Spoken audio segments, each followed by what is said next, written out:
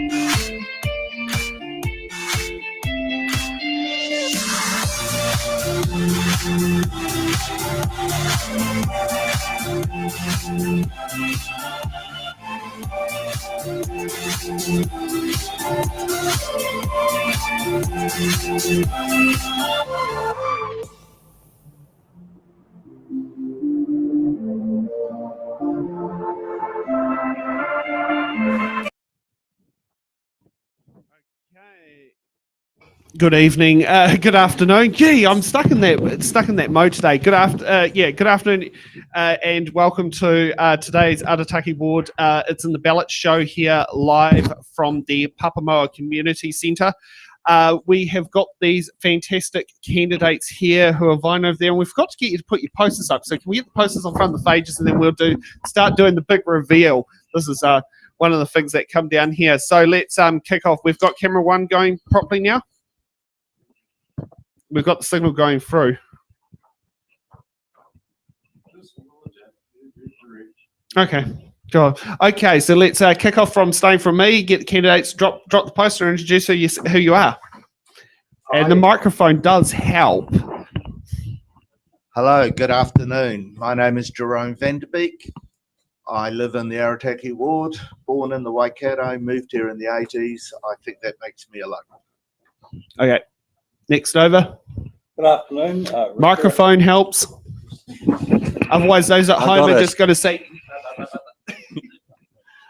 Yeah, hi, I'm Rick Urak.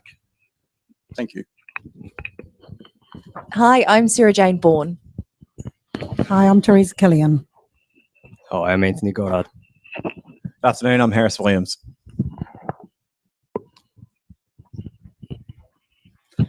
Good afternoon. I'm one of 4 councillors that live in Arataki. My name's Adrian Pearce.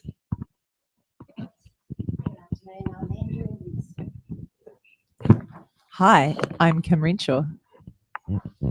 And these are your candidates who have put their feet to the fire for It's in the Ballot show. So now I just have to get my run sheet out. This will tell me what my next step is. Let's get the candidates' opening statements, and this one will be however they appear on the council's website, and start off with Sarah Jane, because I think your last name starts with B. The path to a fully elected council is paved with challenges that require strong collaborative leadership and experienced governance.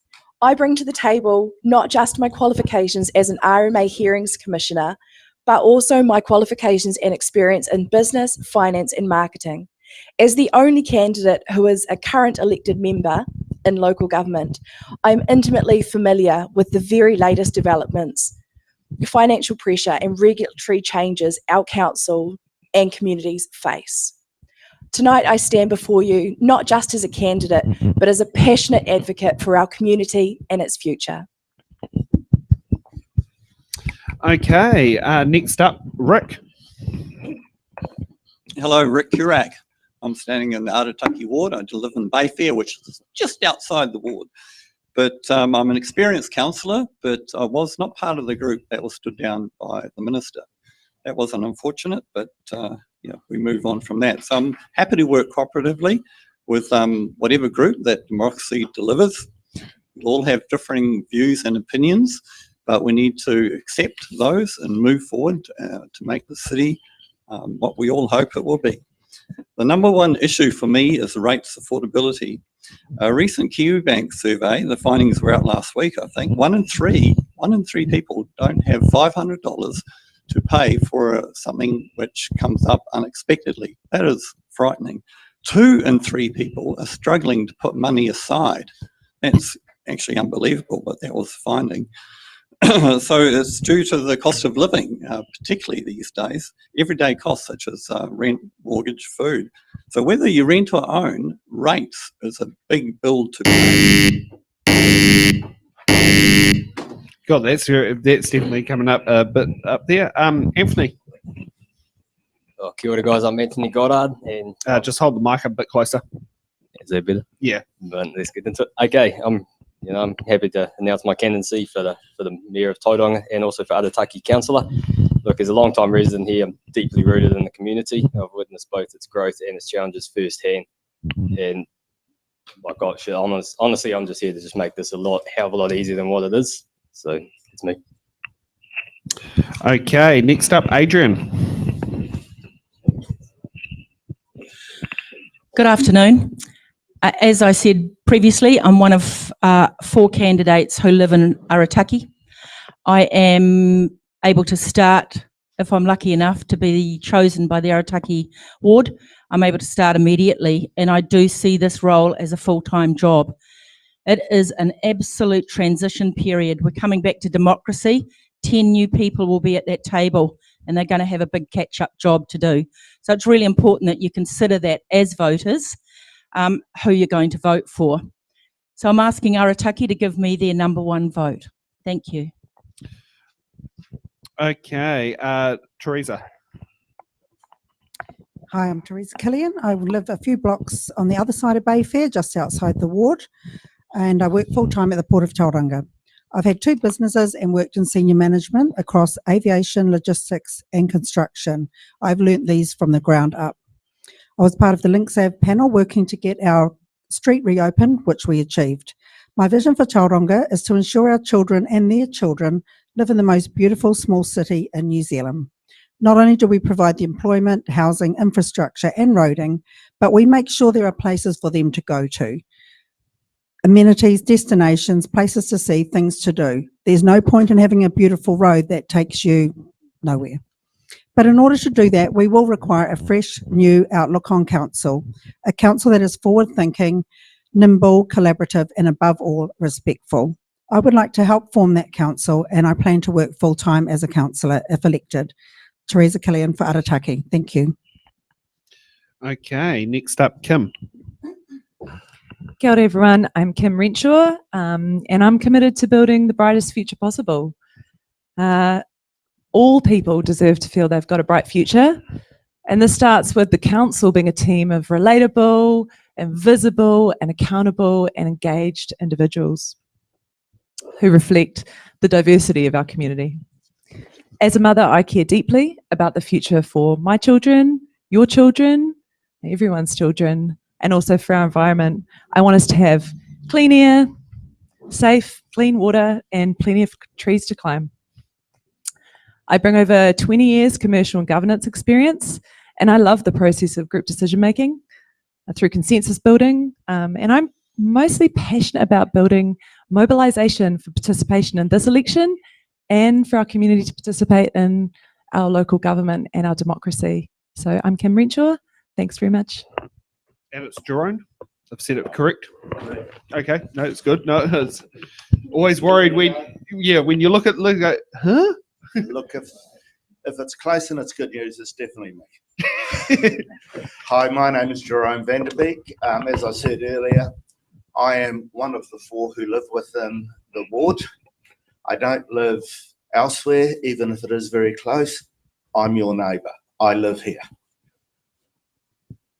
I see the role as 2 parts. One, obviously, the overall governance of the city, and the second part is representing my neighbour and the needs of the Arataki people. So there's 2 hats here, right? I have a background quite diverse mechanical engineering. I've owned my own businesses. I've been a sales engineer. I've done some study in marketing after I did my engineering qualifications. I ask you to judge me on me as a whole. Do me a favour, look at the whole picture of who I am, not just the qualifications. Yeah, I've got a few of those. Look at me as the whole picture, right? Number one issue, you have to be able to afford to live here. Simple. It doesn't matter how clear and glossy and bright things are. You have to be able to afford. Vanderbeek, vote 1. Okay, next up, Andrea. Hi everyone, I'm Andrea Webster, and I'm standing in the Arataki ward. I believe I'm the right person, this is the right time, and this is the right place for me to be standing. I'm the right person because I'm from here. I've lived here all of my life and my connections are throughout the community. I believe I'm the right person because I'm solutions focused and I've got a lot of experience in that space, dealing with all sorts of issues and helping communities to come to solutions that work for them. And I'm an expert in governance. I've spent the last 5 years giving advice and guidance to all schools, all principals, all boards across our country around all the matters that they will deal with in governance and employment. This is the right place for me because of my long-standing connections and because my ongoing connections with the community. I am involved, I have been involved, and I'm still involved. I have extensive local knowledge and I'm proud to represent Arataki. I've represented Arataki in my past and I'd like to represent Arataki moving forward. Kia ora. Okay, next up, Harris. Kia ora everyone, my name's Harris Williams and I represent Tauranga's next generation of emerging young leaders. I believe it's time for change and we desperately need some fresh faces at the table and I really believe we need some young voices at the table. I'm here to represent Arataki with pride and passion. I want to go above and beyond for our community and most importantly, I want to listen to your community voice because your voice matters. Please vote Harris Williams for Arataki and yeah, I'm looking forward to starting the show. Thank you. And just before we proceed, do we have a Mike Williams here? I believe we don't know what his situation is. Now, I do have an address from one of our broadcasting partnerships. Hey, Paul, can you get up to speed what's happening with this live streams about? So Paul Ballot has joined us in a broadcasting partnership arrangement, so more voters can find out who's standing in the Tauranga City Council special local bodies, as he also agrees we need to sit down there and get as many voices out as many channels as possible. So I hope that brings you up to speed with what this live stream is about. There's also will be another 2 today, thanks to Paul's cross-posting partnership that we've brought up. Now, let's get to the part I always love, the questions we think you'll be asking after watching today's show. Question number 1, which local company will get rich selling carpets and bags? Will any of the candidates be brave enough to take the shopping centre away from the motorway? And that would be a determination depending what you class as a motorway. And will Bay Park Stadium ever get to see an international level sports game? Considering, you know, it's in the ward. Is it in the ward? It is a ward. I know. These boundaries confuse me. Yeah. So those are the questions we think you'll be asking after watching to this show. Okay. Now we've got our last, our random organizer list here. And Jerome, you get to go up first. What box number? Oh, actually, before I go, I need to introduce Nick. Welcome again. This is what he was when you done last night's show, and you've. Yeah, we know what's happened. Yeah. Hey, Sam. How's it going? Good. You getting ready for 4 o'clock? Oh, always ready. The seat's warm. Good. Keep it. Oh, yes. Yeah. Okay, Jerome, what box number would you like Nick to get? Box 7, please. Oh, good. Another prime number.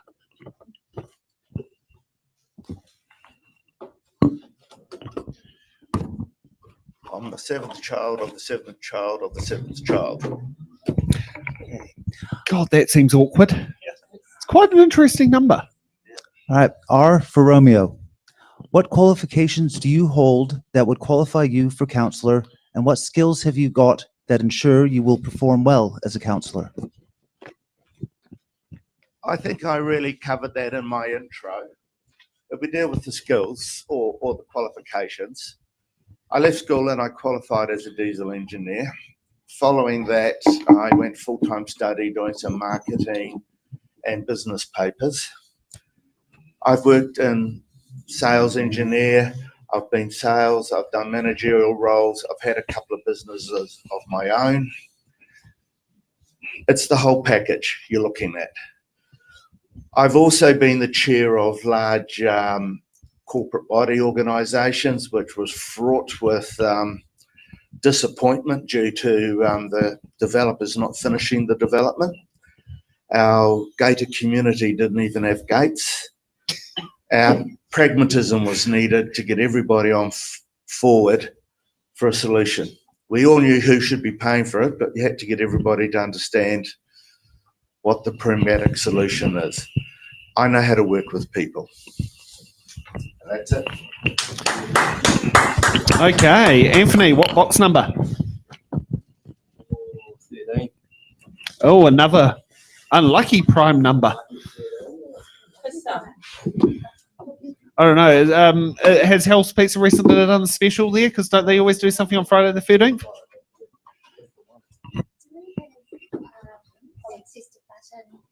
I forgot to give them to you, but yes, you do have that, and I'll go and grab them from my box. All right. We have N for November. Do you support a museum for Tauranga City?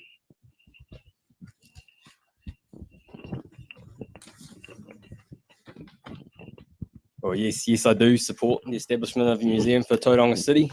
Like, I love natural history, and a museum is what we're missing. You know, we play a crucial role in preserving and showcasing the rich cultural heritage and stories of Tauranga and its surrounding regions.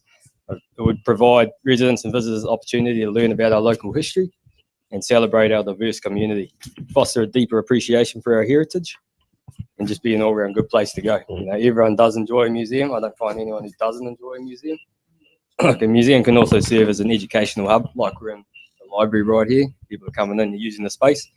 You know, we could offer exhibitions, programs, and events that enrich the cultural and intellectual life of our city. So yes, I do support the museum. Cheers.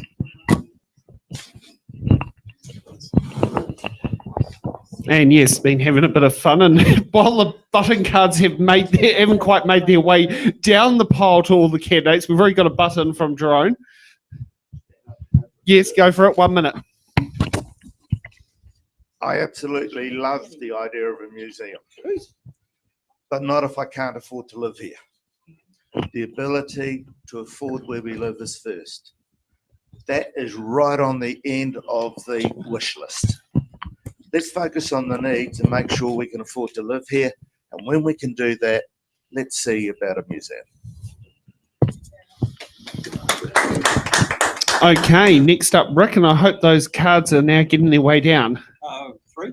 Defer and button, what's the difference? So button means you button your answer to someone else's question after they finish. Defer means you don't want to answer the question, you give it to another candidate. F for Foxtrot. Yes or no? Do you support the establishment of Maori wards? Do you support the Treaty of Waitangi? Why? Unfortunately, the answer that would get the most votes would be no. But in my experience on council, Maori wards are helpful because we get a voice into discussions that otherwise wouldn't be there. I'm thinking of the regional council. They've had a Maori ward member in place for many years, 2002. And I recall many times that it was quite helpful. It is only one member of 10. It's not like we're losing a non-Maori member, we're gaining an extra one. So I think in terms of the value that a Maori member can add, in principle, I do support it. I know the central government is looking at a referendum, and we all know the result of that. So it's unfortunate they're taking that path, but that's the way politics is in our century of social media and what that delivers to people here.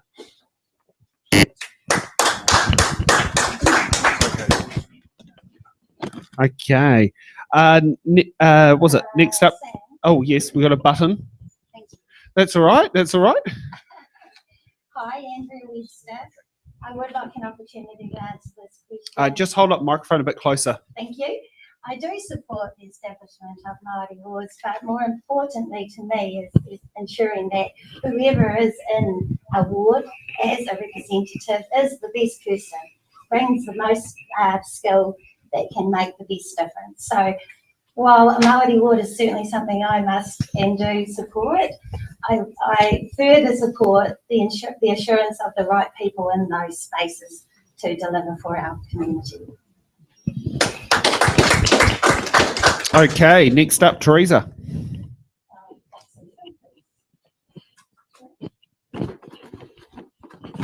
So again, box 11 for those at home who did not hear. Sorry, box 11.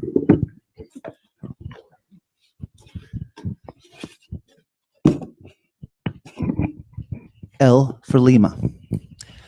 Do you support the proposed CBD stadium? Big ticket item. What a gift. Okay, at this stage, I cannot see any public appetite for this, and the money is probably best spent elsewhere on infrastructure, first ways. Several things, not just the cost. I don't believe the business model is fit for purpose. I think it's too small, not covered. Relocating existing clubs, that's $21 million. Other facilities could be upgraded using that money. And not to mention the huge disruption during the building on this busy road. We've already just finished the Cameron Road saga, so I don't think there's any appetite for it, and I'm actually not a fan of that.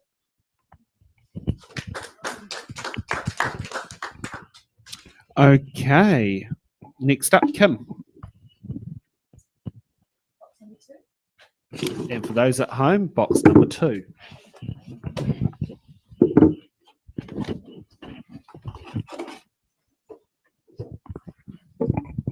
A for Alpha.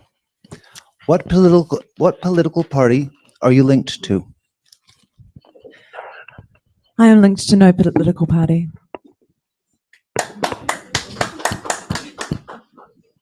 Okay, Harris, what box number? Can we go box number 17, please? And that's also another prime number.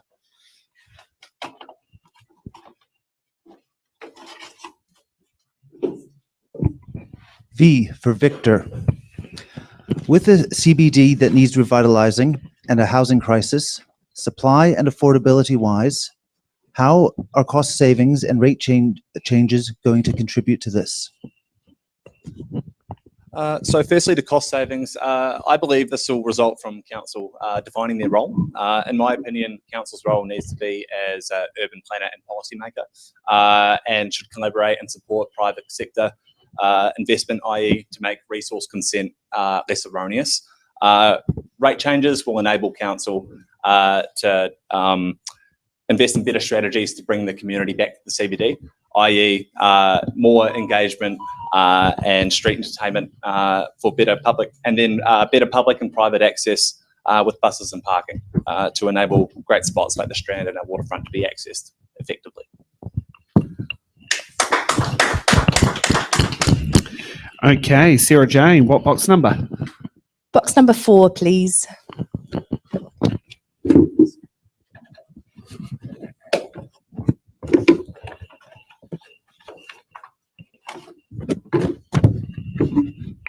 Q for Quebec.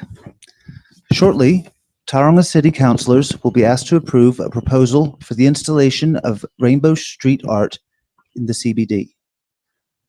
The aim of the project is to celebrate our rainbow community, acknowledge our wider diversity, and improve the vibrancy of our CBD. Would you vote in favor of the proposal? And if not, why not? I would not vote in favour of a rainbow crossing. I see it as simply a sign of tokenism. I don't think it's a meaningful gesture to the rainbow community at all. I think there are a lot better ways that we could bring inclusion for the rainbow community into Tauranga.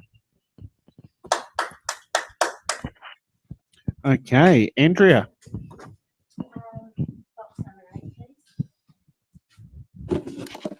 please.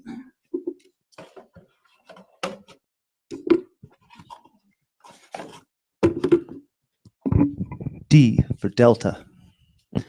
The most vibrant and successful cities on earth have grown societally and economically in part through abandoning concepts of homogeneous societies and embracing the diversity of our populations. Aotearoa, New Zealand has a population represented by over 1,500 ethnicities, cultures, and social identities. How would you grow Tauranga through actively celebrating all peoples who call our city home? Thank you. I would grow Tauranga Moana through actively celebrating all people who call our city home by role modelling inclusion, by supporting multicultural events, by reflecting cultures of all designations in our environment, and allocating appropriate resources to support that to happen.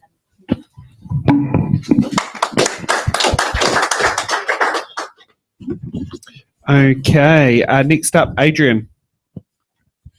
Box number 21, thanks.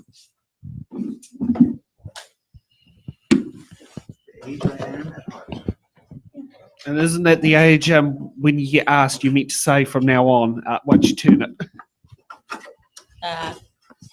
No. Z for Zebra. What will you do to help tackle substance abuse and support those affected in our community? Now, this is an interesting question. And one thing I've been thinking about while everyone's answering their questions, you know, we're going to a total of 10 people. So anybody making promises today, they're going to get one vote at that table. On that question, and I think this happens a lot with local and central government. Most of us here, all of us here, will be taxpayers and ratepayers. So whose job is what? And I see substance abuse, the support of people who need help in that arena is a central government job. It's not a local council job. I mean, we will know about sectors of our community, of course we will, and we will be looking at how do we access central government assistance when we have a problem. And there are a lot of towns throughout the country who have a huge, you know, meth problem. It was kind of good to see the coalition government donating 24 million to Gumboot Friday. You know, same. Thanks. Okay, thank you for that round. So we now have a new list. Kim, you get to go up first.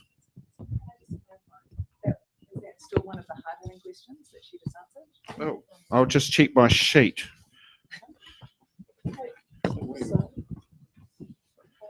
Sorry. Because there's double up. Which number was it on the sheet? Because I do know there's been, I think there may have been an update when it went for a verification process. Is it 1, 2, or 3? Oh, they're different. Yeah. Okay. Well, I was prepared for the other question. Okay, great. Box number.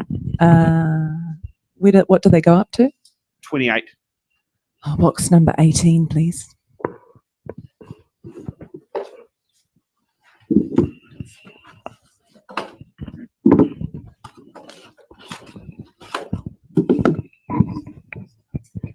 Box Alpha Alpha. What will you do to improve the relationship between the police and the young people in our community? Yeah, it's a good question. It's really important that our young people can trust our police and that our police have got a working relationship with our young people. I think that they need to work together, but also that our young people actually feel safe in our community. I was just talking with a friend yesterday about her young person who's 16, who asked, Mum, do you think if I was feeling unsafe down the mount and it was like the evening and I couldn't get a ride home and I didn't know how to get home and I was worried, do you think that the police would come and pick me up and give me a ride? And And anyway, they had a conversation about what would be the likelihood and the path to get home. But I think that's a really, really hopeful point, that someone who's 16 is thinking that the police, you know, can look after her and take care of her and potentially get her home. So there'll be many pathways for our local government to build relationships between the regulator, the different law enforcers and all of those parts of our society and vulnerable communities and also our young people. So there's certainly work to do. Okay, Sarah Jane, what box number? Box number 1, please. And just a reminder, that's the first number you've got to put down on your ballot paper when you start your ranking.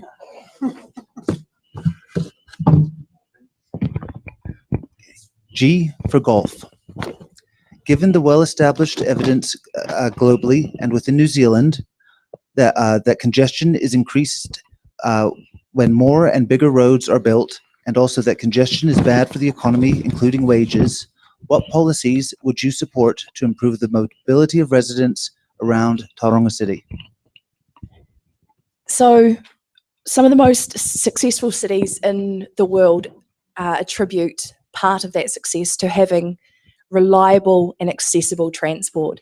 So Tauranga City Council needs to be working with Bay of Plenty Regional Council to improve our public transport network to avoid that congestion. Absolutely. We have a button from Teresa. Not too much to say, but this is about crime, but it is about transport as well. A lot of the people that I'm talking to in the area are telling me that they will not let their children take the bus to school. Now, everyone knows that the school run and the school holidays, that the traffic decreases nearly 50%. So let's fix, if we could fix somehow the crime, like she was saying, extra surveillance, bus stops that are safer, then we will actually also help fix part of the transport problem. So just to add to that. It's amazing what still hasn't changed, because I remember that was the big thing about Welcome Bay. School holidays, basically you got to the city 15 minutes quicker than during non-school holidays, and I think that was before they put in that underpass tunnel thing that I'm still yet to have driven through. That's been there for years. Yeah. Okay. Harris, what box number? Sorry, you want to... Yep, jump ahead. Yeah, so there is evidence to suggest the whole induced demand thing, right? We make more availability on our roads. They do get swallowed up by more cars. People will drive more. And it's actually the same with energy consumption. So when we produce more energy, we lower the cost, people will use more energy as well. And that's known as Jevons paradox. It's the same phenomena. But we do have people in our city that need to drive. Our city is built on a backbone of construction and tradies, and they need to make their way around the city. They're actually costing people more money by being stuck in our traffic. My partner's a builder, so I'm well familiar with this problem that we have. We've got emergency services and also many sectors of our, or people within our community that need to drive for various reasons, whether they are mobility impaired or parents with children, that sort of thing. But there are some of us who don't. We don't need to drive. We need to make it easier, have a master plan for transport across our city, which includes a shift to a different mode when we're able to. So it does mean an interconnected network. It does mean more cycling, walking, and it does mean buses and maybe ferries and also rail. But we need to work together with the other councils that surround us and get that master plan happening. So thank you. Okay. Harris. Alrighty, yeah, can we go box number 5, please?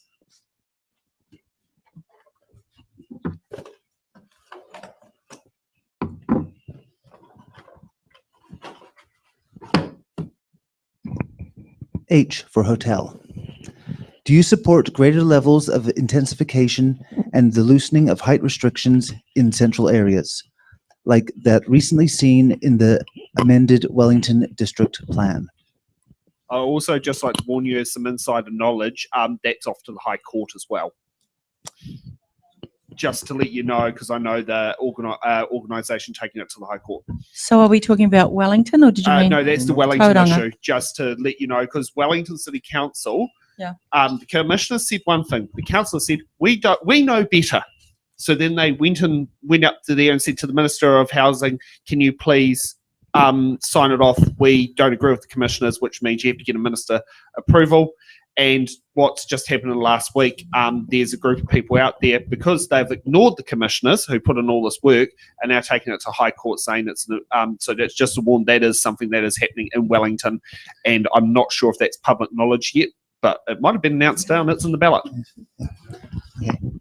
Just to warn on that one, that is getting off to the High Court. No worries. Sorry, that's just some insider information that I do know from being in there, and I'm in the email chain that's taking it to court. Gotcha. Yeah, no, fair enough. I do support greater levels of intensification in Tauranga. I think the question is how high and where. I think a big problem with some of this current intensification, i.e. 22 metres at the Mount, is that our residents have felt like they haven't been listened to and things have gone ahead without reflecting that community voice. I think that's a massive problem and goes against what a councillor fundamentally is, which is a public servant that listens to us and tries to find solutions that are indicative and reflective of everybody. So to answer the question, yes, I do support intensification. It needs to happen, but we need to consult more with our community and find a solution, find a number that people are happy with to move our city forward. Yeah, we've got a button from Adrian. Thanks a lot. Yes, I support intensification, but it has to be well managed. Plan change 33 is on one of my top 5 issues, because it's something people are fearful of. And I think the commissioners would even admit that they have done a bad sell job on this. But remember, it is a central government legislation. Directive legislation to assist councils to be able to intensify so that we can house people. Technically, I'm not very keen about that happening down in the Mount. I see that as an iconic area, you know, kind of crown in the jewel in the crown, I guess. And getting in and out of there is a nightmare now. So to put some high rises in there is not going to help anybody. Thanks.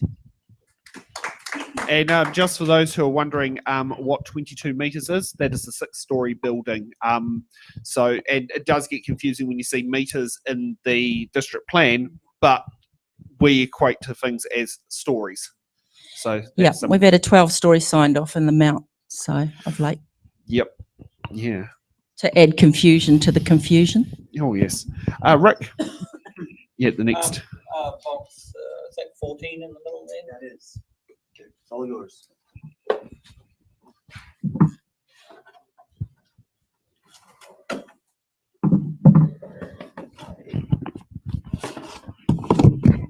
B for Bravo. Aotearoa, New Zealand has a population represented by over 1,500 ethnicities, cultures, and social identities. Studies have shown that diverse and inclusive societies both increase well-being and economic growth. How would you actively improve Tauranga Moana's sense and celebration of its diverse society? Yes, diversity certainly adds vibrancy to the community, and we need to enhance that, because when you go to countries where they have got big diversity and larger populations, they're exciting. You come back to New Zealand, it's a bit of a retirement village. But so I think the council, the main role would be not to put barriers in place. So when we have sort of events, etc., to support the celebration of diversity, that they could be cost barriers and other resources that might not be affordable. So, you know, provide whatever council can provide in terms of what it has to support events and other facilities, perhaps, that the diverse community might need. Thank you. How many buttons have you used? 1. Perfect. Jump in. I wasn't sure because I know you only just had one just a moment ago as well. I know. Well, it's 2 in a row that are interesting to talk about. I think that the people of Tauranga have got to consider this and the people that they're going to choose to be on their council. To be fair, it's been a fairly one-look kind of council for a really long time. And it's not about us to talk about kind of diversity, because we've done our job. we're looking pretty diverse up here. It's up to the voters in this election to really think about diversity on their council and what they need to be looking for. Thanks.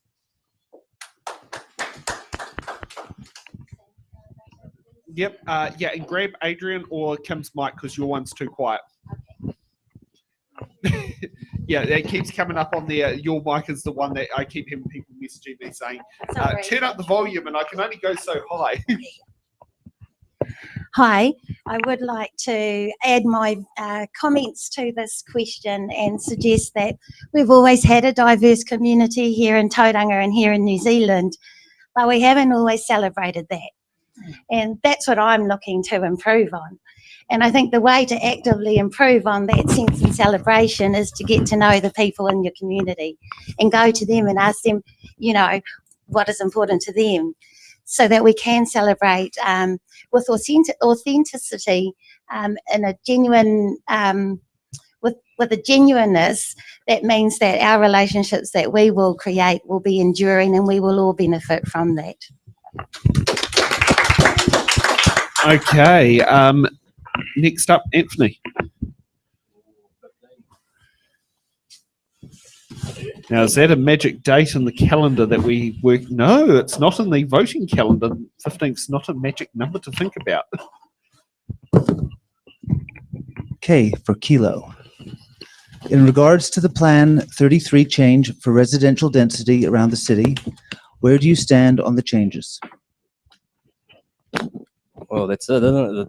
The changes that have been provided to us, it's a very fucking hard thing to say. Like, I support building high rises, just not down the mount. You know, the mount is a tight spot as it is. So in Tauranga, I'd say do it. It's the only way we're going to get people in there, because shit, I was there last week and there was no one there. It is a very derelict, unhappy place. And bringing more people in there, having high rises there, people will be there, you know, just not down the mount. You know, we need to be listening to people, and we haven't, you know. So going forward, needs to be a public vote on any of this sort of stuff. So that's where I stand.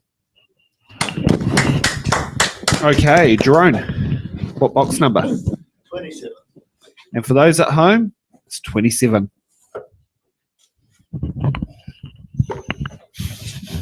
You know exactly what I said. That says 22. Did you just grade 22? Yes. Sorry. Thank you very much. Thanks for checking up on that, because I can't see the numbers from here.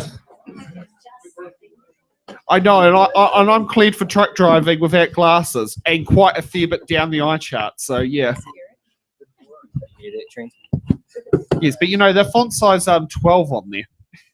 Fair call. Fair Yeah, call. or 14 or so, or it might be 20, but you know it's not 50 All right.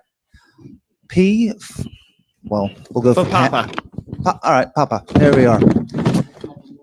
Yeah, P for Pāpāmoa. Yeah.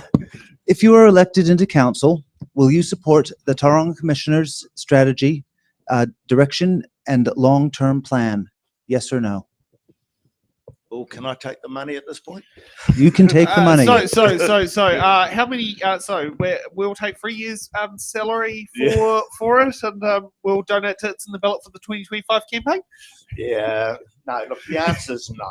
It's unbased. When the last elections were happening, one of the commissioners, I think it was Antoli, said we couldn't have democracy yet because there were projects they needed to push through. That tells me projects the people wouldn't want. I can't support that. Look, there's two really important numbers here. 10-year plan, 164% rate increase. Hands up if you like that idea. Over 10 years. Over 10, yeah. Budget blowout to 3 billion. No, thank God 10-year plans get reviewed every 3 years, and we need to look at that a lot earlier, and we need to look at it with our ears fairly attuned to the residents. And we have a button from Rick, and followed by a button from Sarah Jane. Thank you. I'd just like to follow on from Jerome van der Beek in terms of the 10-year plan and the affordability. I ran out of time in my introduction, so I'll finish here. So the 146, 64%, whatever the figure is, equates to an average home in Tauranga paying $10,000 in rates by the end of the 10 years. On year 10, the average home will be paying $10,000 a year in rates. That's just for the TCC rates. Then on top of that, there's another $1,000 will be going to the regional council. That's $11,000. How will people afford that? So that's all I need to add to that, affordability. Think about that number and think about, will our wages go up adequately to cover that? Will people's, could they afford to pay their rent? Because renters will pay that because the landlords will put their rent up to cover that cost. Thank you. And Sarah Jane. Look, I believe the commissioners have been the circuit break that Tauranga needed. Tauranga was stagnant for 20 years. They've laid a solid foundation for the next and future councils to build on. Now, just before we proceed, I want to ask a question here. Rates. Are your regional council rates included in your city council rates bill, or do they come separate? Okay, that is different from Wellington. Ours come in on the same bill statement. So a lot of people don't even know we have a Greater Wellington Regional Council. They do. They did until about 3 years ago. Now they've been separated to add that transparency to the ratepayer. That there is another council there, and they charge. And hopefully that gets a little bit more transparency on the councils. That's right. Currently, it's about $600. Yeah, we've already used 2 buttons on there, and we normally limited the 2. So. I'm special. Yeah. Okay, let's go rogue and let's. This could be a little bit rogue. This could be a little bit rogue on the rates. I was looking through the LTP. I just love 492 pages of it, and I did a bit of girl math. Okay, girl math. So my weekly rates are $57 a week. An 8% rise this year makes it $4.56 next. Can you zoom right in on that rate, please? That's half a lotto ticket, everyone. The following year, cumulatively, there'll be $61.56, 13% rise for the following year. That's $8. That's 2/3 of a lotto ticket. $69.56, 10% the following year. That's $6.95 again, 1/3 of a lotto ticket, and so on and so forth. So that's Not 10,000. So that's what we call girl math, everybody, just so that everyone's straight on that. Weekly context. So yeah, so I'm just a pretty basic girl, but that's my rates and that's what it's going to cost. And if it costs half a lotto ticket, 2/3 of a lotto ticket for me to have a beautiful city to live in, things to drive on, places to go, to take my visitors, for my children to move down here eventually, then I'm good with that. So I'm sorry if I got my girl math wrong, but those are the rate increases that were mooted, and I've averaged them out, and they do include the IFF fund. And just before, which type of lotto ticket are you buying? Because I don't buy lotto ticket. My dad was a gambler. Let's not go there. Because I normally all buy right. So a cup of coffee and half a scone, then a cup of coffee and a scone. So that's my jam. Can we just have a little bit of a fact check? Because I watched last night and you allowed John Robson to fact check without using a button. So point of order. So can we just discuss as a group the difference between a 164% increase of something and something being 164% of itself? It is a different term. It is factually incorrect to state that it is a 164% rate increase. It is a 64% rate increase, which will be 164% of what you are currently paying. Can we just clarify that? I love that. Thank you for that. So another bit of girl math there for you people. Thank you very much. It's all good. It's making the voter more aware of the facts, and this is something we love because misinformation's terrible, and that's one thing you can call me whatever you want to, but I don't like misinformation. I don't like the facts being misrepresented. Emotional. You can get bogged down in the percentages, but when you actually look at the dollar value, it's generally not as scary as it sounds. And for context, if you want it, you can compare it to Chubba Chup lollipops. They cost about 69 cents each. Yes, if you ever watched the One News article back in March about the small business owner getting free Chubba Chup discounts, that was me. Yeah. Okay. Now it was Jerome. Was that you? Yep. So then it will be Andrea. Box number 12.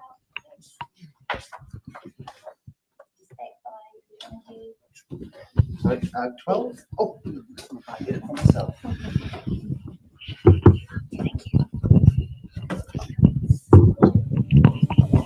The desired effect. E for With Echo. over 8 million International studies have broadcasts and shown over there's an 600 active million appreciation viewers of engaged monthly. society's Restream is diversity, the #1 tool to both increase your live positive audience. well-being and economic growth. Some might argue Tauranga City has in past overly represented a specific demographic. How would you ensure Tauranga City Council actively reflects our whole society? I'd like to defer. So which candidate would you like to defer your question to? And you're welcome to defer it to someone who's not here as well, who's not here today, if you really want to be cheeky. I'd Or- like or to do you defer this question to Jerome Vanderbeek, please. Oh, that's grab your microphone. I'm actually reading the question again. Fair enough. I'll read it for you. No, I'm reading it. You got it? You got it?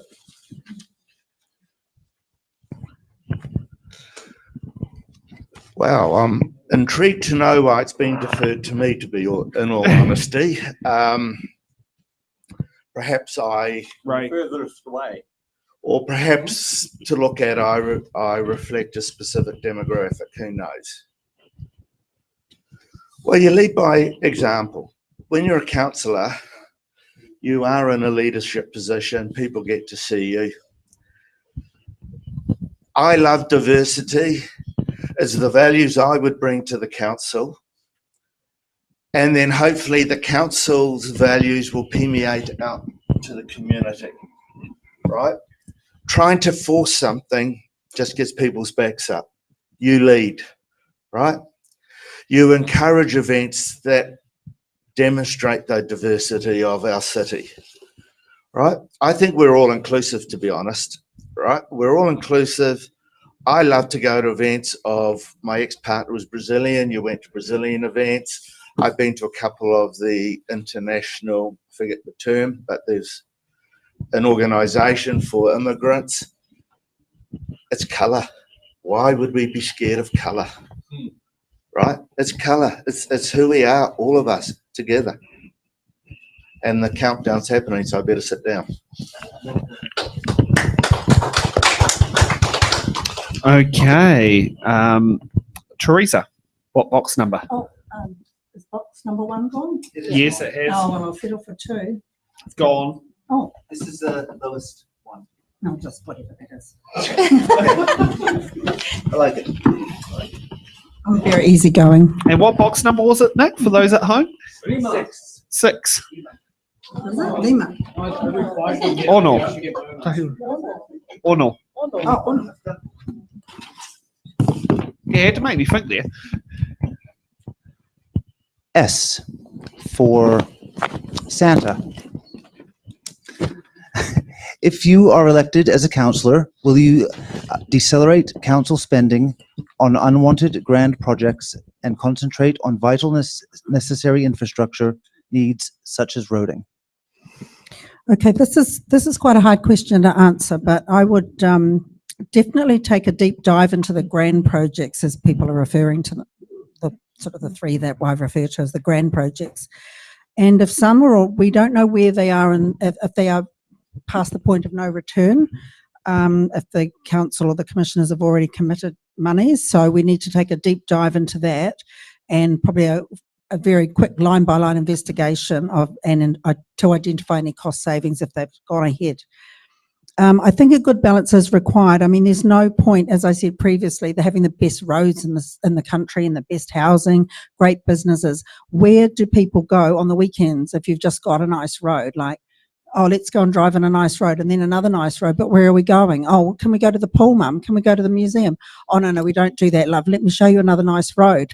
You know, that's the sort of thing. It doesn't make sense. So what I'm saying here is, you need to balance the needs of a growing city with the community. So ensure that everybody's getting a little bit of the pie. So, yeah, hopefully we can identify savings and balance the scales. And button. Is it? That was a huge. Am I allowed to? Yeah, you're only allowed to. Sorry. That's all right. You're about to stand up again with the box number. Oh, are you putting in a button? Well, I might as well. Right. Okay, so Rick's going to put in a button before Adrian stands back up again. Oh, you get to choose the next box, but Rick's butting in first. So if I can just use this button, because we are on the discussion around the 10-year plan, and if I can get my phone sorted. So if we look at page 279 of the long-term plan, for you of those at home who might be able to find it, we have figures. Currently, the rate requirement is 291 million this year. That is going to climb, according to the data on that page, to 769 million. 769 million. That's scary. So you do the percentages at home, but you take off that, the effect on the ratepayer, you've got to take off growth. In the next 10 years, we'll have so many more new houses, and they share that burden, and that cumulatively is 17.5%. So after growth, the increase is 146%. But then there's also inflation, and inflation cumulatively, according to the LTP, is 21%. So what inflation is. And I think that's a good way of describing it, is grabbing in more customers, which increases the number of people paying into the rates pool, is a good thing. Some people sit there and consider the increased dollar value from more people paying in as a bad thing to try and scaremonger. So thanks for actually pointing out the positive aspect, is more people paying in is actually a good thing. Yeah. Even though it does drive costs. Yes. Yeah. Okay, Adrian, what box number? 28, lucky last. Good, we've got it. I was nervous there.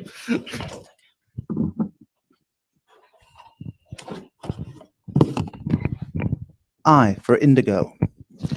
Do you wish to promote or delay public transport measures for Tauranga? I do not wish to delay public transport initiatives for Tauranga. I think it's critical that we get to work on public transport. Interesting. I'm trying to figure out how I can use GoBus. You know, I posted something on Facebook to say, you know, hold caller. I'm going to have a go at using GoBus. So I haven't quite figured it out. So I'm getting there. But our big buses, you know, they're empty. We have to relook at that. We have to, nobody's mentioned the congestion charges that have been suggested for the city. That's something that the new council is going to have a look at. But we do have to do something about our transport. We just have to ease things up on our roads. And I think that it was a great point made about buses, school buses. You know, we have to figure that out. There are ways. There's a lot of there's a bit of anti about the ferry from Pilot Bay to the city. We're going to give that a go. It's a public-private kind of thing, and getting cars off Hewlett Road if it works. Thank you. Well done. Okay, and we have got 1 minute to our mid-time break, and I doubt that we're going to be able to get 9 answers in 11 seconds each. So we're going to take a quick break, and we'll see you back in 10 minutes' time for hard-hitting questions.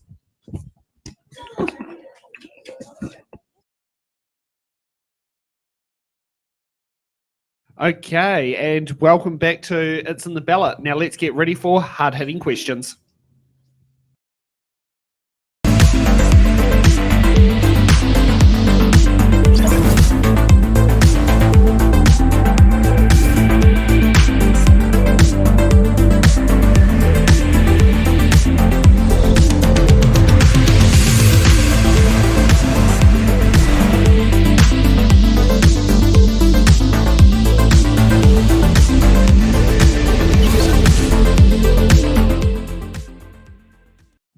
Okay, so hard-hitting questions are the questions here that are We get every candidate to sit there and answer, so you cannot use your button cards or your defer cards. And so we'll kick off with hard-hitting question number 1. Do you support the Tauranga City Council's long-term plan? And I'll just get to my random order sheet. Adrian, you get to go off first. Thank you very much. This is the long-term plan, 492 pages. There are 46 projects inside this long-term plan. The work in this plan is phenomenal when you talk staff time, councillors' time. There is one candidate, I think, in another ward who wants to throw this out and start again. Now, that is terrifying to me because I think that's going to be a long, drawn-out process to rewrite this plan. There's some great things in here. There's some not good things in here. And the new council, that's the first thing they've got to do. Remembering the person you choose has got to have a strong voice because they're going to be one of 10 and they're going to have one vote. So the person that you choose is going to have to know what to do with this plan. And I would not be throwing it out. That is absolutely a no, because we don't want to be in the same situation where we've got a brand new council and they decide to throw this out. So then the government's thinking, holy moly, did they not learn anything? Thank you. Okay. Rick. No, I certainly wouldn't throw it out, but you can amend 10-year plans. It is a plan, just a plan. It's not a budget, which happens each year in terms of the requirement to do so, to strike the rate, to how much to tax the people. An annual plan does that job. The 10-year plan just looks forward to establish what projects we need to do or initiatives or whatever and space them out over 10 years to know that you're heading in the right direction. So the idea would be to amend it. When this plan went out for consultation, it was earlier than other councils because of this commissioner going and the election. When they went out for consultation, compared to what they finally adopted, the rates number was 50% more than they went out for consultation. That's significant, and that needs reconsideration by the new council. So part of that was the 3 waters got chucked out. So 20% of that 50% extra that they finally adopted was that water cost. So bear that in mind, but still they should have factored that in. But to deliver a plan 50% more than going out for consultation is not acceptable. Okay, Jerome. Okay, I think I actually answered this question earlier on with one of my box choices. I should have got somebody else to choose the boxes for me because I did a lousy job. I got fact-checked on my numbers. And I'm not saying the other person's wrong or I'm right, but what I'm suggesting is perhaps there's conflicting information written. And that would suggest to me we do need to go through the long-term plan if there is conflicting information. Personally, I think if it was only 64% increase, we're struggling to keep up with inflation. Throwing the book out, well, look, that's ludicrous. I agree with that completely. Going through it, definitely. Rick, you're on council every 3 years, the 10-year plan's reviewed, right? It's got to be reviewed. The book, the 400 odd pages is the starting point. But as a yes/no question, do I support the long-term plan? The answer is no, as it's written in its entirety. But new council needs to go through it. Thank you. Okay, Anthony. Do I support the Tauranga City long-term plan? Yes and no. Like, there's some good information in there, but it needs to be modified to suit what we're doing right now. There's some massive dollar values in these projects, and I know the cost of $1 and everyone's minutes at the same time, you know, like we need to be going out there, we need to change what their term plan is, but it still needs to happen. You know, we've got to have a long-term plan, and there's no point going in blind like people think we're doing. There has to be a plan. We've got to follow some sort of plan, but we just need to modify what is there. Otherwise, we're just going to go down the rabbit hole of just wasting money, you know, and that seems to be what we've done so far. So let's not change it. Yeah, cheers. Okay, Teresa. Yeah, I think this question is a very black and white question, and I don't think we live in the black and white, we live in the grey. Now, that might sound a bit waffly, but parts of it we support and parts of it we don't support. But I think what we're saying when we don't support it is let's have a good look at it, like everybody said. But we need to, if we're going to do that, we need to be relatively speedy about it, not waffle around and, no, what does everyone think? We need to get probably some really good financial gurus in there, hopefully one of us. But, it'll need really high level, a quick look at, decide which projects we're going to proceed or not proceed with, and then also decide which ones we can find some cost effectiveness. But there are some good things in there as well as not so good. What I think is a good thing? Yep. So what I think is that, things like the cancellation of the increased sports fees for the field charges. We don't want a society where only rich kids can go and play soccer. So they listened to that and they reversed it. Now, you never hear about the good things that sometimes the commissioners or the council do. But I will not live in a society where you can't afford to go and play sport, and the poorer societies will be disadvantaged.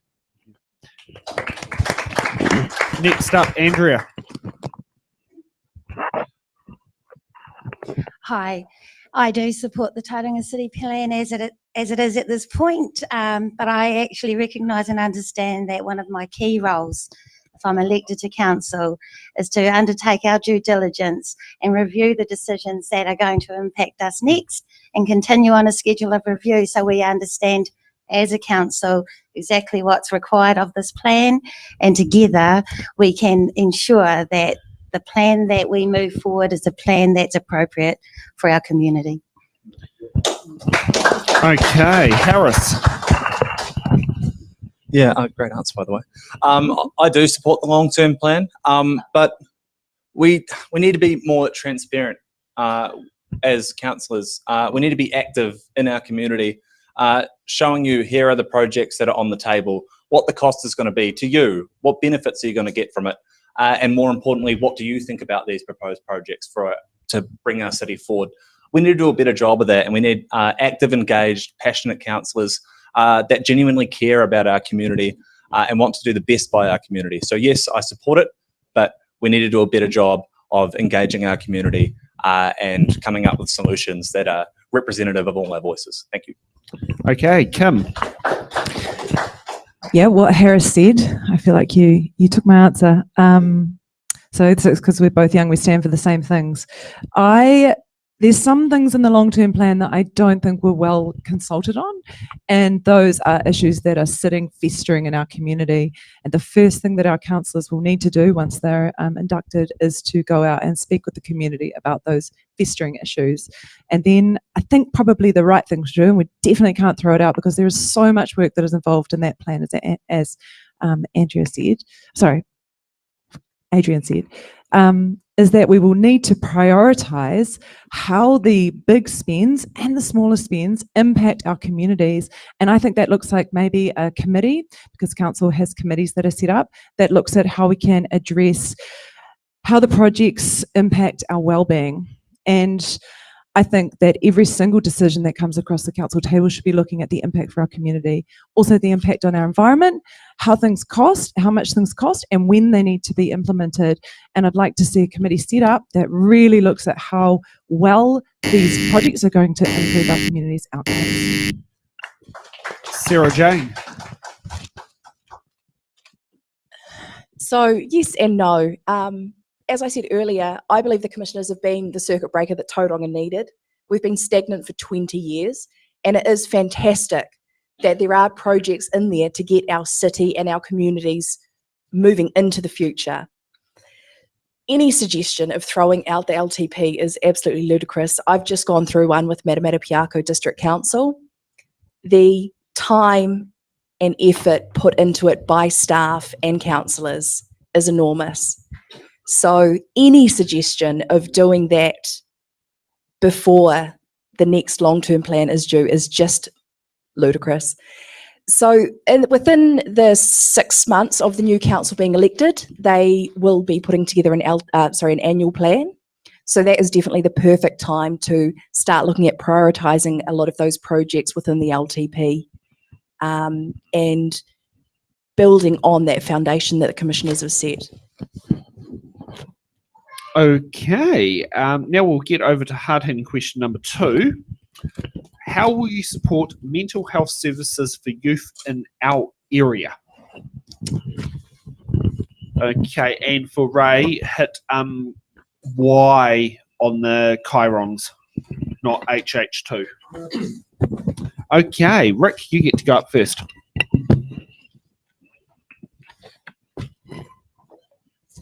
I think social media has a lot to answer for in terms of mental health around youth. We all like to compare each other or ourselves against others, and unfortunately what you get on social media is you see a whole lot of people are happy and having a great life, and you're comparing and you think yours isn't so good. And so, you know, that's a sad aspect of social media. It certainly has got its negatives. So I think events and other initiatives to enhance social connections, you know, that's what it's about. It's about having our youth having a sense of belonging to something. If they're at home and they're in front of their phones, it's just not healthy. I'm not sure what council can do about that. We can ensure that we have good active facilities, reserves, and other facilities that they can get out of their bedroom and their phone and get out there and do something active. That is essential for their mental health. Other things are central government. Jerome. Okay, mental health services. Oh, microphone. Yes, I'm a bit asleep at the wheel. That's 2 of us. The end of the day, that's a central government role. They have a budget for that, councils don't. However, council needs to come on board and support as much as they can initiatives. Now that's the ambulance at the bottom of the cliff. As members of society, we need to portray our values to everybody, including those suffering mental health. As a councillor, we can lead with our values. We need to show the whole community you're inclusive, right? We need to help people, and it's not a council role alone. We need to show everybody you're part of our community, right? And that's a challenge, I think, for every single one of us here. As a councillor, we possibly can lead that a bit. But as a yes or no, it is really a central government role. We need to support them where council can, but that's really where the responsibility lies. Thank you. Okay. Harris. Great. This is one I'm really passionate about. I don't see a counselling facility as a mental health service. I also see I do see that as a mental health service, but what I also do see is a sports club as a mental health service. Why? Because what do our young people need? They need a sense of belonging, a sense to connect with people, and they need a purpose. And as council, we need to support these initiatives. We need to support our sports clubs. We need to create more places and spaces for recreation, like skate parks, so kids can get out after school and not be on their phones and go play with their friends. We need to support our culture and arts. Not everyone plays sport, but they love to paint, they love to sing. We need the places and spaces. We need to really incentivize these things. There's also some great work that's been happening on the local level. I was just at the historic village the other week with a few other people here at Arataki, and they're doing the most amazing work with our youth. And their voices aren't heard, they're not supported. And as councillors, we need to put our hands up collectively as a group and say, we need to help make a difference, and what can we do? Perfect. Teresa. Thank you. I think, yes, it is a central government thing, but I think in the first instance for a council, we can get involved with local groups and services and fully understand the challenges that they face. They might be lesser or greater depending on which ward you're representing, so it will be different across the city. And there are many great charity organisations like, well, just for example, Kids Need Dads. Reach out and ask them, and just use your own initiative as a councillor. How can I help? Even if it's just using my profile or the council collectively using their own profiles to raise awareness of the particular groups. So yes, I think we can help a little bit as a council, and don't be afraid to knock on the door of some of the larger companies and ask them for some dollars. Just use our profiles. Okay, Anthony.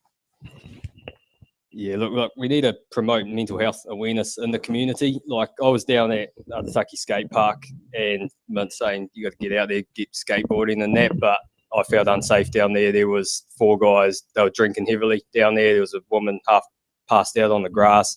There was Tent City around the corner from there. You know, it's that's their mental health that they're dealing with. You know, like, it's no longer sticks and stones will break your bones, it's names will fuck you up. Like, that's just what it is now. Like, they just need to be aware of what people are saying and how we're saying it, because it affects people down the line, you know. So it's got to start with us, and then we've got to help the community in becoming better and showing it that, you know, mental health is a massive thing here. You know, we don't want kids hanging from trees. That's not what we want. You know, we want everyone to grow up and be strong, and it's just not there. You know, so we can only help where we can help and pour money into what it is. That is it. Okay, Sarah Jane. This is an issue that's really close to my heart. And while mental health is really a central government issue, under Section 10 of the Local Government Act, local government needs to provide for the well-being of communities. And we can do that by improving the provision of recreational and social infrastructure. We can also do that by linking with the likes of the Graham Dingle Foundation and providing the support that organisations that are helping our youth. Whether, as Teresa said, it's knocking on those businesses' doors using our profiles. Council obviously has a limited funding pool, but there are other ways that we can provide support to organisations. Okay, Kim. I thought a lot about this. Mental health is also an issue that is close to my heart. As someone who works in environment, I see youth day to day dealing with things that we just didn't have growing up. They're worried about the future. They're worried about climate change. They're worried about the air quality and being able to swim in the rivers. So I think it is really critical. That is a core issue. And again, it comes back to what I was saying before about looking at our spend with a lens of wellbeing. And that's across the different groups in our society, but particularly for youth, I'd be really interested in looking at some additional levers we might be able to pull. As Harris mentioned, sport is really important. So is access to additional facilities within our community, art galleries, all sorts of things that add to improve our mental health. So could we look at things like reducing fees, making things free for people that are struggling with their mental health if they are under a service or part of an organisation, or even if they're not in some way, could look like a referral. I just think there could be additional things, and that's what that strategic committee could look like in council, is looking and exploring different levers and partnerships that might not be in place currently. Adrian. Thank you. This is a really, really important question, because, you know, this is our future we're dealing with, and we already know that there's so much going on with youth and, you know, mental health kind of issues. So the council, I agree with everybody, can provide facilities. The good news is that the council does have a youth development, obviously, kind of department, or people that are doing that kind of work. I was a city councillor for Havelock North in Hawke's Bay from 2013 to 2017. And we did a lot of work with youth around arts and culture. We had a committee, getting people in. We ran a lot of kind of events that were targeted at youth, and we did have, you know, kind of youth counsellors who came in, and we did a lot of work there. So we did know, and we will all know, the person you choose will know the providers within our communities who are working with youth. And also those not-for-profit organisations or people looking for funding will come to the council. And as a councillor, we have to be aware of where we need to invest and how we can help those organisations filled with volunteers. Thanks. Okay, Andrea. Hi. mental health is real and it's experienced in many ways. And I certainly have first-hand experience in dealing with youth with mental health issues. I believe it's all of our issue. I'm not a fan of deferring to central government or anywhere else. I think as a community together, we can find the solutions. And I think they do start at home. And that's possibly one of the key reasons for some concerning mental health. What we've got is examples in the Arataki ward of where the council actively work together with community groups to fund services at Hartford Ad, for example. And finally, I do recognise that there is a bigger role for central government, but I prefer that our community takes responsibility for our own. We work together to ensure that we're resourcing the opportunities that are needed for youth mental health. Okay. And that's it for hard-hitting question number 3. How will you support youth leadership and civics engagement programs? And let's kick off with Jerome. Get to go first. Right, well, that's definitely not a question we were given to prepare on. Oh. Okay, I'm going to... Your microphone would be helpful. Microphone again. How will you support youth leadership and civic engagement programs? Well, this definitely ties in as part 2 to the mental health, doesn't it? It's letting people know they're a part of it. We have a role to provide the facilities, facilitate the ideas that come to us for council to assist with it. Supporting youth leadership and civic engagement, I think it goes back a step to the parents. If the parents are engaged, then the kids probably are engaged. So we need to look at a little bit wider at the segment of community that doesn't feel engaged. And when they start to feel engaged, their kids will feel engaged. So it's a little bit bigger step in my view. But kids that want to be involved, definitely. And I'd like the ideas to come from the kids because I'm an old fart in their eyes. I'd like the ideas to come from them. What do you want? Okay, that's where I'm at. Okay, Kim.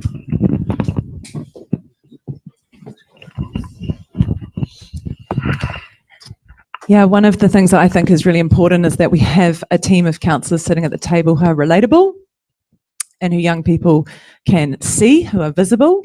And I think that's something we can do by electing people who are relatable. In terms of specific levers within the council's mandate, I know they've had a youth council in the past. My understanding was that it wasn't particularly effective because it was held in council chambers, and it didn't work really well. We had a conversation about that on Wednesday with some people that work in youth. We were down at the historic village. And so I think the logical answer is to go out into the community and meet people where they're at, have conversations in their domain where they feel comfortable, and be educated by them. Okay, Anthony. Okay, so we need a, I don't think I know this is what it is. Yeah, there's a lot of I think's going around, but everyone should be saying I know it. We need to fund projects that are initiated by the youth. You know, we need to make them, that's their dog. You know, they're the ones who are going to look after it, and they're the ones who are going to progress with it. And that's what we need to be backing. You know, there's no point just being like, you guys do this, you guys do that. That's not going to help anyone. They need to be the ones that come up with the ideas, and we need to fund that. You know, that's the way I see it should be going, and that's what we should be doing. So that's your responsibility. You know, that's it. Cheers. Okay, Sarah Jane. We've got some incredible young leaders in our communities. So I would love to see a youth council reinstated in Tauranga City. Our neighbours in Rotorua Council have had great success for it. Mayor Tapsell and Councillor Wang are 2 proteges of that youth council. And as Kim did say, having it in chambers doesn't necessarily work. So we do definitely need to be going out into the community, out into the schools. It's pointless to expect people to keep coming to us. We need to go to them to hear their voice. Okay, Teresa. Sarah just said everything I was going to say as well. I absolutely agree with the youth council, and I was reading up about Rotorua City Council, and in particular, Mayor Tony Tapsell is a mentor. You know, there's a whole lot online you can read. She mentors a young lady who looks amazing. We've got amazing ladies and gentlemen, or kids, I suppose, in Tauranga as well. So let's find them. Let's ask them what they want us to do, and let's do it. Let's just, put our money where our mouth is. Okay. Rick. I think a youth council needs to be representative of those who are probably in more need of assistance than those who probably don't require that much support. But what happens in a council, a youth council, is quite often you get the kids from the more well-to-do schools whose parents are wealthy and can give them the opportunities. And this country's getting a bit like that, isn't it? That disparity. So I think the focus needs to be those of lesser means to make it a nice, effective council in terms of its decision-making, youth council I'm talking about. And so that would be the aim. And also for that council to deliver outputs rather than just talk. We need them to walk the talk. It's actions, not words. And so there needs to be a lot of thought put into the development of that youth council. But boy, if you can get it to work, it would be great. Okay. Andrea. Hi, I'd like to absolutely support youth civic engagement, and that's by ensuring we make it relevant to them. And to make it relevant, we need to hear from them. My daughter, who's eligible to vote, she says, well, it's not relevant to me, Mum. It doesn't come across my social media. It's because we're not attaching the things that matter to them to the council and what we can do in council. So there's an education piece, but most importantly, it's making it relevant to the youth. Okay, Adrian. The good news is in central government we have a Ministry of Youth Development that has their own minister. That's the Honorary Matt Ducey at the minute, who is actually the Minister of Mental Health, which has never been put in place before. So feeling optimistic about all that, and hopefully the new council will be working closely with local central government, and we'll be getting some sort of crossover pollination on that. As a Havelock North City Councillor, we did have a Hastings Youth Committee in our council in Hastings. I didn't have much to do with them because I was on other committees, but they did have a councillor who was assigned to that committee. So they got their own kind of staff support. They had a councillor who came back to the table and reported to us, every couple of months on the projects they were working on and what they were looking at. And I am 100% crystal clear that Tauranga City Council needs to make that happen. Thanks. Okay, Harris. Thanks. To support our youth leadership and gain engagement, we need to inspire. We really need to inspire. These kids need to feel like they're looking up to somebody that espouses the same ideas they do. They're passionate about the same things they are. And we need a councillor that is active like boots on the ground in our community, really engaging and asking questions. What do you care about? How can we make change happen that is important to you? I don't want to be a councillor that gets elected and then lock myself in an office and never seen again for 4 years. I want to be actively engaged in Arataki, be it at our sports clubs, our community meals on Tuesdays, sport and arts, with the surfers at the beach, engaging with rangatahi and saying what is important to you, what are the issues that matter, using my platform to promote messages on social media, in person, that really activate engagement and make youth want to stand up and have their voices heard. So that's really what I believe about that. Thanks. Thank you for that. Okay, now we get to the, shall we say, I'd say near the end of the show, the closing statements.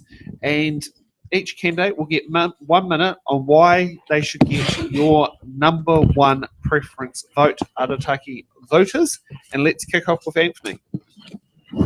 Number one, look, like I'm deeply committed, guys, into ensuring that every voice is heard and every concern is addressed.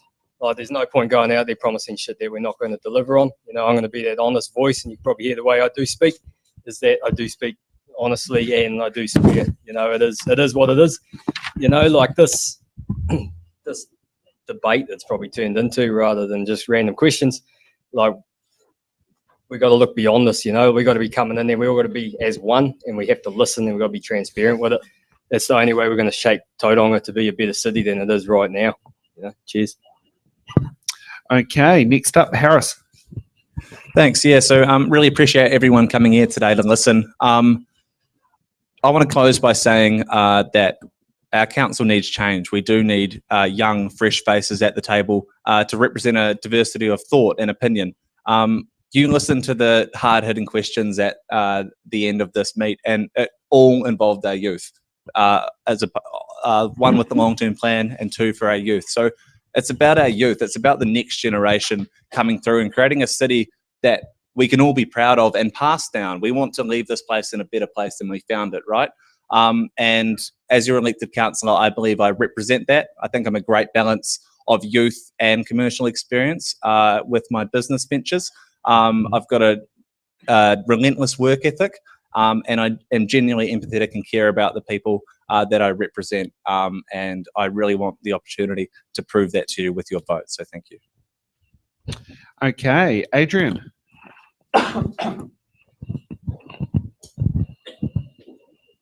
Yes, thanks everyone for coming today. Thanks for organising the opportunity. It's been great. Okay, we're coming to the end of a perfect storm. You know, and we can't forget why we got commissioners put into our city. We're really mindful of that.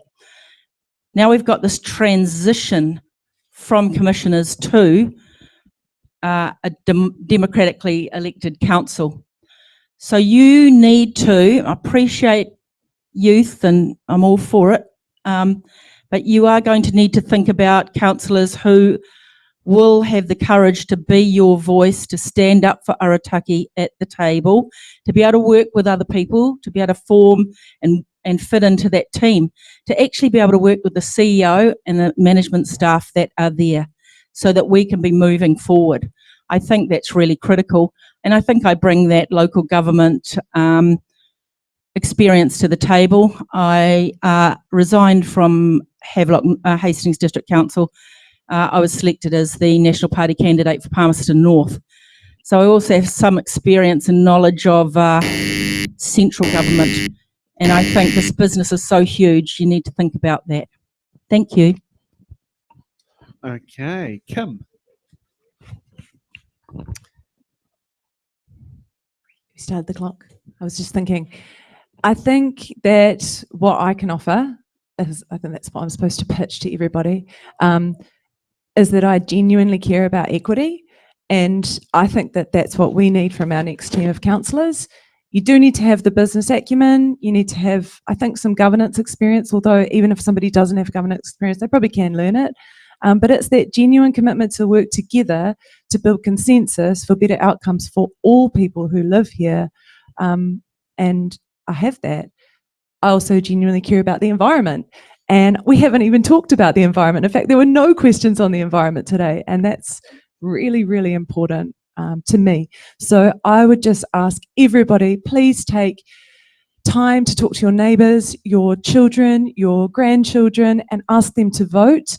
Tell them that this is the most important election and that there are some incredible candidates standing for this ward, other wards, and for mayor. It is the best lineup I have ever seen. And so I'm genuinely happy if some of the people here are elected as well. So vote for your values. Okay, next up, Jerome. I've got the mic this time. We need to look forward. We've talked about the commissioners and the rest of it. Now we need to look forward to a democracy. Why would you want me part of it? I'm pragmatic. I can make decisions. I can prioritise. More importantly, I know how to listen. I might have a view, but I'll listen, and you may change my view. I would hope to have been elected the ability to have clinics where, you know, on a Monday I'll be at the Arataki Community Hall. No appointments needed. Come and tell me what's on your mind. Come and tell me, especially if you think I'm wrong. I want to know why. I want to represent my neighbours and I want to know what they think. Now, when it comes to prioritising, I'll give you an example recently. I've got a young daughter in Australia. Nothing dramatic. There's a couple of little things not quite going right in their life. It's right in the middle of an election campaign. I've prioritised my daughter. Sadly, I'm going to be Australia for a week in the middle of the campaign. I can prioritise and I know where priorities are. Next up, Teresa. Thank you. I'm not going to repeat all the issues from tonight in 1 minute, but I do want to say there is a saying, people will forget what you said, but they will remember how you made them feel. So what I want to say is I want you to feel valued and I want you to feel heard. I understand the anxiety about the incoming council, but I personally am laser focused, as I believe everyone here is tonight, on building a better council. If we build a better council, we will build a better city really easily. I understand the huge financial constraints and the pressures and all the numbers we're talking about today, but this is a growing city and there is lots of hope and positivity as well. So please know that I will work full time for you on the Arataki ward over the next 4 years. And I know I'll only be one of 10 votes, but I will ensure that the Arataki voice is heard loud and clear every single meeting. We may not win all the battles, but we will be heard at that table. So I say to you all, let's be bold, let's be brave, and let's be better. So please trust me with your number one vote. Teresa. Okay, next up, Andrea. Hi, I just want to take the opportunity to thank you all once again for coming and being our audience today. I want to remind you that I am the right person, this is the right time, and I am in the right place to stand for Arataki. I'm the right person because I live here, I'm from here, and I will continue to be here. I'm solutions focused, but most importantly, and it's something that I think has been underestimated, I am an expert in governance. I have at least 5 years of recent experience in governance roles. Not everyone can learn governance, yes, but not everyone is good at practicing governance, and there is a key difference there. So I'm able to work in that space, and I'm effective at getting decisions that reflect the community. Andrea Webster, your vote for Arataki Ward. Okay, next up, Sarah Jane. My connection to Arataki runs deep. Having grown up here for 20 years, I've witnessed its transformation firsthand.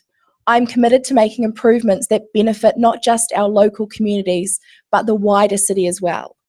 It is this intimate understanding that fuels my drive to provide the leadership Tauranga needs to move forward. As we navigate the challenges of a rising cost of living and rapidly growing communities, our council needs experienced governance more than ever. With my background as a councillor for the Matamata Piako district and my strong knowledge of local government, I am equipped to help navigate us through this transition. I have recently moved back to the Bay to represent you and Arataki. I am here to serve, to lead, and to ensure that our city's tomorrow is brighter than today. Vote for vision, vote for experience, vote for a future where every member of our community thrives. Vote Born for Arataki. Okay, and Rick. I want you guys to vote for me because, as a couple of other speakers have said, they have experience. So I equally have experience, and I think that's critical in terms of the challenges that we've got ahead. It's great to have new faces in there, and boy, there's a good lineup of new faces. I can't take that away from you guys. I'm amazed at how Arataki Ward has delivered so many great candidates. But so moving forward, I know there can be rough and tumble in the council chamber, but when we walk out of that chamber, and there's a councillor's lounge right through that door, we go through that door and we respect each other and we remain collegial, because that's critical. I've been on a council in the past that was dysfunctional. They didn't get kicked out, but you get an A and a B team, and if A votes white, the B team votes black. Is that horrible? And so you can imagine the decisions, the bad decisions that were made when you've got, a psyche in that space, and it's not a good space. But we got through it. We had no intervention from central government. So thank you everyone for arranging today. It's been a good event, and we look forward to the results. Thank you. And thank you for that for candidates. So for those who are wondering how things work with here, voting system is STV, which is single transferable vote. Whoever becomes the councillor for Arataki Ward will have, after the distribution of all the votes, 50% of the vote plus one. So make sure you go out there, not just rank your first preference, but rank down the list of who you'd like to be as your candidates as you go through that list there, because second, third, fourth, fifth preference votes are going to be what's going to decide this election, not just your number one preference vote. Now, can I say thank you to all the candidates who have come out here today. It's very brave, as I think all of you here are first time it's in the ballot participants. It's not easy, especially considering when you're standing for council, suddenly you have a bunch of video cameras thrown in front of you at the same time. But thank you for taking this opportunity, and I'll help those who cannot come down to these meetings can sit there and watch this at a later date. Can I also sit there and thank Ian, Nick and Ray for being in the studio in here, keeping things afloat and making this show going. And thank you for the clap machine that started working suddenly again. Now, for those who are wondering, back here at 4 p.m, Nick will be hosting the, was it? Now, it's Mount Maunganui is the second part, but how do you say the Māori name for the Moa? Mo-oh. Okay. Yeah, okay, yeah, it was one of the ones that was sticking in my head. How do I say it? Yes, and yes, Google was very interesting, mixing up that with, was it Matua Otamutai? Yeah, yeah. Actually, I put the name awards as well, with Body C in the middle. Yes, so Nick will be back here at there, and then back at 7 p.m. tonight. I'll be back doing the Pāpāmoa ward for tonight. So it's going to be a bit of a long day in here, but it's a lot of fun. So let's see you all back here at 4 p.m. and you get to see all these fantastic candidates back again. Different ones, different ones. Different ones, yeah. The rain bar's open.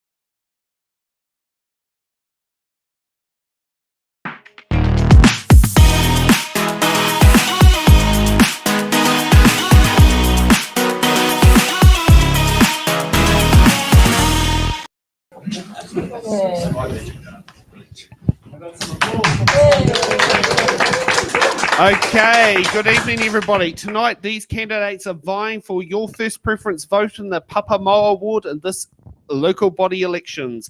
But with every election, there's one thing standing in their way, and that's your vote.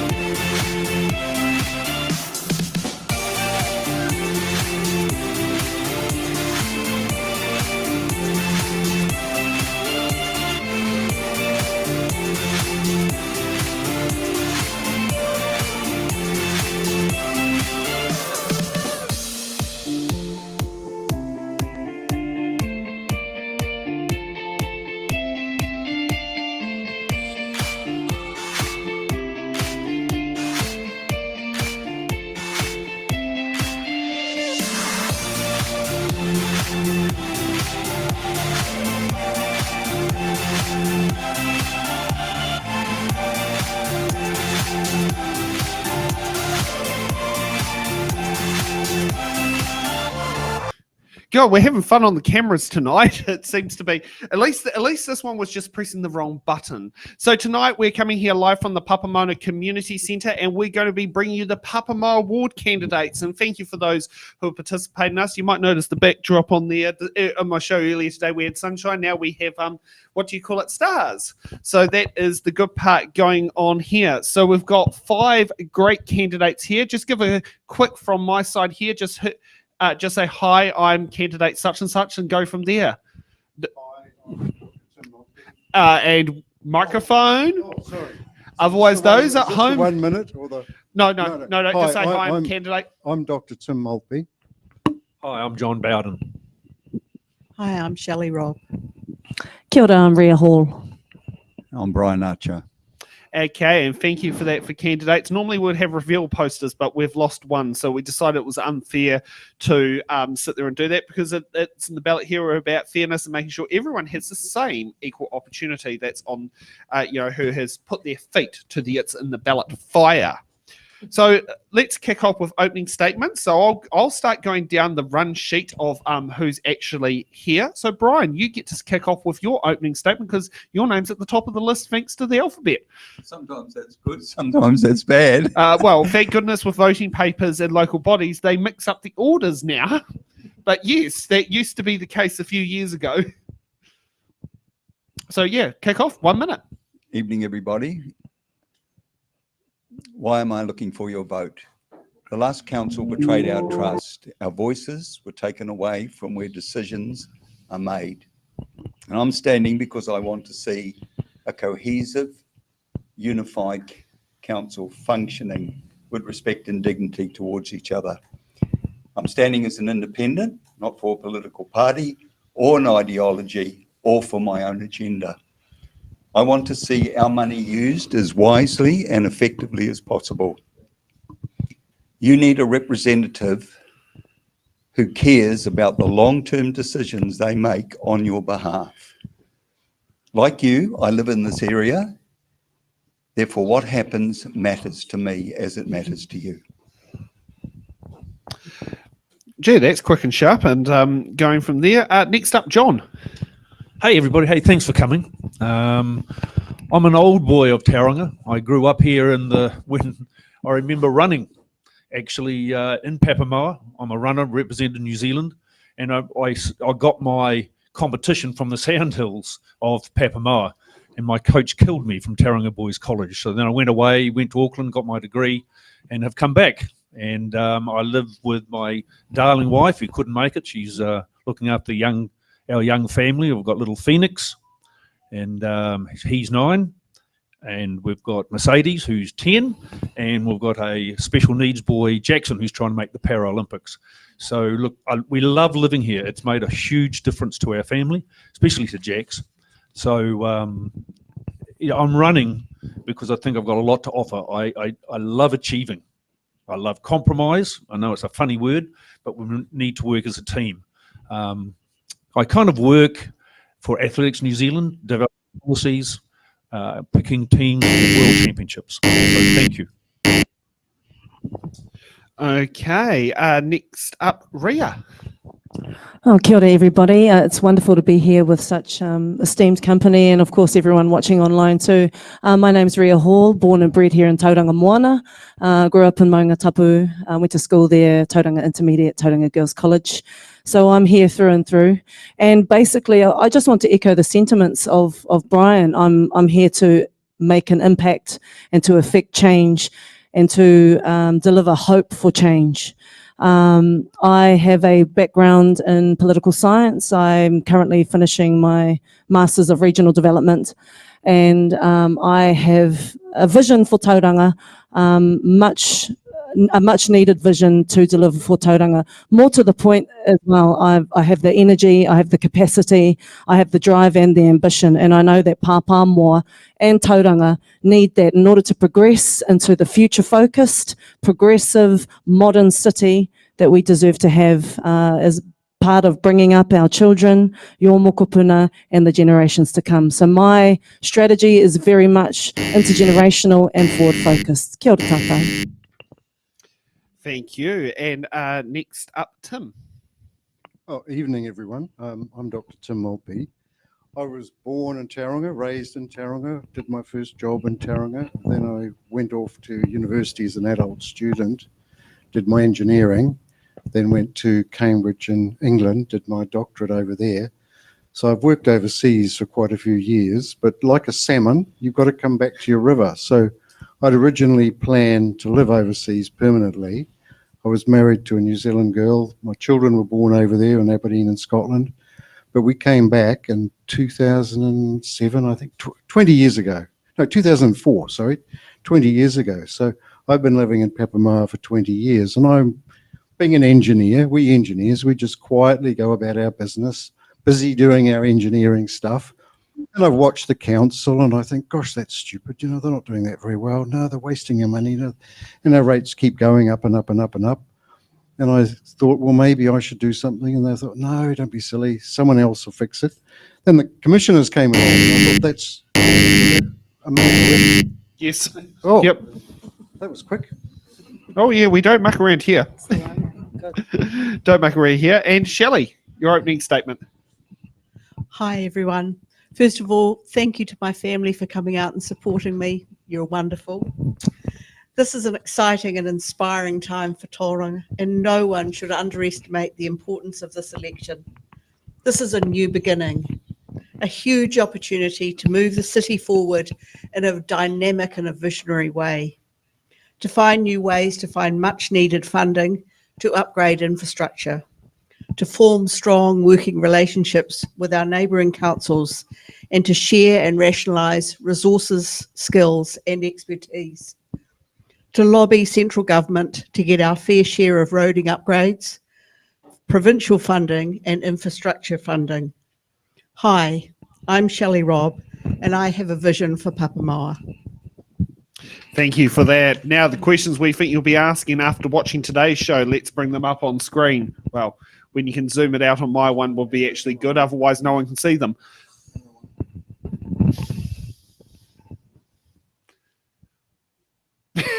Well, they ain't camera one.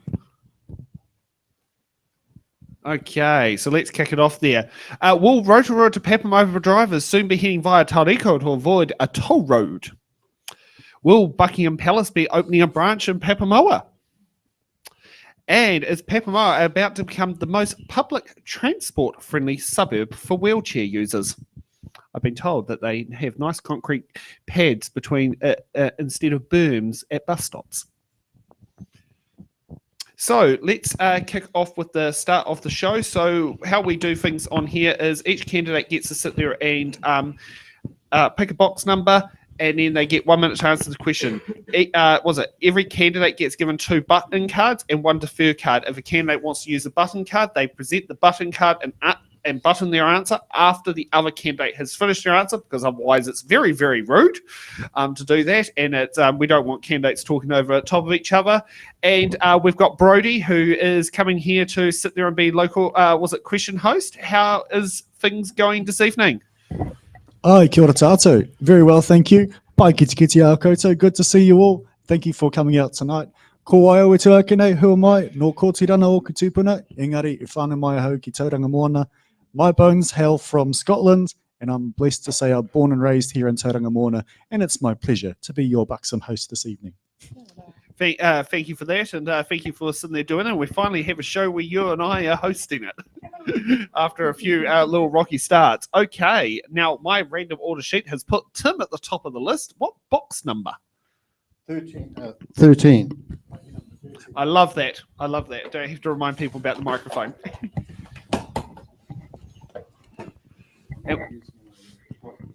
Hi, kia ora Tim. Te pātau tuatahi mō tēnei pō. Our first question this evening is question J, for those following at home. What are your thoughts on charging, I'll start again. What are your thoughts on charging commercial rates on houses used for Airbnb? If this is the case in Tauranga, will this be on houses that are only used for Airbnb, or will this include houses that the host lives in and rents out bedrooms? Hi, well, if Airbnb is a commercial operation, there are some batch owners who do it just to help pay the mortgage, but there are other owners who have 2, 3, 4, 5, 6 Airbnb properties. They should definitely be paying commercial rates because they're doing commercially. If you're just renting out a bedroom, I don't think it should apply, but probably something like if you're renting out more than so many days a year, then you should contribute to the commercial rates, because motels have to pay, hotels have to pay, all the other accommodation providers have to pay at commercial rates, and I think it's fair. And just for those who have some context out there, Lakes Rotorua District Council is going out. I'm not sure if they finished consultation, but I know it was a hot topic that made national media news. So, and it's probably going to be another hot topic for the future councillors and mayor of the Tauranga City Council. Okay, now I'll get back to the right thing on there. Ria, you get the next box number. Oh, fabulous. Can I please have box number 9? You don't have to ask from the front row. Oh, but that is Favourite number. That's my favourite number. Oh, yes. Kapai. So our question is letter Y and reads, what will you do to improve the relationship between the police and young people in our community? Yeah, pātai pai tēnā, very, very good question. I think ultimately it comes down to relationships, and it comes down to a continued advocacy for support between police and its communities, particularly youth. And so just just to continue reiterating the importance of relationships. It's fundamental to everything that we do, particularly in spaces like the council, central government. Relationships and relationship building to create safer, more cohesive communities is vital to the support of Tauranga Moana across the board. So I would be advocating continuously for good standing relationships between council, the police, and those specific communities to bring about outcomes that we need and our people deserve. Thank you for that. Next up, Shelley. What box number? I'd like number 3, please. Number 3.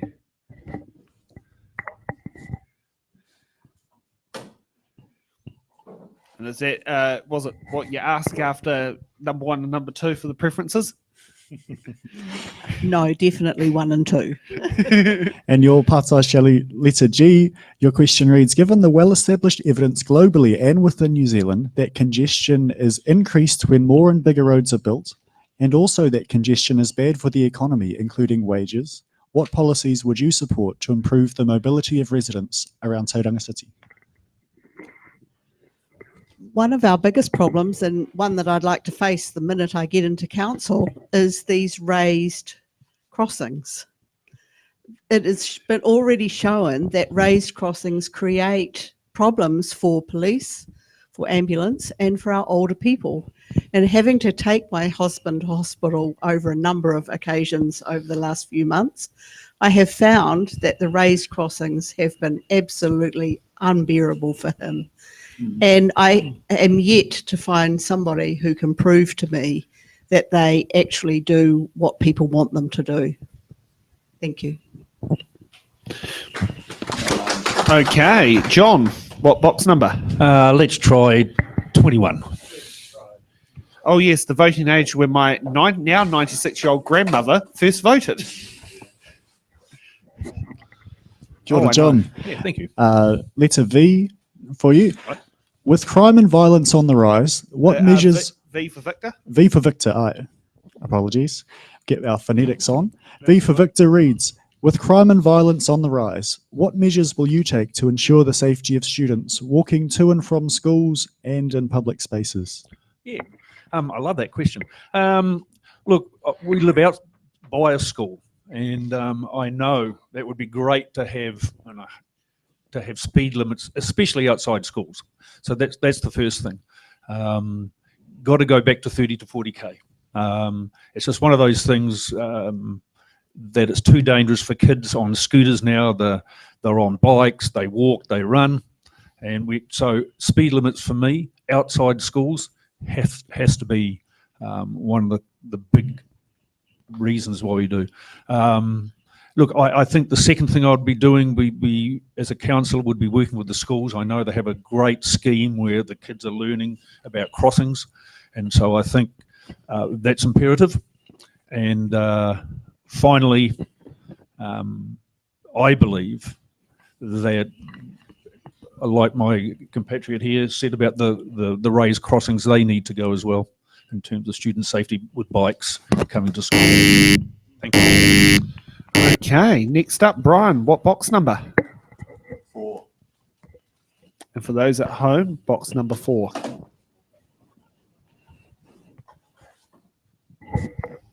Kia ora, Brian.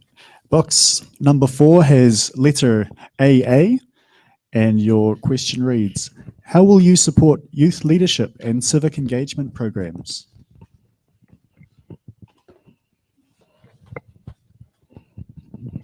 There's an old saying, you can lead a horse to water, but you cannot make it drink. And there are ample opportunities out there for youth. I'd like to see them get up and seize those opportunities. Council has provided facilities and they need to take the initiative. It's not for council to go around and ask every youth, what do you want? What do you want? There are opportunities out there. I would like to see the youth stepping up and taking those responsibilities and exercising initiative. Yep, we've got Rio with a button. Yeah, further to that, I think it's more about the systems that are provided for our rangatahi to be able to engage in democracy. And so for me, it's more so about being able to create the conditions so that youth can thrive in these spaces. So things that are central, such as citizen assemblies, where youth are able to come together as a cohort and then feed in directly into council, using direct democracy and accessibility to their councillor and their mayor. Brokering opportunities to support civic engagement, I think, is fundamental to our youth actually engaging in the process, because as we all know, the youth don't know what's going on with this particular election. So it's important that we, create the conditions and provide opportunity for our youth to engage. You going to chuck another button? Yes, please. Go ahead. Look, I'm on the World Mountain Running Council, and I started an athletes commission. I'd love to see a youth council or something similar, because I believe then you hit the schools. So you hit Pāpāmoa College, you hit the intermediate schools, and you get representatives by starting a youth council, which, and in special meetings at the council, we invite a representative from that youth council to come in and speak on behalf of young people. So it's important that we form relationships with schools and set up a council. I'd love to see a youth council be set up so we can use that as well. Okay, and now we're for round 2 on the questions. Rhea, what box number? Let's go with box number 15.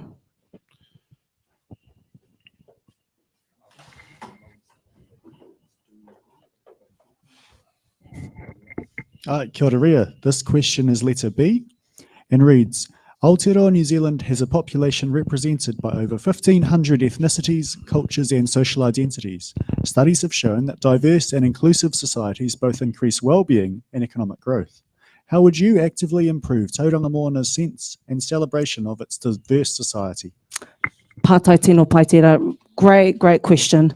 And part of my suite of offerings, as part of my priorities, is focusing on creating just that, a more socially cohesive and connected society, and diverse voices need to be included in the decision-making process. If we are to have any real success in celebrating our uniqueness, it's all good and well to say that we are a unique society, but what actually are we doing to implement that with something, with some substance and actual teeth? So again, citizen assemblies are a great way to try and bring those communities together, using direct democracy, deliberative democracy as the mechanism by which these communities can finally be heard.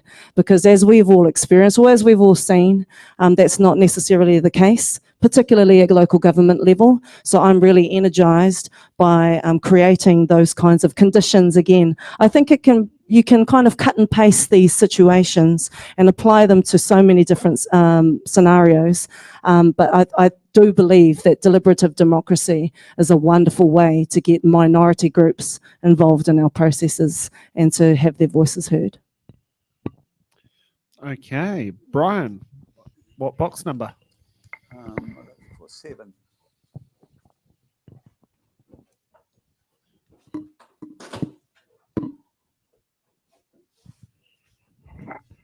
Hi, kia ora, Brian. Your question is letter T and reads, how will you support mental health services for youth in our area?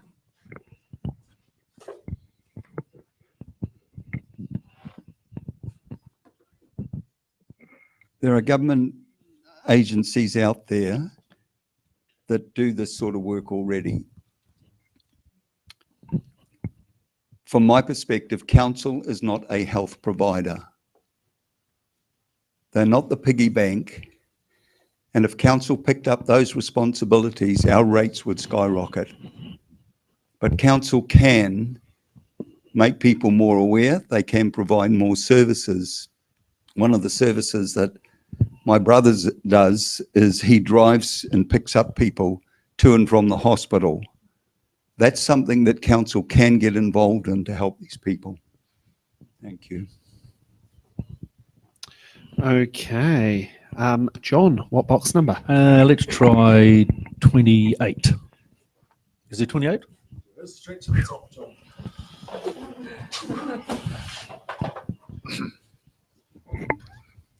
Your pātai reads, letter X, and we have for you, what initiatives will you implement to reduce crime and make our neighbourhoods safer?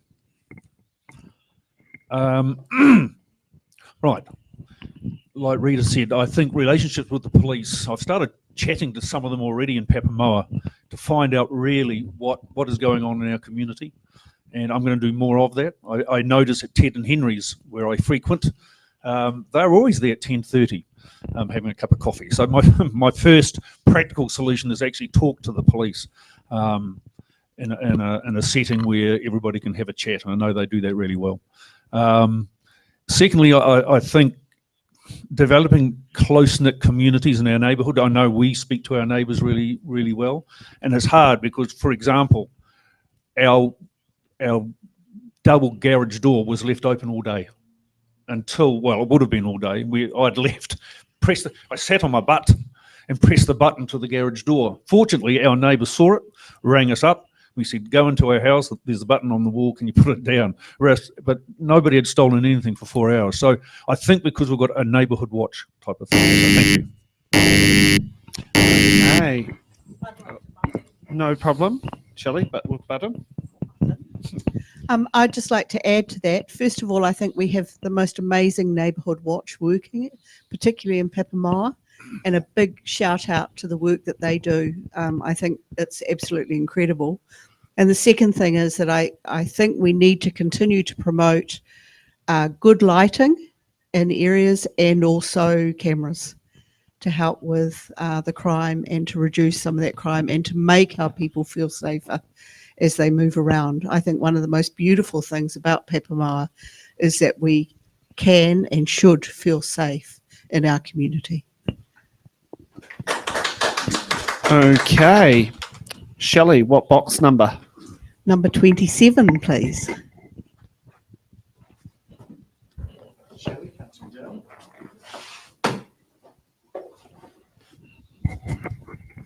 Shelley, your question is letter Q and reads, if you are elected as a councillor, will you decelerate council spending on unwanted grand projects and concentrate on vital, necessary infrastructure needs such as roading? Great question for me because the answer is no. I really believe that we need to continue with the blueprint that's been set out for us.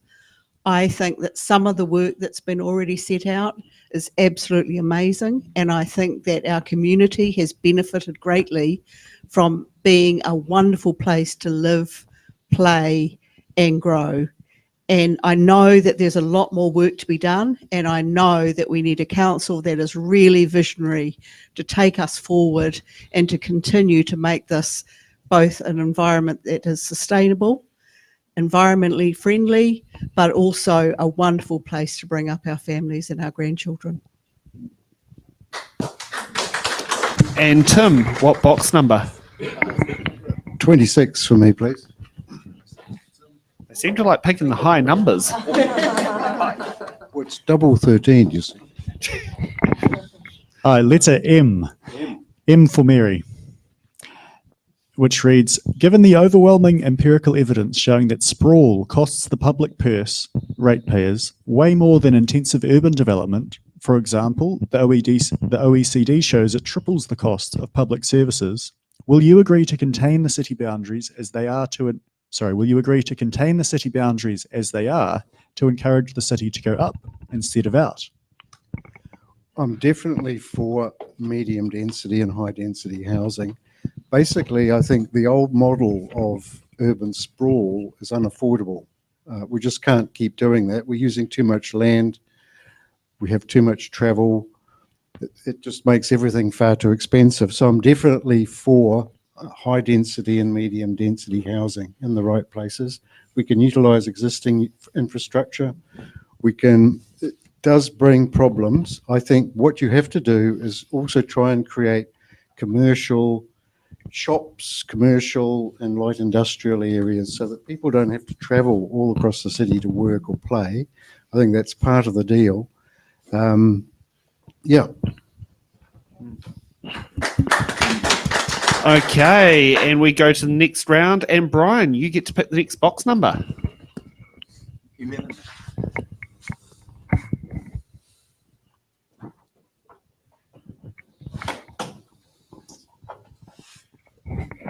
All right, Brian, tēnei tō pātai. This is your question, letter K. I have recently visited Gisborne and had the pleasure of eating at Tahu Restaurant, which now sits atop the new Midway Surf Club. Would you consider allowing licenses for the Mount and Pāpāmoa surf clubs? Why or why not? To me, that's a very short answer question. They're a volunteer organisation. They get their funding from people like you and me. They're not supported by government. If they are providing meals and there's alcohol, then I have no objection to that. I'm quite happy with that. If it's a bring your own, then the liquor merchant is making the profit. I see that Surf Lifesaving Club should have that profit. But if it's a straight out bar, then I'm definitely a no. Okay, Tim, what box number? 10, please. 10, please.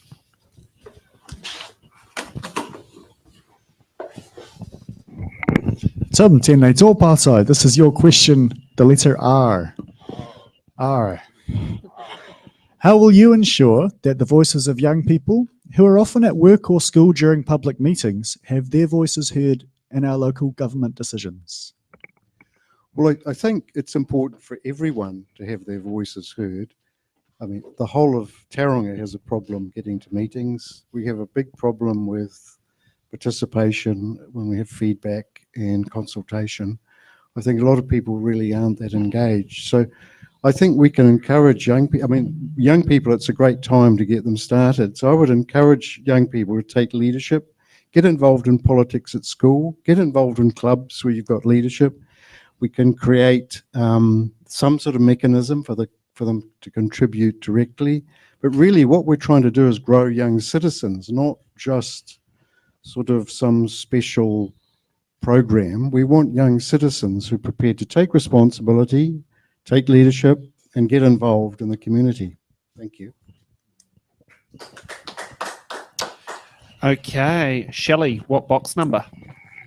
I'll have number 8, please.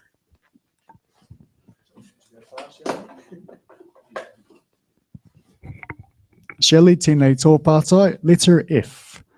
Yes or no? Do you support the establishment of Māori wards? Do you support the Treaty of Waitangi? Why or why not? Another great question for me. I like the idea that we have a Māori ward this time, and it's going to be really interesting to see how it works and to give a very valuable voice around the council table. And I also support a referendum should it be made to have one before the next election. Okay, and we've got a button from Ria. That's a very on the fence answer there, Shelley. You either support it in its full capacity and its democratic standing as a ward, or you don't. With this situation, you can't be sitting on the fence saying that you support a referendum but you support the wards, because that doesn't politically make any sense. There's no cohesion in that kind of response. So what I'd like to encourage is a clear response that shows that you're decisive in what you offer up to the community. Okay, and Ria, your microphone's back up again for another box number. Excellent. Can I please have number 12? All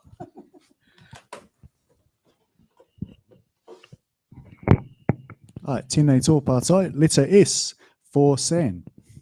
How do you plan to address the issue of affordable housing for young people and young families?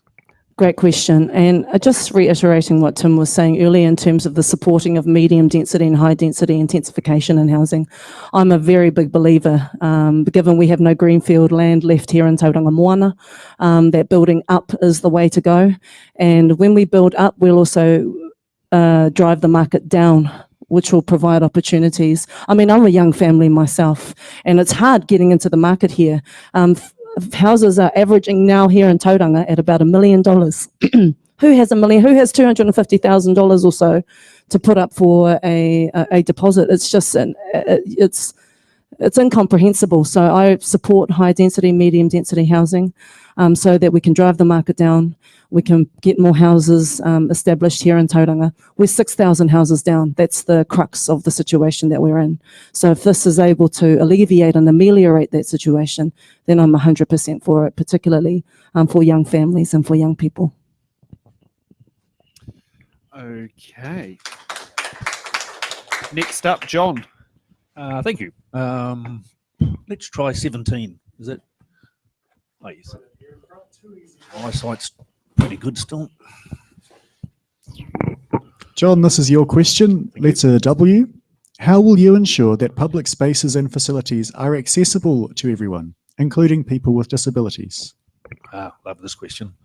Well, the bike paths which I walk on are not very good for wheelchairs, I can tell you that much. And so I don't know what we can do there, to be honest, other than pavement that we've done with the, the bike path, which is down on the coast. That would be good for our parks. I mean, I'm a great believer in health and exercise for the community, and I know practically I want to see water fountains. And when you go overseas, you know this, when you walk, there's always water fountains along our pathways. There's none except seats, which is fantastic. But for people in my age group, well, I'm in my 60s, and for mums with strollers, you need water. And so my practical thing would be to have water fountains along our bike paths. That would be fantastic, and more area, and public bathrooms. Not enough. You kind of have to be a Dr. Sherlock Holmes to find out where the blooming bathrooms are along Pāpāmoa. So I'd like to see more public bathrooms that are well kept. Thank you. Certainly understand about the public bathrooms. Just want to ask, is the bike path, is that kind of more of a gravel type rather than a concrete type? It is on a lot within Pāpāmoa that there are. The only sealed ones are on the roadside. I want to see them where they're beautiful, because a lot of people use them, dogs and bikes, not wheelchairs so much, but to get them accessible, we've got to pave them. Yeah. Which is, I know, that's a curiosity thing for me, just like, because something on there, and I certainly relate to the bathroom part as someone who does fruit and vegetable deliveries during the week. So it's always fun trying to find a good quality, clean bathroom. Some people say I'm fussy as the ladies are when it comes to the bathrooms, and I would agree. Yeah. Okay. Next round on the order list, and John, you get to go up first. Dear, oh dear. Let's try 14. Is that still there? I love it how all the candidates here are so observant on the numbers. And this is across multiple shows. It's not just this board.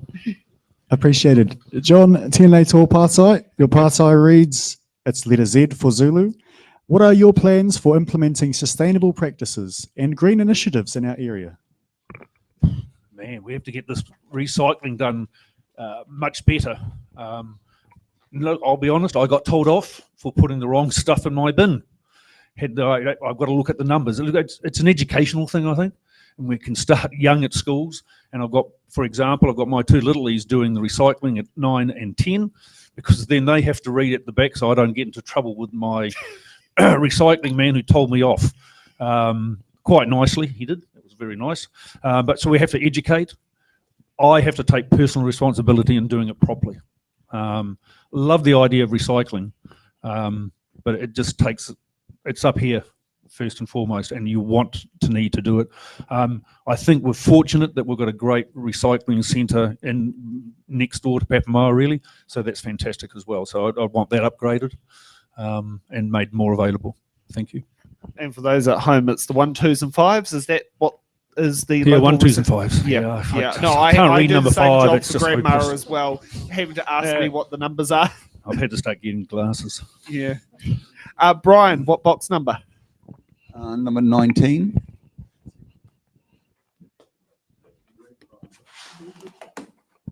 Was there any unique about age 19? Like, was it 18 is the voting age, 20 was the voting age, 21 was the voting age, but 19 just seems to be this like blur of nothing. Somewhere in the middle. And our pātai for you, John, it's P for Peter. What is your position on fluoridating Tauranga's water supply? That is a hot topic. Personally, I don't really have an opinion on it. I've got friends which are absolutely adamant, and my other friends are adamant the other way, and like near the twain will meet. I've got 3 doctors in my family, wife, daughter, and grandson, and all of them are pro-fluoride. So I guess I'm biased, and it doesn't worry me that there is fluoride in the water. I think there are far more pressing issues like good drinking water itself. That goes way up the scale compared to fluoride in my books. Shelley, what box number? Number 4, please. That's already been, I think. Number 2, is 2 gone?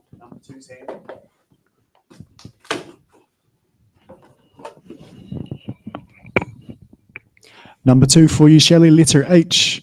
For Harry, do you wish to promote or delay public transport measures for Tauranga? I would like to promote more public transport for Tauranga. I think that it's in Pāpāmoa particularly, the buses do get used quite a lot, and I walk from our place up to the mall fairly regularly, and there's always people in the buses. I also really like the idea of the ferry from Mount Maunganui across to the main city.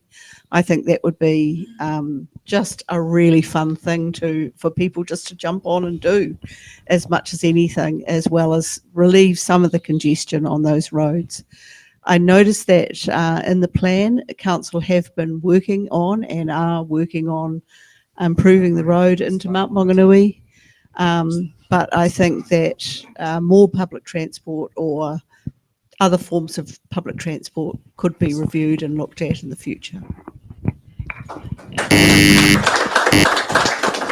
Okay, Tim, what box number? And now the TV's turned off.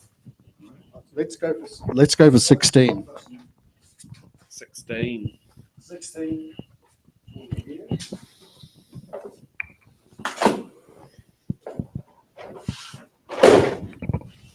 Number 16, letter U for uniform reads, what is your stance on supporting local businesses and entrepreneurship among young people?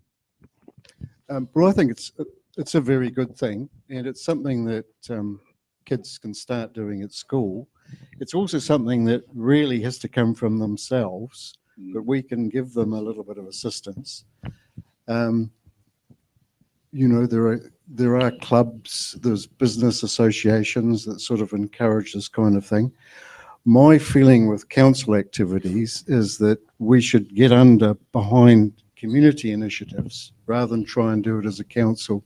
So if there are community initiatives to support entrepreneurship, then council can get behind it. But council's not really in that business of doing it themselves. Okay. Yes, chucking a button. I would just like to say that one of the concerns that I have is that with the opening of like the Sands, that the Pāpāmoa local community, the Plaza, Fashion Island around here, that they are not lost in that transition to opening a new shopping centre. I totally support new business coming into the area, but I just think that we have to empower council to ensure that those business communities are also strongly supported, and so we don't lose and end up with another area of people not using it. So I'd just like to make sure that that is in line with where we're moving to as new areas, new commercial areas come online.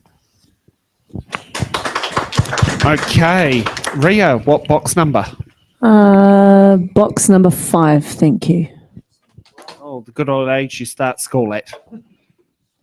Should we lower the voting age to 5? I'm sure my 5-year-old would say yes. Have they lived in the ward for 28 days? Tēnei tōpātai. Letter I for Indigo. Are you prepared to support unpopular but necessary levels of rates increases in order to ensure the financial viability of the council, instead of voting for lower rates increases in the interest of your own re-election prospects at the expense of future councils being able to fund infrastructure maintenance and upgrades?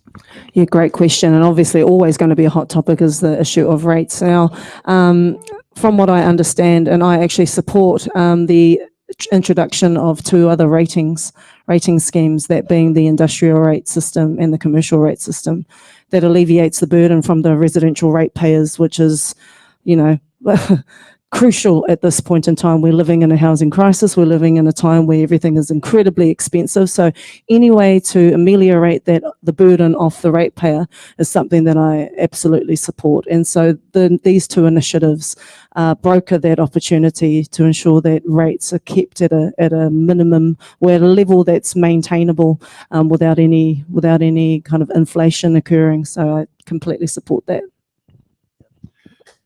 Okay, now we're on for another round. And John, what box number? Gee, I like the look of the shock just then. What? Oh, it's just like, whoa, it's my turn. It's my turn. Let's go for 20. Is it 25? Your eyes are on, John. Yeah. My pātai for you, John. Letter N for November or N for November. There we go. Thank you, Sam. Are you able to pronounce Tauranga correctly? And are you familiar with the local iwi and hapu in our city? Tauranga. I used to say Tauranga when I was at school. That was terrible pronunciation. And I'll be honest, no, I don't. For that second half, I need to. And I was, as a teacher, taught history and the articles of the treaty. So I need to do that on a personal level and as a family. So quite happy to do that and learn. But no to the second part of the question. Okay, Tim, what box number? Box 20, please. Box number 20. Oh yes, the voting age for I think it's 50s or 60s it went down to from 21. A long time ago. I don't. Yeah. Our letters read AB for the one and only. All Blacks. All Blacks. How will you make sure that the needs and concerns of young people are a priority in your policy making?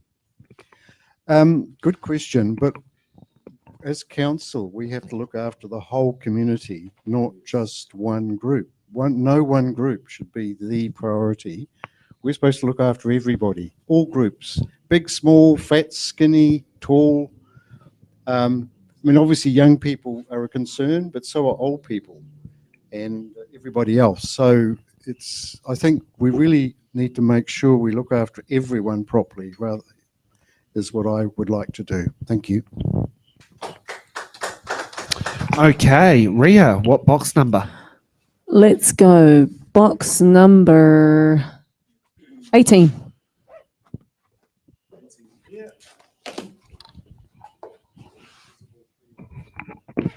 Your question is letter C.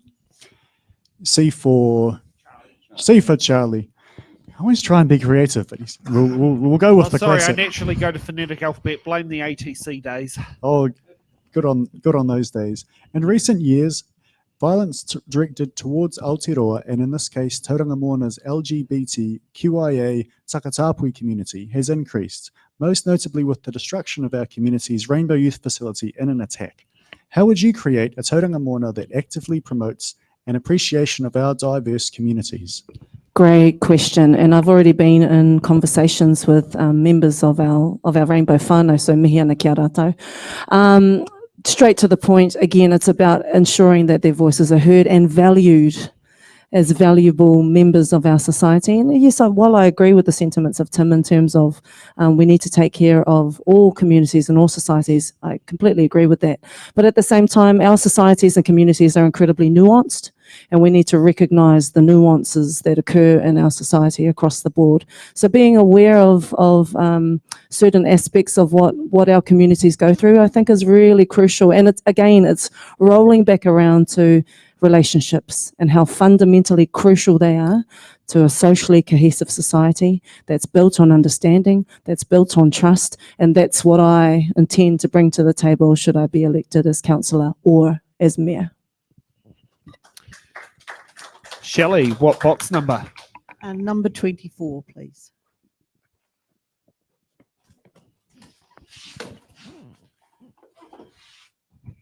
Number 24, Shelley L. for Lima. Do you support the proposed CBD stadium?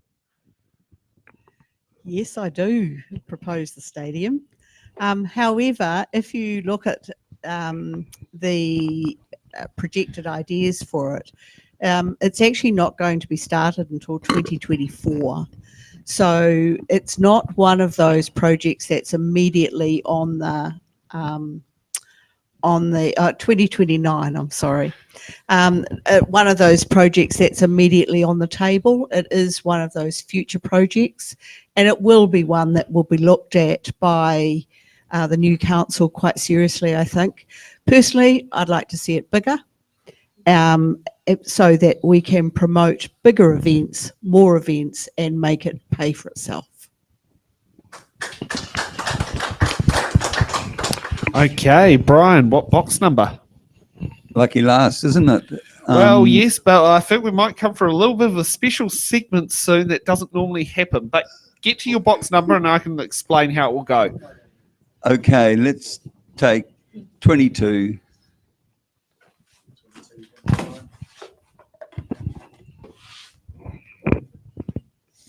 Oh, it's a long one. Bear with me.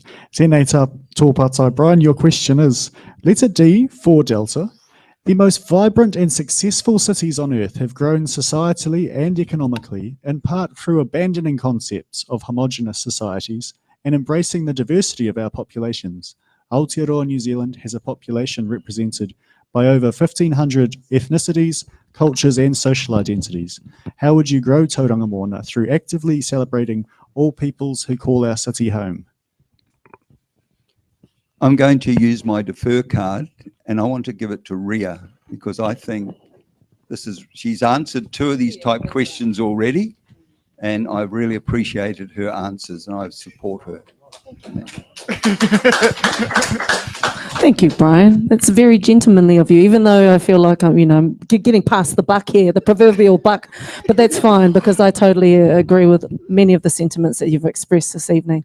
So how do we go about building Tauranga Moana into the society and the community and the place that we wish this place to be for our children, for our mokopuna and everyone that comes after that. And it's an intergenerational picture is what I'd like to premise this answer on. And to actively celebrate is to actively listen. To actively listen to the nuanced, vibrant communities that we have here in Tauranga. Again, 1,500 ethnicities, cultures and social identities.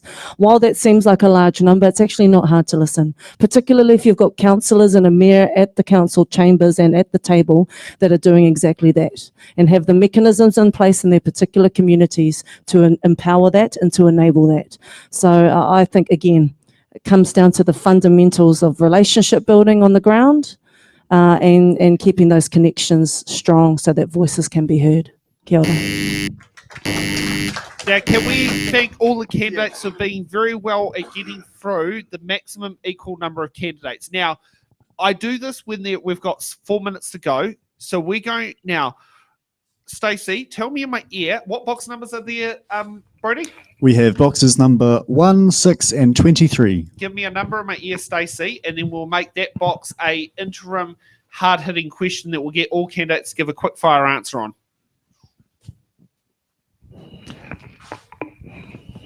6, is that one that was in there? Yes. Yep, go for it. Sorry, a little bit quiet. This question has the letter A for Alpha. What political party are you linked to? I think this is perfect. I agree. Okay, kick off from Brian. Right. I'm standing as an independent. I don't represent any political party or any ideology, and I'm not there for my own agenda. But just to give you a little bit of background to myself, in 1990 and 1993, I went and stood against David Longy. I was living here at the Mount. I'd come back from overseas. I'd just bought a house and I watched interest rates climb. And I thought, the only one way to solve this, that's attack the head. So I went up to there and I stood with National because there's no other vacancies with anyone else. I just wanted to be against David Longy. I have the dubious distinction in New Zealand politics of having created the biggest swing in political history without winning a seat. I stole 8,404 votes off him. He only won by 261. And the arrogance of the man, 1 hour before the polls closed, they interviewed him and they said, Brian Archer is 2,000 votes plus ahead of you. And he looked at the camera and he says, Mangere Central hasn't been counted and I own it. And he won. Ria. How do you follow that? I don't know. This is like gold. How do you follow that? You know, my studies brain is just like on quick fire with the information that he just fed. He actually told me all of that earlier in the piece and I'm just like, oh, who am I sitting next to? Amazing. I get asked this question and it actually it pops up quite frequently on my social media spaces. I'm not linked to any political party. What I am interested in is how we advance tauranga. That's precisely what I'm interested in. I'm not left, I'm not right, I'm not red, I'm not blue. I am tauranga moana. And that's what should be premising all of us trying to get this city into the space that it needs to be in. So kia ora. Shelley. I would have actually liked the question to be extended, not just to belong political parties, but along affiliations, because I think that there is a lot or from what I can see on social media, there seems to be a lot of backstabbing and undermining going on. And I just think it would have been amazing if everybody had stood up, been proud of what they were standing for, and if you'd been put up as part of a group, that you would stand up and say, I'm affiliated to that group. I'm not. I'm standing purely and simply because my husband told me it was time to go and find something useful to do. and to use the skills that I've got. And so I'm standing as an independent for Pāpāmoa. John. Similar to you, actually. I don't know if your husband and my wife have been talking, but she told me to go and get a real job instead of working for Athletics New Zealand. And so none. It was going to be my answer, and it's still none, and it'll always be none. Because I love this place. I've always said to my wife I wanted to come back here and retire and spend time with the family because I just love growing up here. As you said, I went to Tauranga Intermediate. Still got friends from all those years ago, from 1968 and 9. Start doing maths, you lot, stop it. And when I was at Tauranga Intermediate and then Tauranga Boys, still got friends. I'm the Tauranga Old Boys Reunion Committee. So yes, none. But my wife did tell me to go and get a real job. Thank you. And Tim. Well, I'm really the same. I don't think, none of us are involved with political parties. I'm just standing because I want to do something for Tauranga. If I'm elected, I think ratepayers, we need to get value for money. We're not getting value for money. Mm-hmm. So as an engineer, I see the waste, I see the mismanagement, I see all the rubbish going on. So I'm just standing for Tauranga. I'm standing because I love this place. It's my home. I've raised my family here and I want to see the best for it. Thank you for that. And I think that was the perfect box made into hard-hitting question. I think I'm really happy with that selection. Thank you, Stacey, for that. Yes, and Stacey did respond with a thank you. Okay, we're going to take a 10-minute break now, and we'll be back for hard-hitting questions right after the break.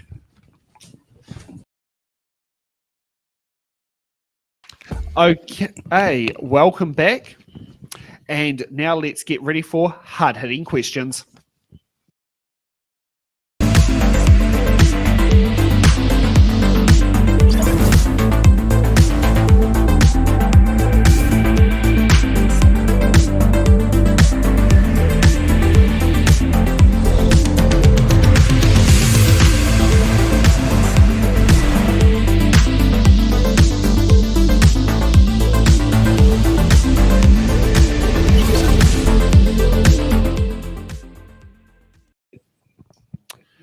Okay, so hard-hitting questions here are where we get all the candidates to sit there and do it. You got a little bit of a taste a bit earlier what happens with a hard-hitting question. So they all get the same question and they all have to answer it. And if they're going to plan to use their button cards, tough luck. If you want to use your defer cards, I'm sorry, they're not there. So we'll sit there and kick off. So let's go on to hard-hitting question number 1. Do you support the Tauranga City Council long-term plan 2024 to 2034?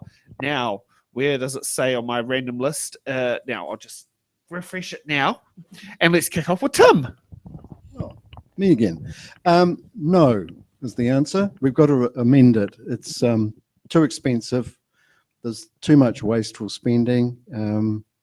We really need to have a good hard look at the priorities. I think my view is that $1 billion for the city centre is too much money. And on top of that, the contracts they've got, they seem to be 2 or 3 times more expensive than they should be. So I think council's job when it first gets in is to have a really good hard look at the city plan and try and get some better value for money for the ratepayers. Okay, Brian. I have a yes and a no answer. Yes, I do support the necessary infrastructure that we have to do.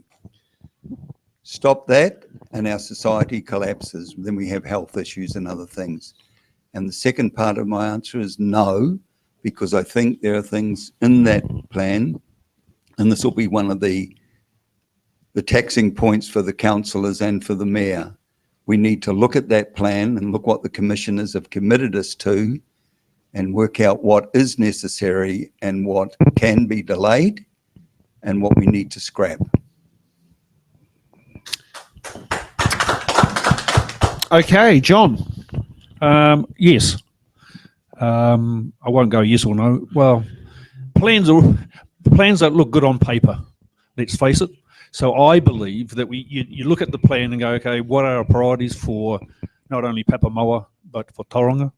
And then we start analysing and go line by line. It's a boring thing. It'll take us, because it's 500 pages for a start. So I like a lot of it. But like any plan, when I've done plans for World Championship teams, there's always other voices to be heard and things to change. So I like the idea of the long-term plan, and obviously we'll have to change a little bit once we get elected. Thank you. Ria. In principle, yes, I support the long-term plan. I do echo the sentiments of what Brian has said this evening. I think a lot of it, though, is we are basing our forward progression primarily on funding from the ratepayers, where actually we can advocate for more funding to central government, which is primarily the reason why I believe in my capacities as candidate for both Pāpāmoa and for mayor that I'll be able to deliver, because I have a direct line of sight to those spaces. So I think those conversations are very, very important, and we need to continue to look outside of our usual scope of how we would manage and work to our funding, because there are other options that we can take on to continue progressing our city into the city that we deserve to live in. Shelley. Yes, there's some areas of the long-term plan which I really like and I would like to see go forward. And there's other areas that I would like to see removed or delayed. I do feel that I don't want that to stop, though, or hinder the council also coming up with their own inspirations and their own aspirations and their own visions for the things that we want to do to move forward. So I see the two things as being concurrent, and that it just be as important that the new council look for new ways forward. And the most important one is new ways of funding. Yep. Not just from central government, but from private-public partnerships, from tourism, from international students, or any way that we can look at other ways of bringing funding into our community. Well said. Okay, let's kick off to hard-hitting question number 2. What will you do to support and promote arts and culture programs for young people in our community? let's kick off with Ria. You're a bit of an expert here, aren't you? Well, I'd like to think I've got a little bit of knowledge in this space. Obviously, as part of my priorities, the arts and culture come to the fore here. We have a prime opportunity to become the city that is the capital of the arts and the capital of tourism, because look at our environment, look at the space that we live in, and we haven't utilized it to its fullest effect. Tourism, we've got opportunities to broker some amazing relationships and some amazing opportunities to really dig deep into what we have, utilizing our environment. But to promote arts, culture programs for young people in our community, we partner up. We've got the incubator here, we've got the historic village and all of the amazing work that Simone does out of that space, and we just continue to broker those relationships. Creative Bay of Plenty, Creative New Zealand down at central government. We create conditions and we create opportunities for the arts to thrive by brokering relationships. Yes.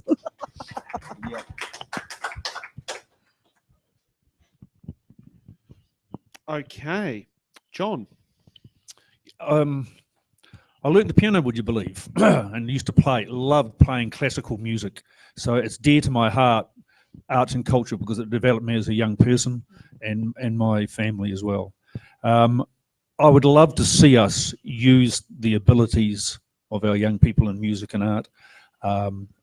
We can do that through events, because I had a violinist play at the base of the mountain. We had the New Zealand Mountain Running Championships here in March of last year, and I had a violinist play, and I had the Maori and Pacific Island drum starting the races, and it was just fantastic. We do it in Rotorua as well, at our Rotorua Marathon.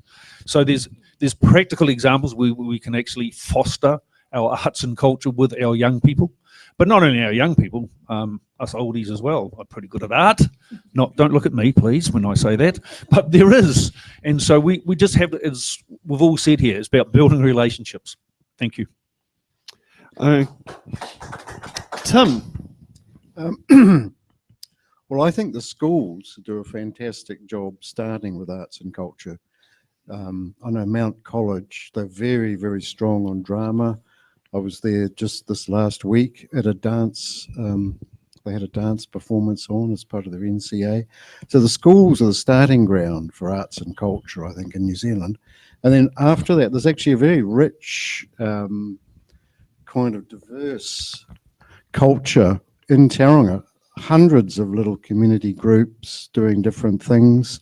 And I think that's what we should be fostering, is encouraging all those groups, encourage young people to get involved in a group or even start their own group, start some initiative, because if the initiatives come up from the community, you know that someone wants it. It's not just a case of trying to, well, we should do this or we should do that, or that would be a good idea. But these young people, it's good for them to take some leadership and show a bit of initiative and actually get involved themselves. If they want something, well, then do it. Brian. Every Easter, we do the jazz festival here. We already have the foundations that are required to expand on the potential of this question. As Ria said, we live in such a beautiful part of this country. There's so much more we can do. And it is probably the one exception I would make if I was voted on council, ended up on council, as to where we actually spend money for something that is not all embracing for everyone in the community. I would support this, the answer to this question, what I would do, I would support the promotion and the cultural programs that young people came forward with, because we are the ideal place for this to happen. Shelley. Yes, I'm quite strong on this one too. The new civic centre that's being built is going to have a large cultural part of it, and I think that that's a really good and exciting opportunity for us all. And I also think that the historic village is being very underutilised at this point, and I would love to see some revitalisation and some development, further development money allowed for that to become a real cultural centre for our community. I think that there's a huge opportunity there. It's an amazing place, and it not only allows for arts, but also allows as a performance space and an opportunity for people to grow in that area. So I'd like to see that some money being put forward for that. Okay, so now let's move on to hard-hitting question number 3. What steps will you take to make sure local government is transparent and accountable? That feels like Penny Bright wrote that from the dead. Yes, I did have some good work with that, and that would be something that she would sit there and ask. Shelley, you get to go up first. I would really like to see that our new council shows a diversity of not only culture but of ages.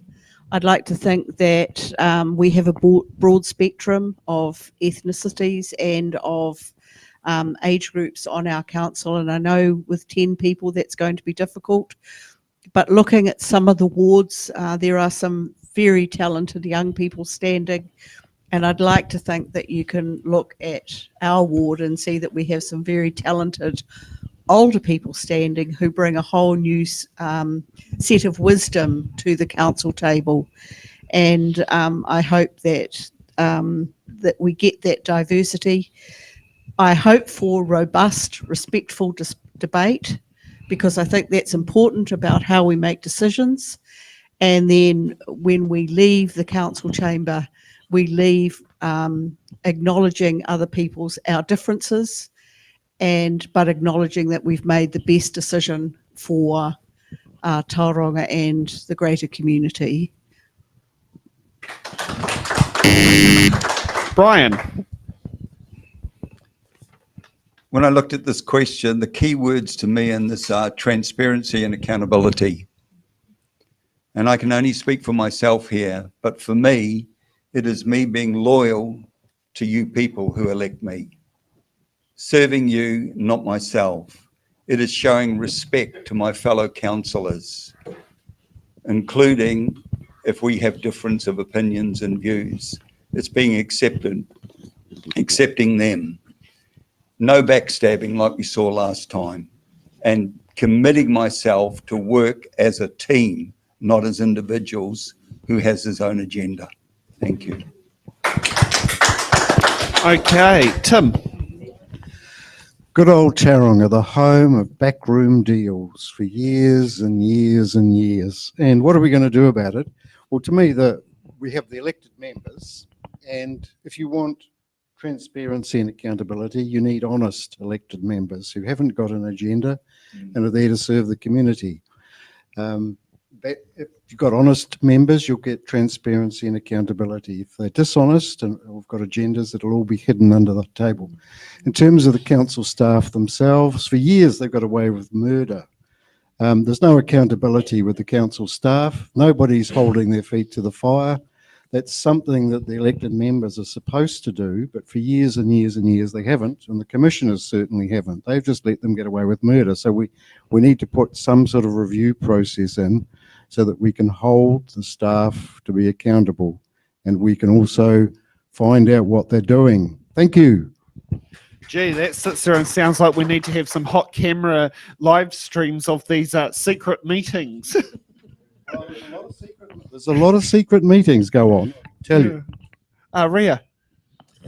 I think the good thing about someone like me is that I have a really fresh viewpoint and approach to this particular next iteration of council. And I believe that if we are all on that same way of thinking, this will transpire into a council that is transparent and accountable.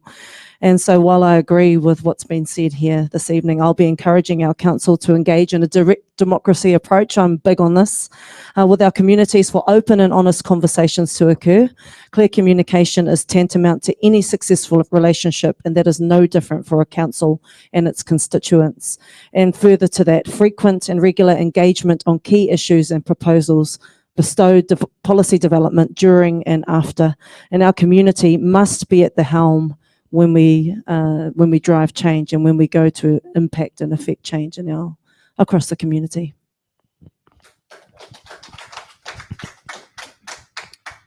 Okay, John. Yeah, well, I agree with everything that's been said. I'm going to have two practical things. I'm going to have a meeting every 2 weeks at Robert Harris and one at Ted and Henry's. So when the community actually asks me something, I'm going to have a regular that's my office, by the way, those two offices. I don't pay any rent, so it saves the council money. But that's what I'll be talking about, the issues that affect them and the decisions we have made. So I've got to justify it on behalf of the community. So it's not me, it's them. Second thing, after those local meetings, every month I'll be having those. Third thing will be Survey Monkeys. They're free. I've done this with a whole lot of stuff that I've done before, and the feedback I get from people, you can go small groups, you can go large, but we've got to hear from them. And if you don't meet them or you don't actually engage with them, it's going to be the same old story that 10 people are going to make the decisions. And I agree with what you said. We've got to do the community. So thank you. Those are the things I would do.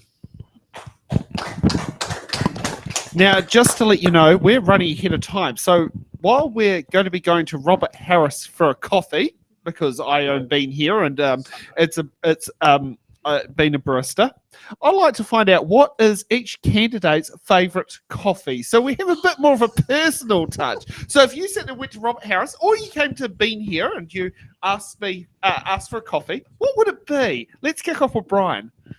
I don't drink coffee. And you want to know why? Go.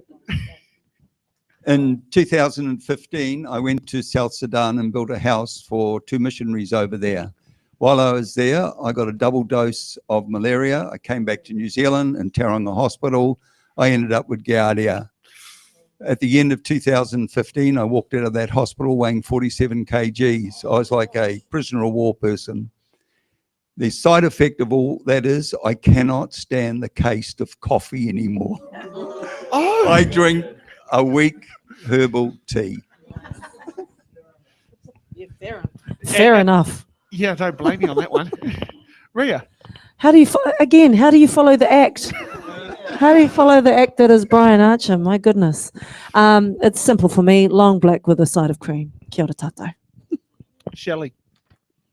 Well, we actually make our own coffee, and so our coffee beans we get from this wonderful little coffee shop in Taupo, and I will actually make the trip over there once a month just to buy them. Nice. John. Me, it's easy, flat white, no sugar because I'm sweet enough. Well, my wife told me I should say that. And a chocolate chip. Oh no, sorry, I tell a lie. That's raspberry and chocolate chip muffin to go with it. You just can't have coffee without supporting your local cafe by whatever they've made. I like the philosophy. Tim. Well, I like making coffee at home. It's what I have to do every morning before my eyes open properly. So I just have plunger coffee at home. And that's just pick and save, cheapo coffee. But if I do go to a cafe, I just get a latte or, whatever I feel like on the day. Fair enough. And open for transparency, I am allergic to dairy. So it has to be an alternative milk. And I'm a big fan of either the coconut mocha or a coconut hot chocolate. And I've even got our candidate liaison here hooked onto coconut flat whites. Yeah. I think, did you ditch the sugar with coconut? Yep. Yeah. He's, ditched the sugar on it. That's why his skin is so smooth. So yes, that's my little fluff question for the show where we get to sit there and do it. Now let's get to the fun part of closing statements. And Ian, can you hit the 2-minute countdown clock instead of the 1? If you'd like to give, so I'm going, because we're running ahead, I'll give every candidate a 2-minute closing statement. How does that sound? Sounds good. Okay. And I'll just get a random order number. Brian, you get to go up first. I started first, so I guess I finished first. Right. I thought carefully about what I wanted to say here. And I'm probably the eldest person here. But my age brings experience, wisdom, and calm, rational thinking. I'm not ego-driven. I can engage in debates without taking things personally. I can respect different points of view. I know how to work as a team, and I'm a good listener. For 3.5 years, I was the private project manager of Council's downtown Edgewater development project. And believe me, when you talked about in-house deals, I saw it all happening there. I have experience with their systems. I know how they operate. I have a well-rounded knowledge of roading, infrastructure, and housing, building. I am not starting from scratch. My background is in accounting, as well as being a builder and running a drone pilot business, and I can read a balance sheet. As to change, change is inevitable for us. I'm not against meaningful change. My concern is what is necessary and practical change for us, for our city, for our ward, both now and for future generations. Thank you.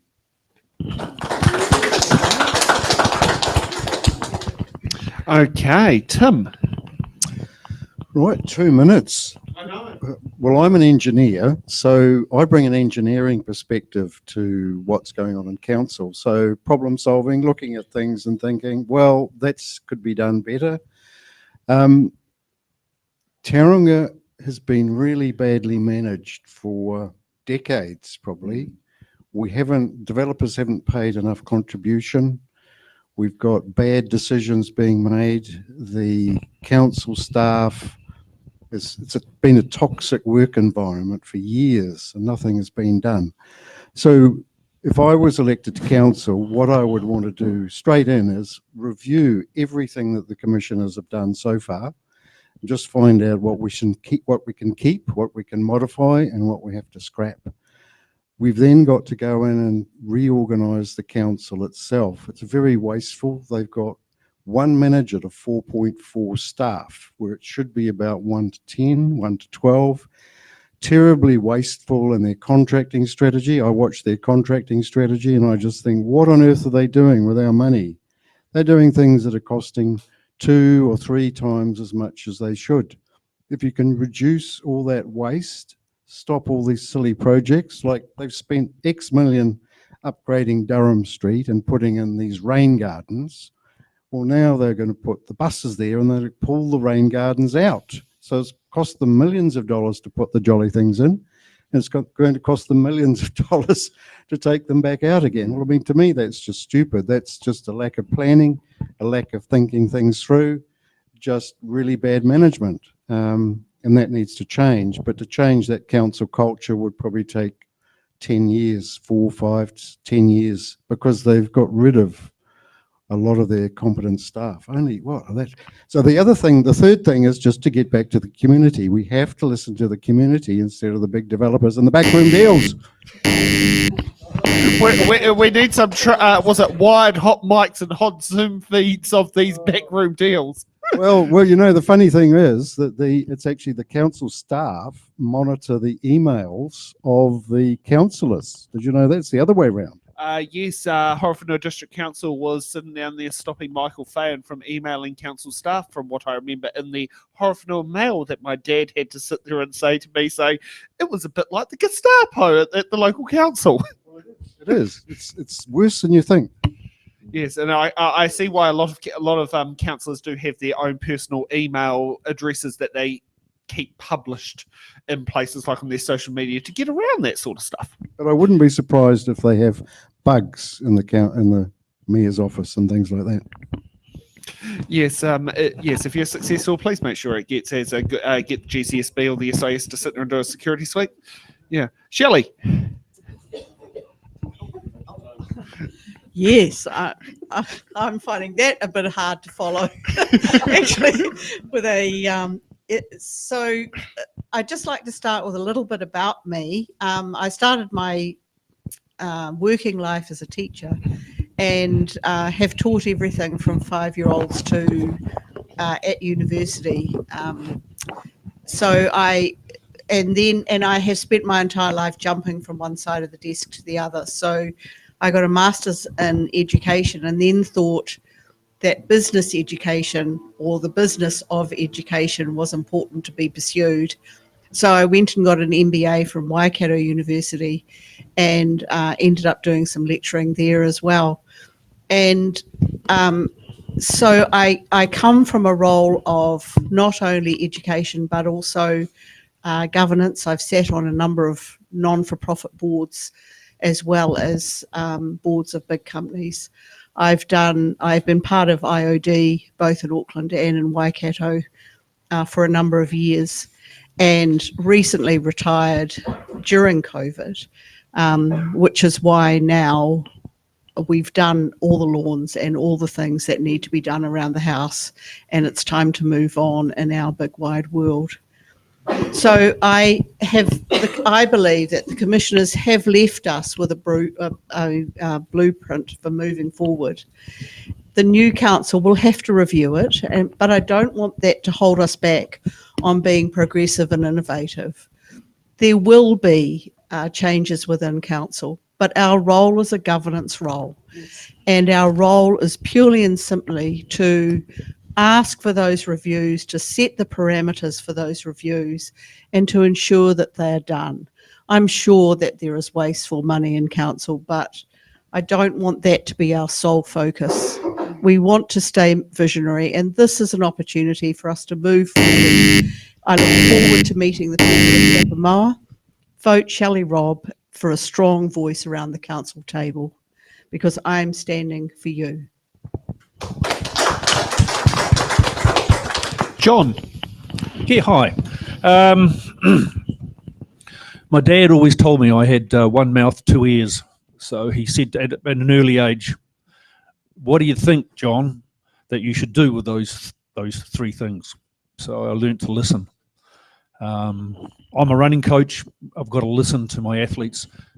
And so my big thing I'll go back to, we've got to listen to the community.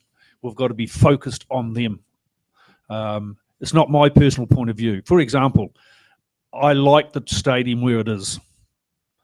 I'd like to move it closer to Pāpāmoa because I live in Pāpāmoa. So if selfishly, for the athletic kids of Pāpāmoa Athletics, which is 250 odd members, the second biggest, I'd like the stadium moved.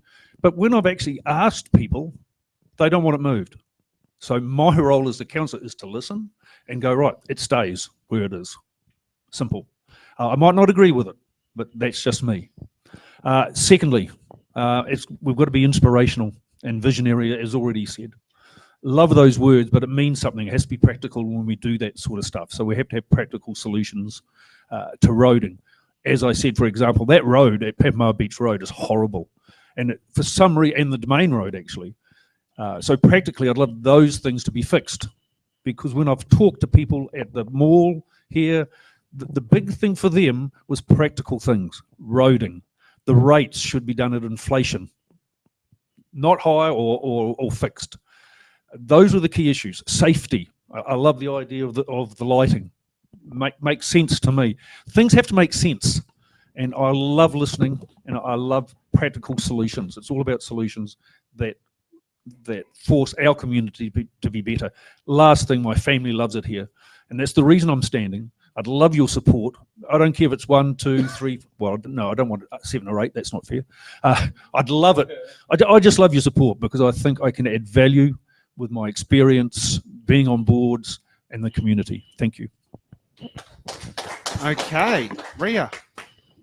Oh, kia ora, everybody. Firstly, I just want to say thank you to my fellow candidates who have put their hands up, put their hats in the ring. It is a very, very brave and bold move to do that. And I've really enjoyed this evening sitting next to you all and hearing your points of view. So e mihi ana kia koutou katoa e aku rangatira. For me, well, my campaign is premised on a hope for change. And so that's my primary focus. And while some discussions may appear in the passive, I'm very much focused on solutions-based outcomes. And so my mindset will always be moving towards a more positive way to look at how we can solve the issues that have plagued our city. We have a primary opportunity right now to engage in a process that hasn't been engaged with adequately. I think Brian and I were discussing before some 40% turnout last local government elections. They're hoping this time around for around 50%, but why only 50%? How come we can't get other people involved in this process? Well, I believe that this particular version of elections will garner so much more support. And I'm really excited about that, because what that means is that democracy in its fuller capacity is returning to Tauranga, because people want solutions, people want vision, people want councillors and a mayor at the helm that can say what they're going to do and get the job done. Of course, with the community at the head of the table as well, the community being the focus point for every single decision that comes out of that house. I have governance experience. I've sat on a number of national boards. I am a business owner. I've owned a business for nearly a decade. So I'm not just some young face that's come out of the song books. I'm actually a practical a person to vote for. So I do encourage you to vote one for Ria Hall. Kia ora. Now, here's the very important part of the show. Whoever becomes the elected councillor for the Pāpāmoa ward will have to, on the final iteration, to have achieved at least 50% of the vote plus one. So when it comes to ranking your candidates, your second, third, and fourth and fifth preference votes are just as equally as important as that number one. But make sure you put the number one on the ballot paper, otherwise the computer reads it as an invalid vote. Just to sit there and do that. So when you come down to voting, you know, use the tool here of it's in the ballot. This is what it's about, is to help they're doing it. I'm sure people here in the room are going to happily share our live stream along with the candidates. You use it as a tool there, and you rank in there and you rank your voting papers, because this election is going to be coming down to second and third and fourth precinct votes, not just number ones. So that will be the big key thing to go through there. And can I also say thank you to the candidates for coming tonight. It's not easy to chuck yourself in front of a camera. Many people who have come onto our show have started off going, it's a bit daunting walking in the door and walking out feeling like they're ready for Jack Tamer and Q&A. You know, I think that's a big way. And Jack, if you're watching, here's some great candidates to interview. And I'm very sure Q&A is actually going to be watching this content, considering they have used our footage in the Port Waikato by-election, and I'm very happy that they have done that. So, yes, so going through that, can I also sit there and thank Stacey, who's been our remote editor from Wellington, for Ray, who's been doing our cameras, for Ian, who's been doing the editor desk, for Nick being candidate liaison, and for hosting the 4 p.m. show. It's not easy to sit in the driver's seat of one of these shows, and it's it's not easy for me to let someone else drive my car, as that can be sit there and said. But you did a good job, and can also thank you to Brody for coming in for question host. Some of the comments that have gone on there saying you've got the right voice for was it radio or TV? So. Go, get your microphone up so those at home can hear. Sorry, those at home. Can I just say on behalf, and I hope you don't mind me putting words in your mouths, thank you, Sam, for putting this together. It has been a wonderful evening. Thank you for the team who've supported him. And thank you, all of you, for coming out and clapping, supporting, smiling, and helping us and encouraging us to try and answer the questions better for you. Thank you. If you do want to help, it's in the ballot. We are a unincorporated non-profit, and we rely on small dollar donations. Being here, also the same business as mine, has given courtesy of one of our 2 EFTPOS machines to come up to help facilitate that needs. Also, if you're on the live stream, you'll see a QR code up on there for it, or you can also head to It's in the Ballot to the donation sections. If you want to do it with the least fees possible and to stop making banks making rich profits, the bank account number is, I'd say, the best way to go because it clears the quickest as well. Or you can also use the Eventbrite ticketing option for the donation. Was it donation without a ticket? That stays live for another week. So yes, there are definitely different options out there. So that's what we want to do. So tomorrow we will be in Welcome Bay covering both Tauriko Ward and Welcome Bay Ward. Tauriko at 4 o'clock. Get the times right. And Welcome Bay at 7. So if you want to come and see the candidates there, and I believe we're going to be having, both shows are going to have 100% confirmed candidates, because I've just sat there and seen one of the emails that have popped through during today has signed off one of those candidates who is a bit unsure, but the candidates who participated in the ballot today sold the show. So we'll sit there and do that. So, yeah, and join us at 7 p.m. on Friday for the mayoral debate. This is going to be very interesting because I think it's the first time we have 15 candidates. We're going to make a very interesting job. We're probably going to run on overtime, but hey, you know, we've got to give everyone that fair chance to say, and the local paper will be live blogging it. Was it now? Is it called Sun Live, or is it called The Sun, or what is it called? Sun Live. Sun Live. Yeah. It was like a couple different names, but it was the same crowd. Yeah. Yeah. So yes, so doing that. So thank you for watching, and we'll see you all tomorrow on It's on the Ballot. Have a good evening.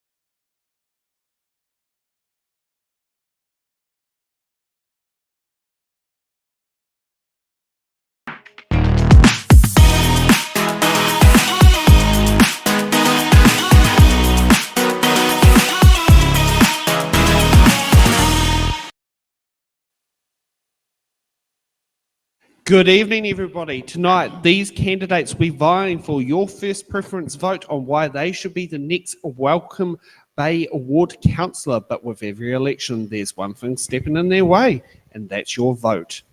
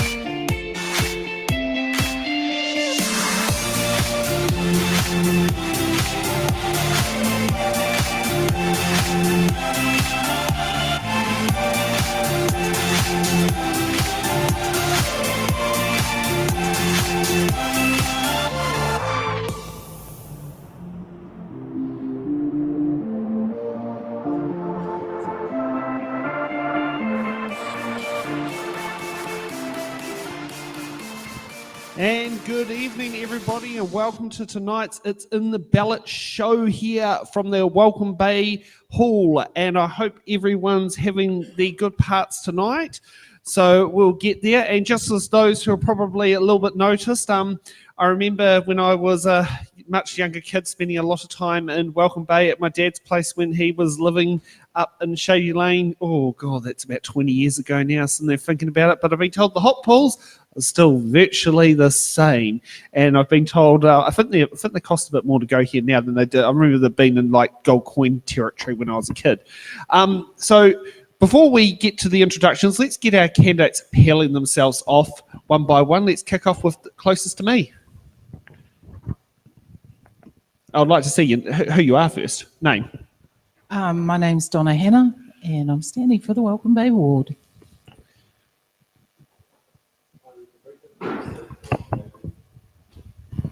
I'm Robert Coe, and I'm standing for Welcome Bay as well. Kia ora, I'm Arataki Baker, and I'm also standing for the Welcome Bay ward. Hi everyone, my name is Cameron Templar, and I am also standing for the Welcome Bay ward. Hello everyone, my name is Aurel Braguta. I'm standing for Welcome Bay ward and for Mayor of Tauranga. Thank you. And thank you for that. So what would you say, before we get to opening statements, is the best thing about Welcome Bay? Oh, all of yous. The fish and chips. Yeah, I can certainly second that. For me, it's the people, by far. No one does community better than this ward. Here. Also the great view of Moa on the way to work in the morning. Always brightens my morning. Okay, so let's kick off with opening statements. Now I want to get this right. Hautapu? Hautapu, but very good. Hautapu, okay. You get to go up first. Choice. Oh, kia ora, kia ora everybody, good evening. My name is Hautapu Baker, and as I mentioned earlier, I'm standing for the Welcome Bay ward. For reasons why. I have two little girls and a boy on the way. They were born and raised in our community, and they go to kohanga in Maungatapu. They are the reason I'm running. It's our kids. They are the reason I'm running. Once upon a time, I was one of the Hautatu kids of our community. On a Wednesday and Friday night, was delivering pamphlets up and down the streets of Maungatapu and Haerini, and every other night was kicking a rugby ball around the streets, parks, and reserves of our ward. If in the early 2000s your car was kicked or hit by a stray rugby ball, it was probably me or my little brother. To cut it long story short, and because we've got a bit of an intimate setting tonight, I'm going to mix things up a little bit. You're going to hear about who I am and what I stand for as the night goes on, but I want you to know more than anything that I'm about relationships, because that's everything. Building authentic relationships with people in community so we can leverage those abilities and resources to achieve collective good. The only way to do that is to actually get to know the person sitting next to you. So with the 30 seconds I imagine I've got left, I'm going to get us all to stand up and go and introduce ourselves to someone we've never met before. Your name, where you're from, and the reason that you're here. Ready, steady, go.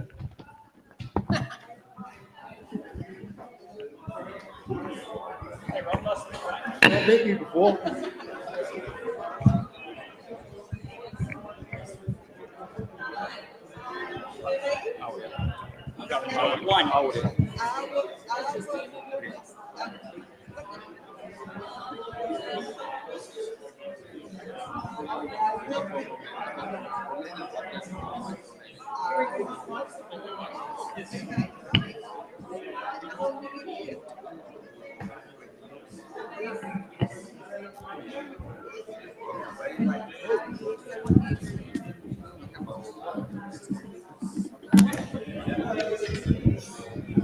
I imagine that's my time, but thank you all for participating, and I hope that gives you a little bit of an insight as to who I am and what I stand for, because I genuinely believe that collectively, with your strengths and my strengths, we can achieve great outcomes for our ward and city. Kia ora.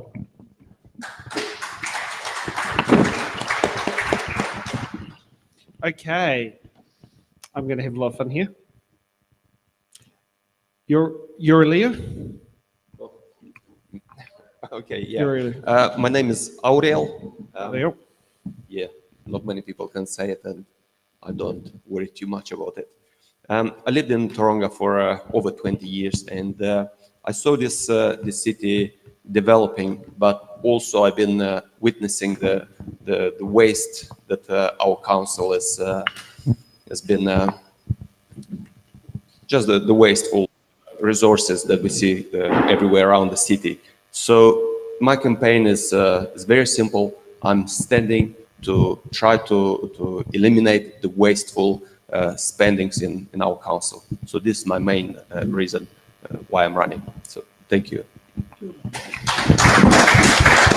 Okay, next up, Ethan. Kia ora everybody, my name's Ethan. As you can see, I'm probably one of the younger candidates here. I've lived in Mongatapu for 16, nearly 17 years, and just wanted to give back to the community that's helped raise me. So yeah, I'm young, so I want to bring in a fresh youth perspective and really push hard for the issues that face all of you, not just in Mongatapu, not just in Haerini, but across the whole ward together. So thank you all for coming. Robert. Good evening, everyone. My name is Robert Coe, obviously. I grew up in Mongatapu until I was about 16 years old. I've lived in Tauranga for a bit after that, and then went to the Waikato and also the far north. But I came back here because it's always been home. And like I said, I love the view of the mountain in the morning when I'm driving to work. I think now, with this particular juncture in Tauranga's history, we need a strong advocate for this suburb, because nobody's really had an advocate anywhere for the past 4 years. So you need somebody strong who can, interpret information and make wise decisions. Now, I've got this little prop here.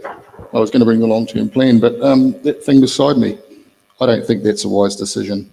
It's a waste of money, because if it's raining, your bike's going to be wet anyway, isn't it? And also, that thing out there, well, wouldn't the money be better spent somewhere else, such as fixing Turret Road? Anyway. Soon you're talking about that roundabout that's getting built. Yes, that roundabout. Donna. Good evening, kia ora. My name's Donna Hanna, and I'm from Tauranga. Tauranga is my home, Tauranga is my place, whatever you name you call it, Tauranga. I've heard it all, Tauranga, I've heard it called all sorts of things. Welcome Bay has always been a place to come to, with the Coyote Falls and just the great parks and the wetlands that you've got around here. It's just a great space. The problem is, it kind of feels like the poor child in the city. There's so much development everywhere else but here. Welcome Bay shops is Welcome Bay shops. Mangatapu shops are the same. The roads are the same. There's very little development. You guys have been paying rates for I don't know how long, however long you've been here. What have you got for it? And I'm here for ratepayers, for accountability and viability. There's no point making promises if you can't afford to pay for it. That's why I'm standing. And I hope I get a good response from you guys. Thank you. And I can certainly say one thing that's changed is they added an A next to State Highway 29. Okay, and Cameron. Ooh, right. I'm glad I didn't have to follow up Hotapu over here. Hi, everyone. My name's Cameron Templer. I'm an entrepreneur, a local business owner, and a community advocate based here in Tauranga. I'm standing for the Welcome Bay ward, as it's a place I grew up in and have spent 20 years of my life. I'm currently the owner-operator of Tauranga Indoor Sports. I'm the CEO of tech startup Scored Manager, which is also based here in Tauranga. My top priorities on the council are to deliver better transport networks, revive our CBD, unlock our economic potential, and ensure Welcome Bay Ward gets that much-needed supermarket. My vision for Welcome Bay Ward and Tauranga City is a smart, vibrant, connected community that is a great place to live, work, and play. Thank you. Okay, and with the game of musical chairs with the crew tonight, I see you've been given the backdoor keys this time, Nick. Yes, I have. Had no problem giving you back the front door. Or the, car key. I don't know, the car keys? The car keys, I enjoyed driving, but being my second time, I was too worried about crashing. I understand that feeling very, very well. But hey, as I say with driving, learning, practice makes perfect. Yeah, yes, it does. And at least you didn't have a creepy supervisor standing over your shoulder. No, I didn't. No, I didn't. Okay, so we're up to our first section here with the question boxes here. So each candidate gets to pick a box number, and then they've got to answer the question in it. Each candidate gets given 2 button cards and 1 defer card. If another candidate gets a question they want and they want to stick in their answer, they use their button cards. And if they get a question they really don't want to answer, they can use their defer card and give it to another candidate. Now, I'd love to sit there and say defer it to a candidate who didn't come here tonight, but that's a bit impossible on tonight's show when all 6 candidates turn up. And I think, and I'm proud, this is a great achievement. So, all the boxes are sealed there, Nick?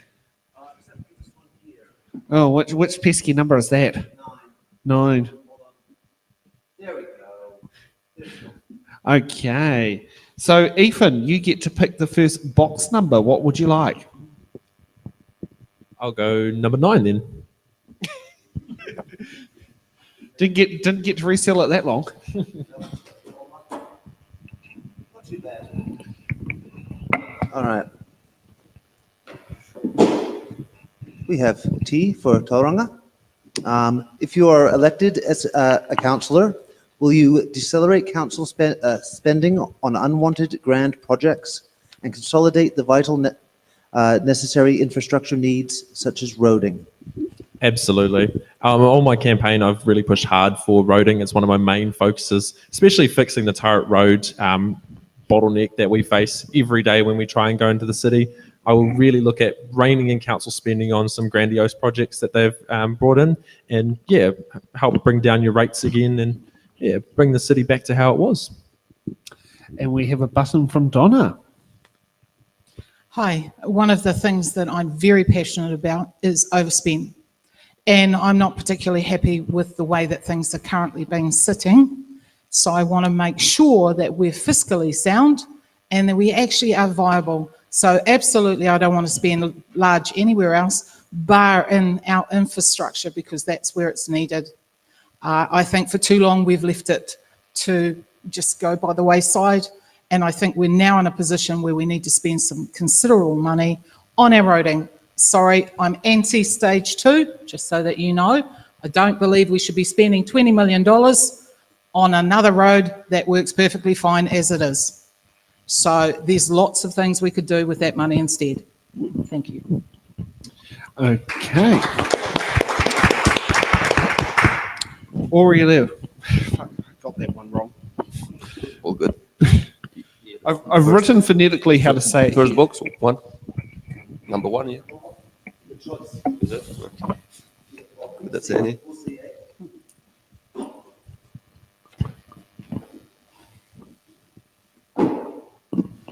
Alpha Bravo. How will you support youth leadership and civil engagement programs?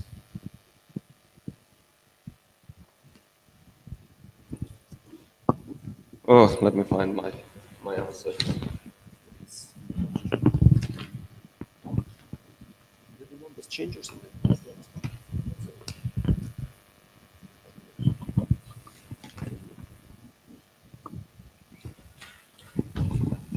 Okay, this is one of the topics that often comes up, and we hear a lot of talk, but not any practical solutions. The very minimum that the council can do in supporting these groups would be to offer them our existing facilities, so at least they have a place where to come together and connect to each other. The city halls that we have already that are paid by the ratepayers for maintenance and it's just all paid for already. These communities, they could go and use these facilities without having to pay again for them. There are people that volunteers that would like to engage with young people, but they cannot by themselves to pay for these facilities. Same as the young people afford that little fees. So this is one way that we could help by facilitating what we have already. You want to use a button? Yes. Yep, go ahead. Kia ora. It's actually quite topical considering the amazing, beautiful youth in the room here tonight. But in all seriousness, I would push to advocate at a national level to reduce the voting age back to 16. Unfortunately, it got passed. But for me personally, we need to be engaging our young people a lot younger. And if we looked at reducing the voting age to 16, it would mean that conversations are happening in schools and in the home, which is incredibly important for civil engagement. That's a lofty aspiration. It's a few years away from even being a reality. But of the immediate, and something that I think will resonate with all of us in the room, is actually making democracy and our civil engagement here. So going out into our communities and having these big council meetings and our community halls where you guys can sit live, debate and discuss rather than trying to get into an inaccessible city to engage in council meetings. We need to take it to the people is one thing that I would do in the immediate to ensure that not even just young people, but all people have equitable access to their voice at the table and can engage authentically with civic duties, responsibilities and opportunities. Kia ora. And just want to put a point of clarification on there to reduce the age to 16, because we actually haven't had it ever yet at 16 in New Zealand, but I think the general gist of what you're trying to say is shift it to 16 to match that Supreme Court ruling. That's right, and because we're going to be, I'll be your councillor for 4 years, we have a good amount of time to make that a reality. Yeah. Okay, Cameron, what box number? Number 6, please.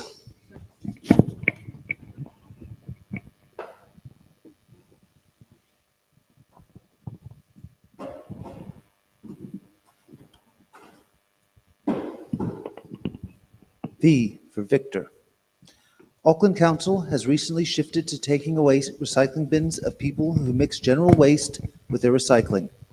Should Tauranga consider doing the same thing? Yeah, of course. I would consider it. It's pretty much common sense. Although in Tauranga we have one of the best waste management and recycling units in all of the country. So I don't really think it's an issue here. It's probably an issue with how intelligent the people of Auckland are. So, hey. It was topical in the news. But in short, if you don't discard your recycling correctly, you don't deserve to get your bins removed. But of course, if we were to do that, people are just going to put their recycling in the rubbish bins and it's going to cause the same problem. Thank you. Donna, what box number? 16. So, would you support the voting age going to 16? No. Okay. Yes. Sorry, their frontal lobe is not developed. They make, yeah. Okay, well, since she's saying that, I feel like I have a right to justify the response since there wasn't actually one related. Hey, I get it. I get that point, genuinely I do. But the reality is, at the age of 16, many of our kids work. That means that they're paying taxes. Many of our kids also, because whānau need it, actually have to pay in some way, shape or form for board, which contributes, then goes into your rates. So by that extension alone, as a ratepayer, they have a right to have their voice heard. And why can't it be heard on equal terms with the rest of us? Food for thought, e te whānau, food for thought. Okay, so Nick, what question? A for Alpha. What political party are you linked to? I am actually not linked to any political party. From my point of view, I stand for what I stand, and I feel that sometimes political parties tend to want to group and amass and come up with, they make decisions, decide to say X, and suddenly it gets changed because other people in their party says, you need to change. Sorry, that's not me. I would stand up right now and say, I'm for the ratepayers, I'm for accountability, and I'm for viability. And if any of those are out of whack, I don't care who says what, they're out of whack. We need to make it right. It sounds very much similar to the late Penny Bright, because that was very much what she stood for. Okay, Robert, what box number? Number 2, please.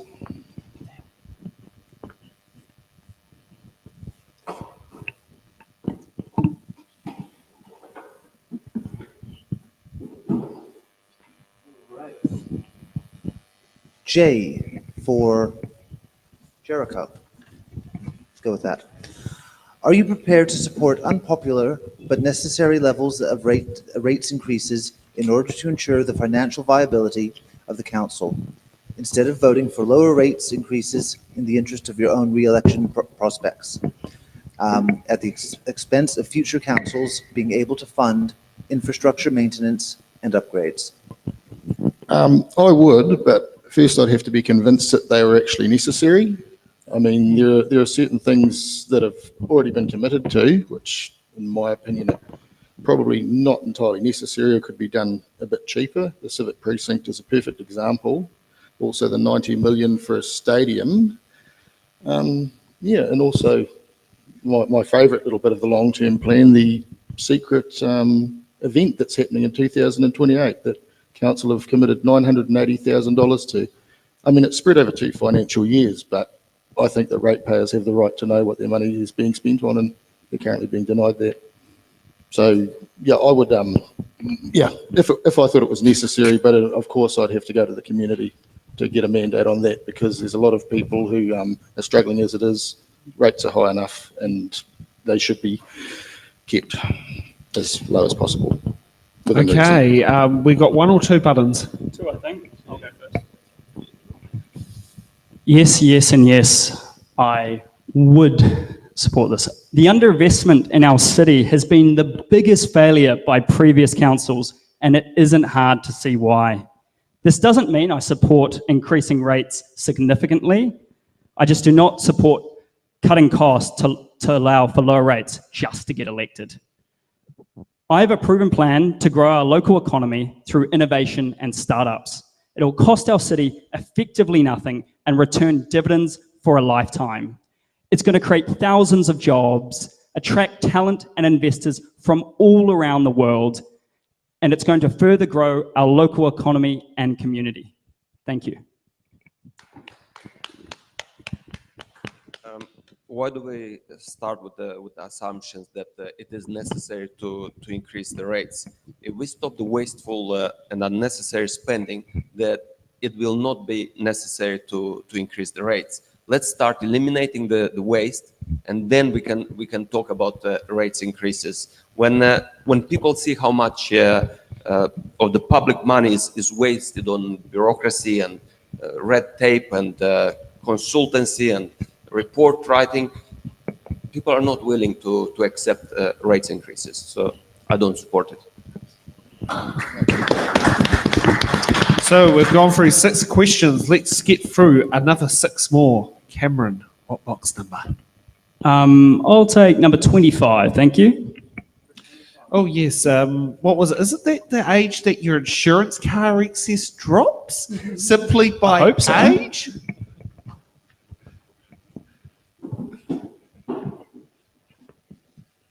M for Mike. What qualifications do you hold that would qualify you for councillor, and what skills have you got that ensure you will perform well as a councillor? Glad I got this question. I was actually going to butt in on it. I hold extensive experience as a tech founder and local business owner, including founding multiple startups and leading a successful indoor sports centre. The background has honed my skills in strategic planning, financial management, and community engagement. I have a strong track record of fostering collaboration, driving innovation, and delivering results. My most significant experience governing was when I was on the board of directors, chair and chief executive at my previous startup. The company raised 1.5 million in pre-seed funding, achieved 800,000 ARR, operated in 5 countries, and had 14 full-time employees. That company was later acquired by an enterprise in early 2023. I'm also on multiple boards for indoor sports, such as Bay of Plenty Indoor Sports Trust, Mount Marcos Club. Thank you.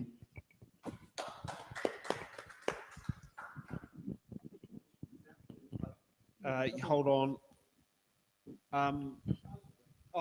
Okay. No, my connection has frozen. Okay. Do I have to say it again? No. I know Donna. So I've got 2 buttons. Who's going first? Ladies. Here we go. All right. So what makes me qualified? I became an adult, number one. And I think running a household, you pretty much know how to manage that. You know how to work with inside your budget. You know when you're in the proverbial, when things don't match, and you know when you've got creditors on your door. From that experience, I've also raised 5 adult children. I have 17 grandchildren, and I like to hang out with them. I also believe that they are part of the community, and you need to raise good adults, good young people into good adults. It's the only way you're going to build communities. I also have been an IT manager for the Girls' College, did that for 10 years, worked in the MOE. They are very structured about what happens to taxpayers' monies. I worked for Western Bay District Council, working in the community space, and again, was accountable to ratepayers. I now work in a not-for-profit organisation in Katikati as the operations manager, and I'm now accountable to funders. I am accountable every step of the way. I have to be, and that's why I stand by being accountable. I want to know what your money goes for. Thank you. And continuing on with buttons. Your buttons? Yeah. Kia ora. Haven't you So used 2 already? Yeah, that's my second one. This was actually No. one of the ones. No. Oh, no, sir. No, you right? That doesn't count into my time, eh? Sorry, Yeah, it does. I'm seeing stuff here, but the cameras don't see it. No, all good. All good. Kia ora tātou. I did my undergraduate in political science, and then I also pursued my master's degree in Indigenous Studies with a huge political science focus because it's a passion. I started my professional career in corporate banking, actually, where I learned how money works and how to manage significant amounts of debt. I then moved into the health and social service sector, working with individuals and families on the ground during hard times and supported them from the negative right through to positive. I moved into the machine of Tauranga City Council, working in community engagement, again, accountable to ratepayers and achieving really good community outcomes. In that space, I understood quite clearly the machine of council and how it works and how to best unlock the potential of a council to work for its ratepayers and community. I now sit on a multi-million-dollar National Science Challenge on the Directorate of the Resilience to Nature's Challenge National Science Challenge, responding to natural hazards and disasters. There I'm accountable and responsible for scientists, researchers, students, engineers, technicians. And in that space, I work at the interface between relationships with communities and all that cool work that gets done at the Science Centre to make sure that our people who need that work the most actually gets there. So I've had a time. It really feels like the buzzer doesn't work because we all seem to be going over time anyways. But I hope that gives you a bit of an insight into who I am and the credentials that I carry to carry an agency of this magnitude. Kia ora. I don't quite have a long resume like that, but I'll let people to decide whether I qualify to be in a council. So I just want to say I've been in New Zealand I came to New Zealand when I was 23, and at the age of 26, I built my first home and I started my first business. By the age of 37, I had 7 properties, farms and commercial buildings and houses.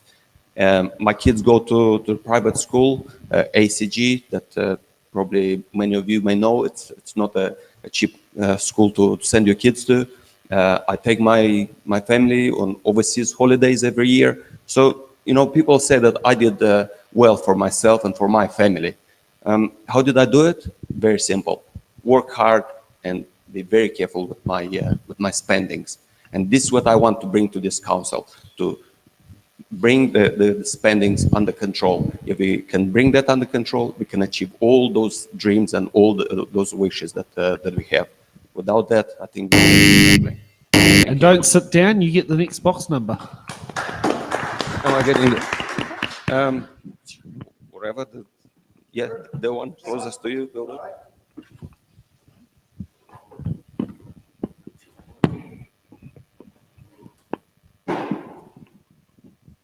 U for unicorn. Thanks. This is the last thing we need in here is unicorn. Do you support the planned 164% increase in rates over the next 10 years? I'm not sure my answer on this paper is, but I'll just say that no, I don't support the increase. The reason is I want to see first bring the wasteful spending under control. Then we could talk about the rates increase. And more than that, do we, the council and the bureaucrats, did they ever stay within what they promised, the prices? They promised us 168%. Be sure that it's going to be way more than that in 10 years. So I absolutely don't support that increase. So thank you. Sam, can I call a point of order? Quickly go ahead. Yes. Thanks. First of all, just for everyone here and watching at home, it's incorrect to state that it's a 140% rate increase. It is a 64% rate increase, which is 164% of what you are currently paying. Just so that's clear. Thank you. No problem. Thank you. You explained it better than I would have. Okay, Robert, what box number? Box 3, please.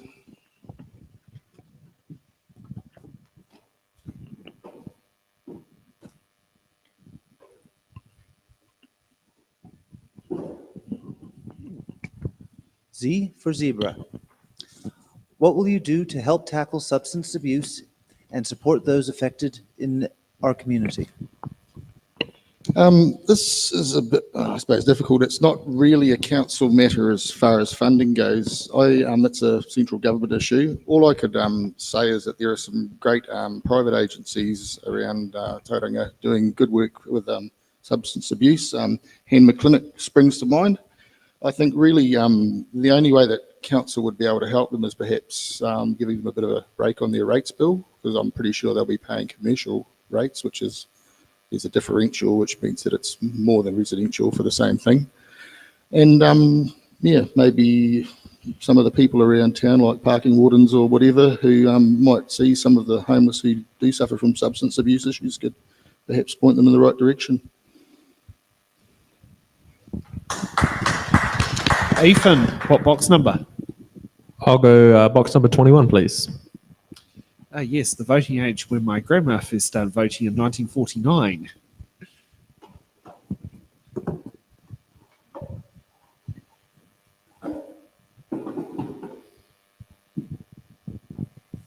P for Panama. What is your position on fluoridating Tauranga's water supply? Thank you. Well, I believe that fluoridation is quite a controversial subject, but nonetheless, I do support the fluoridation of the water in the support of the public health. But I do believe there are further issues in our city that we need to tackle first before we look at tackling fluoridation. Just want to ask a question on there. Who should pay for the fluoridization, the Ministry of Health or the ratepayers, considering it's at the moment a Ministry of Health directive? Then it should be the Ministry of Health paying for it. Oh, I like that. Thanks for the answer. Now we've got a button from Robert. Okay, this is a pressing issue. I beg to differ, Ethan, because it is going to begin in September of this year.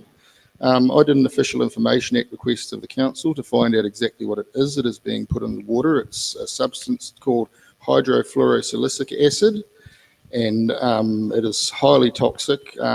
People, when they put it in the water, they need to wear hazmat suits. Now, I'm not going to get into the science of whether it's good or bad. All I'm going to get into is risks. Okay, have worked in petrochemical plants, and we're not allowed to carry cigarette lighters or matches in our pockets. And the reason is because the chances of something happening are negligible, but if it did, the results would be catastrophic. And an overdose of hydrofluorosilicic acid would be exactly that.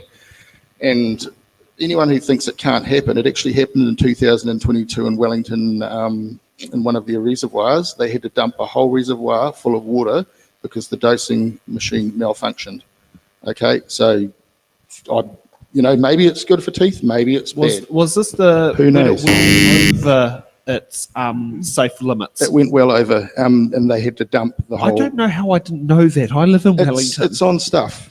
Yeah, I'm going to have to sit there and look it up. They've been very quiet about it because the other thing too is that they also revealed that the dosing equipment had been malfunctioning for 4 years. Oh, that I do remember. And it was because they were monitoring maximum levels, but not minimum levels.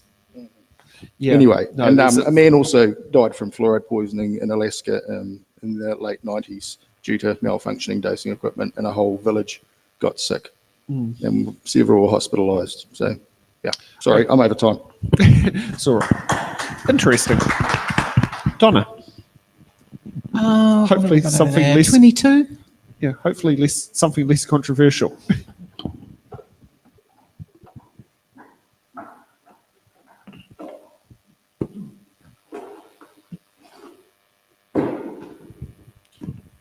C for Charlie.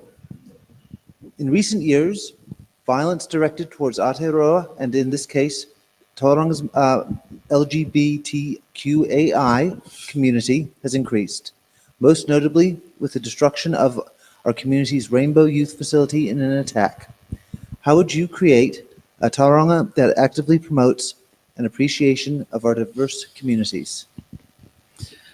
To be honest, I think it needs to happen. You know, I think we cannot sit in judgment of other people. Who made us righteous? Who made us decide who is the right person or the wrong person, or the right person to fall in love or the wrong group to get together? Who made that decision? Because I'm pretty sure I didn't, and I'm pretty sure everybody here didn't. So why can't we live in a diverse community? Why does it have to be one thing or another? So from my point of view, I'm very strong about this. I work in Katikati right now, and I'm very passionate about making sure that Rainbow Youth have a voice. And you know what? They're just as much a right to have a voice and a say about what goes on in their city and their community. They're the same as everybody else. Young mums, elderly people, they're all different groups, and they're just another group that has a right to be. And I don't think anybody here has a right to sit in judgment. So from my point of view, absolutely I'd be promoting this. Absolutely I'm for this.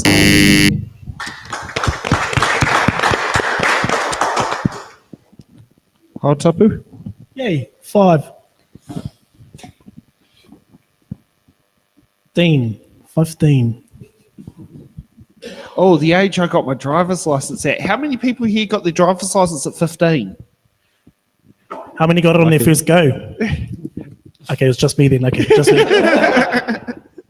And that's both class 1 and class 2 in a manual. And 100% indicating off at the roundabouts correctly in the class 2. Bring back the manual, man. I tell you. There's a van out there that's manual. All right. Q for quilt.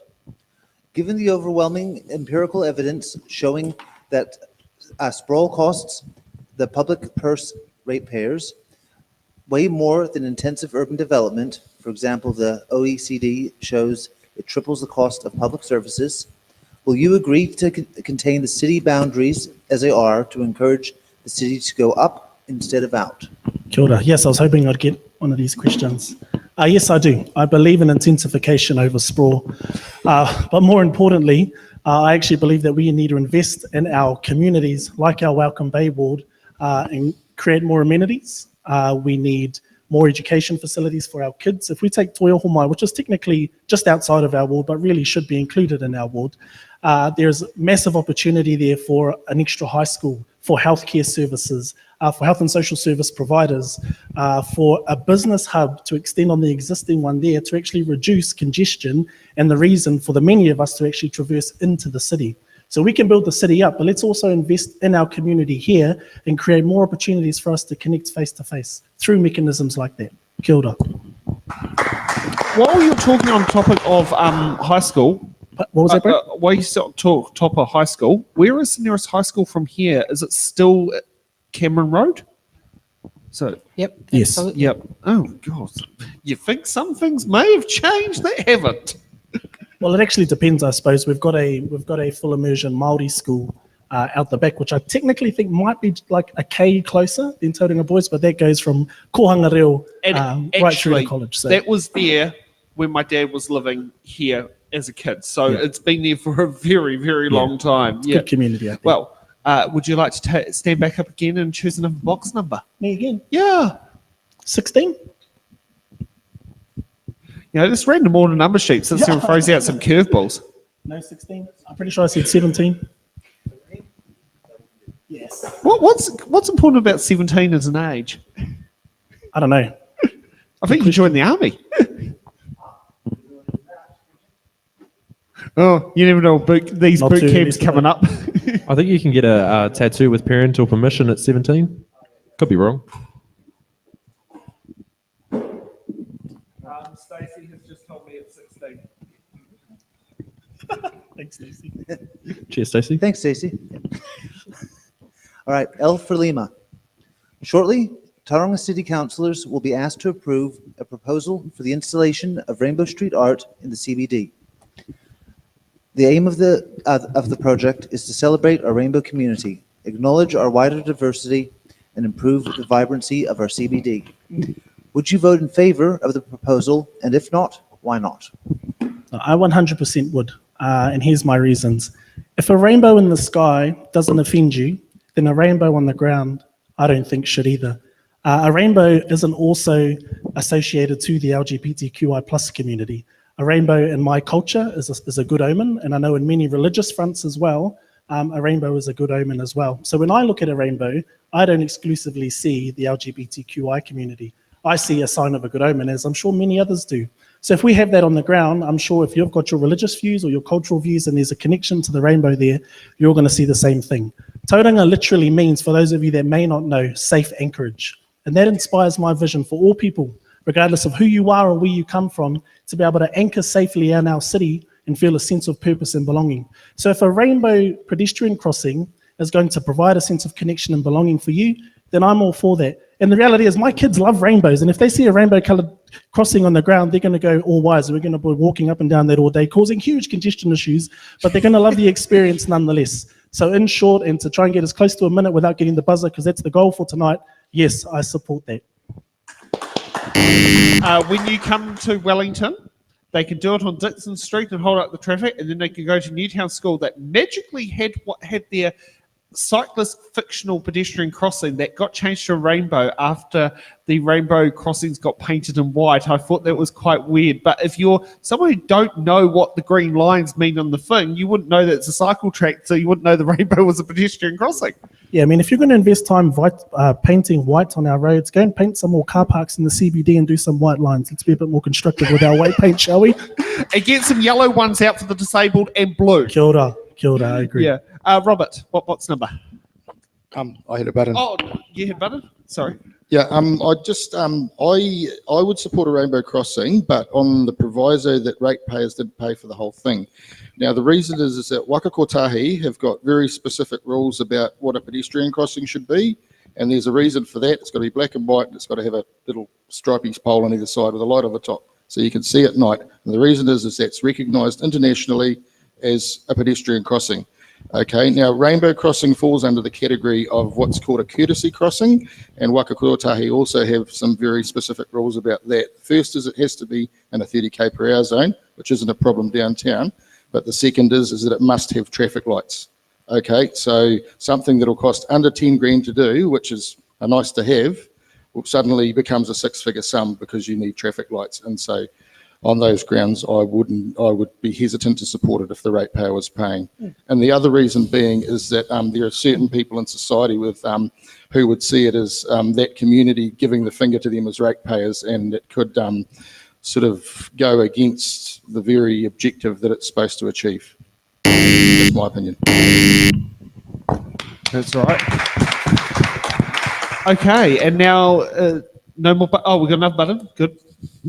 Yeah, I'm same as Hotapu and Rob here. Yeah, I'm a full supporter of the rainbow crossing. I think it's such an awesome idea to help get that inclusion. In high school, I was a massive supporter of the inclusion community in our high school. I proudly wore a pride badge through my year 13 year. I was massive supporter when they put up the pride flag next to the New Zealand flag at the school. I think that was really cool, and especially in a school that does need some societal changes. But yeah, I would 100% back a rainbow crossing in the city. And I think it would be a good idea as well to get Waka Kotahi, New Zealand Transport Agency, involved in the paying of that as well. Thank you. I wonder if Waka Kotahi normally gives the 51% subsidy that normally goes for it, or is that not? I'm not sure if that's in there, and if someone online can sit there and find out that information. But most roading projects attract a 51% funding from Waka Kotahi, which is usually comes out of the fund that we pay our petrol and our road users and our EV road users and all sorts of taxes into that consolidated fund. So normally that pays for, helps contribute to the cost of it, considering central government collects those charges. Now, I think I was at Robert for a question. Yeah. Lucky dip, please. Lucky dip? Well, then I won't pick one that's gone. God, isn't that what we used to buy for lotto tickets? A lucky dip? Yeah. Bring back some old memories. Actually, who remembers the day before Powerball? Y for yellow.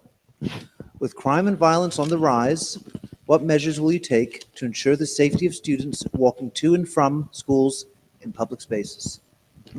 Once again, I don't really think this is the responsibility of local government. It's more of an operational issue for the police. All that in council I think we could do is perhaps light public spaces a bit better so that there's no dark alleys for, rat bags to spring out of and attack people. But yeah, so I really, that's about all I can see local government doing about that, I'm afraid. And we got another button. Cool. Yeah, I agree with you, Rob. I'll be blunt. It is a central government issue. Local government do not really have a say when it comes to safety. But after the thousands of doors I've knocked on, it is a topic that comes up a lot, especially here in Welcome Bay. I've spoken to Tom Rutherford to see what we can do and to see what I can do to help him in his efforts. And I landed on the idea of establishing the Welcome Bay Community Watch. Similar to the Tauranga South Community Watch and Pāpāmoa Community Watch, it'll be an organisation made up of volunteers in our community to look out for one another. It can sometimes take up to 3 years for a non-for-profit/charity. So I've already started that process, and it will happen regardless if I'm elected or not.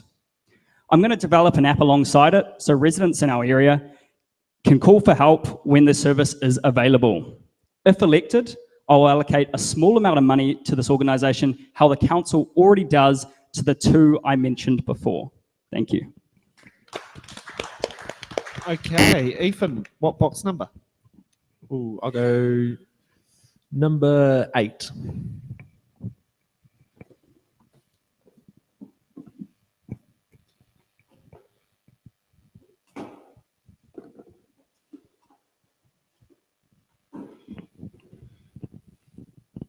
W for Wellington. How will you ensure that the voices of young people who are often at work or school during public meetings have their voices heard in local government decisions? Thank you. Well, as a young person, I'm obviously very well connected on social media. So I have the great ability to be in touch with young people when they want to bring issues forward. I do really want to push for a continued presence of the City Council on social media so that young people who are working, who are at school, can be able to get in touch with the people on the council so they can have their voices heard, so they can have their issues heard. Regardless of whether they can vote or not, they are still a part of this city and they still have a voice, and I really want to campaign and push hard for them, especially as a young person. Thank you. Okay, Cameron, what box number? Again, number 18, thank you.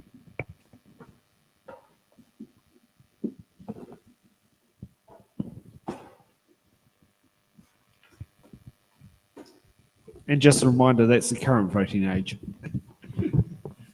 And the age you can buy alcohol. What else can you do at 18? Vote, alcohol, get married without parental consent. Firearms license? I think that's 16 as well. For that 16. 16. Yeah. All right. S for Sierra. With a CBD that needs revitalizing and a housing crisis, supply and affordability wise, how are cost savings and rate changes going to contribute to this? Thank you for the question. Being efficient with money is something I'm pretty good at. In fact, the difference between successful founders and unsuccessful founders is often their ability to manage money efficiently. By optimizing council spending and eliminating inefficiencies, we can redirect funds to essential infrastructure and community projects. I am in favour for the new industrial rate, which will take some pressure off the residential ratepayer. Additionally, supporting affordable housing initiatives in the city, such as streamlined approvals and private-public partnerships, will boost housing supply, affordability, and breathe new life into areas such as our CBD. Thank you. Donna. What's 12? What's that one at the front? Yeah, that one will do. That one will do.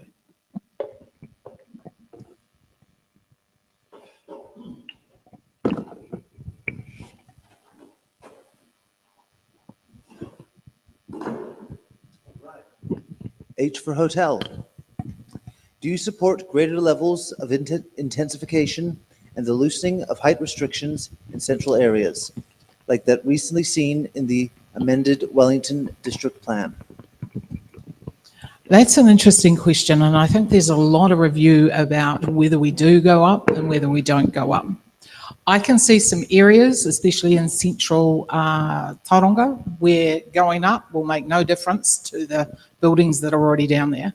I can also see where in the mount, going up is going to cause problems. However, let's be fair, the Twin Towers have been there for a number of years, all right? They're not new, but they have been there for a while, all right? And we've all adjusted to it. I don't see intensification as being a bad thing. I just think we need to guide it. We need to make sure it happens in the right places and that we actually gain from it, that it's not just not put willy-nilly, that we actually have a purpose and we have an overall design that's not going to cause problems for those people that are in those spaces. So that's where I see it fits.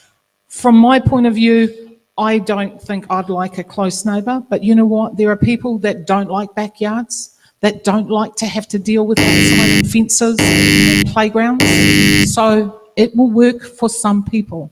So let's just be open to that. And just a point that is probably not in the media, but I do have knowledge on it. What's happened with the Wellington District Plan, there is a group that is planning to take it to the High Court for a judicial review because of what happened in Wellington was the commissioners went one way, the councillors decided they knew what was better, and the Minister for Environment signed off on it, and they are a little bit annoyed about it. And I can tell you in the case of what happened in Newtown, the pro-housing people voted down a pro-housing initiative, because there was brought up by the Newtown Residents Association could deliver 2,000 new dwellings in a third of the plans of the zone places, which was 3 times what the MPS required, which was 700 additional dwellings, and the pro-housing councillors voted it down, which is quite interesting, that one. Yeah, I think we've just got to listen to our community. What do they want in their areas? Yeah, and if you get one who says, we've got a plan, don't say you know better when you don't. You know. Exactly. So that's just my advice as a proud Newtown Residents Association member. Yes, or you can call it the NRA. And it has nothing to do with guns. Aurelio? Yes, thank you. Yeah, the first one here. 13. 13 will do. Yeah.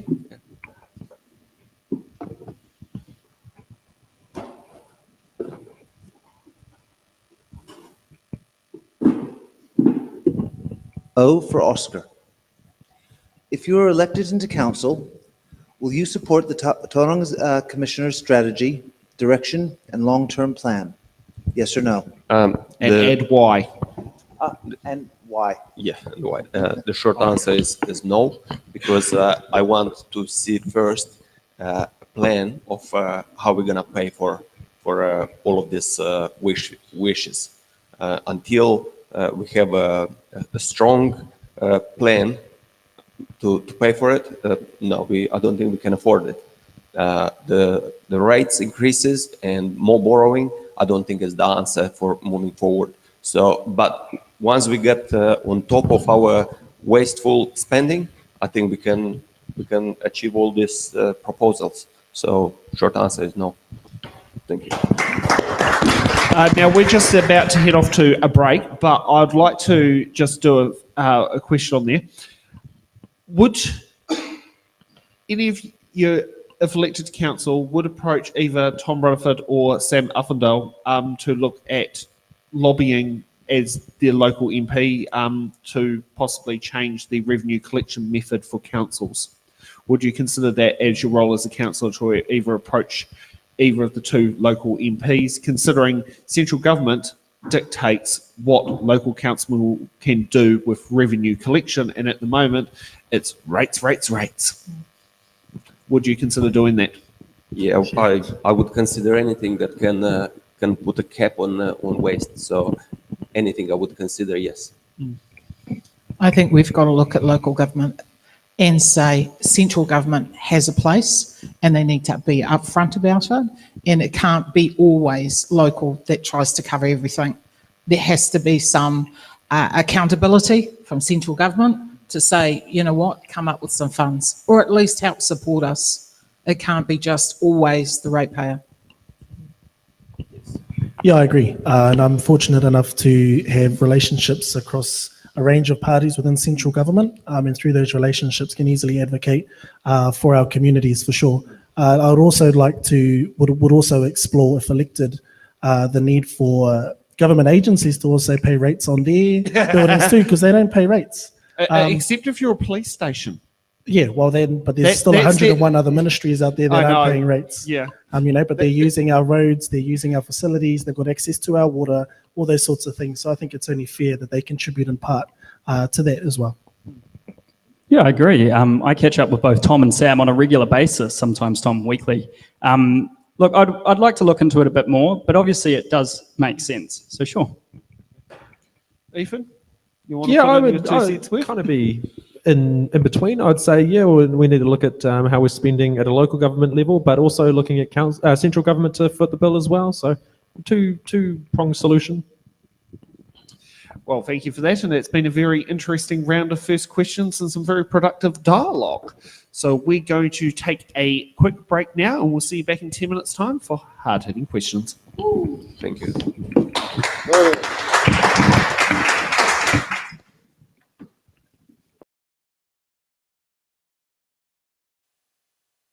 And welcome back. Now let's get ready for hard-hitting questions.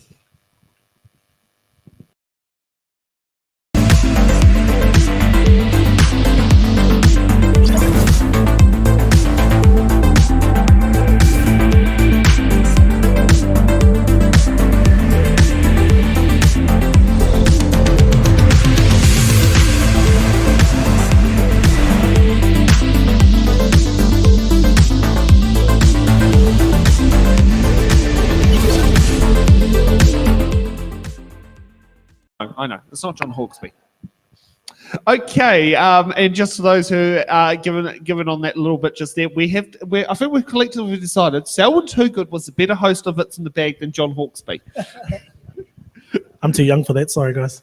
Same Oh, here. that's all right. I only know about it because of researching for the show. I love the chase though. Oh, that gets 5:30 on a Great weekday. show. That gets me going, bro. Tell ya. Yeah. I don't win money, but I love the show. With hard-hitting questions, these are the questions that... Okay, does that work, Stacey? So, okay, we think we found the optimum volume level that works good for the stream. It doesn't blare on my ear. Okay, so with hard-hitting questions here, these are the questions that all candidates will be required to answer. You will not be able to use your button cards or your deferred cards. I think many of you used up your button cards, but yes, so you won't be able to get out of that one.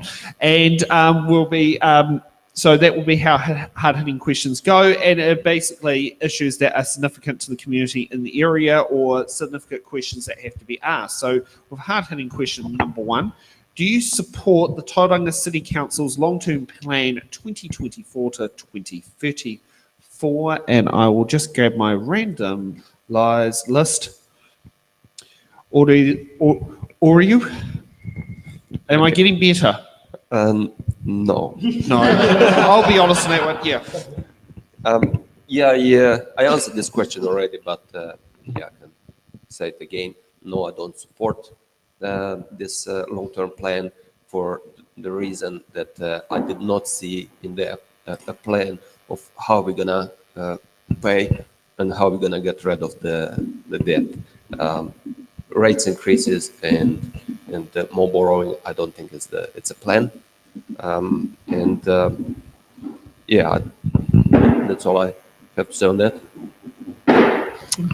Okay, Cameron. Yeah, in principle, I do.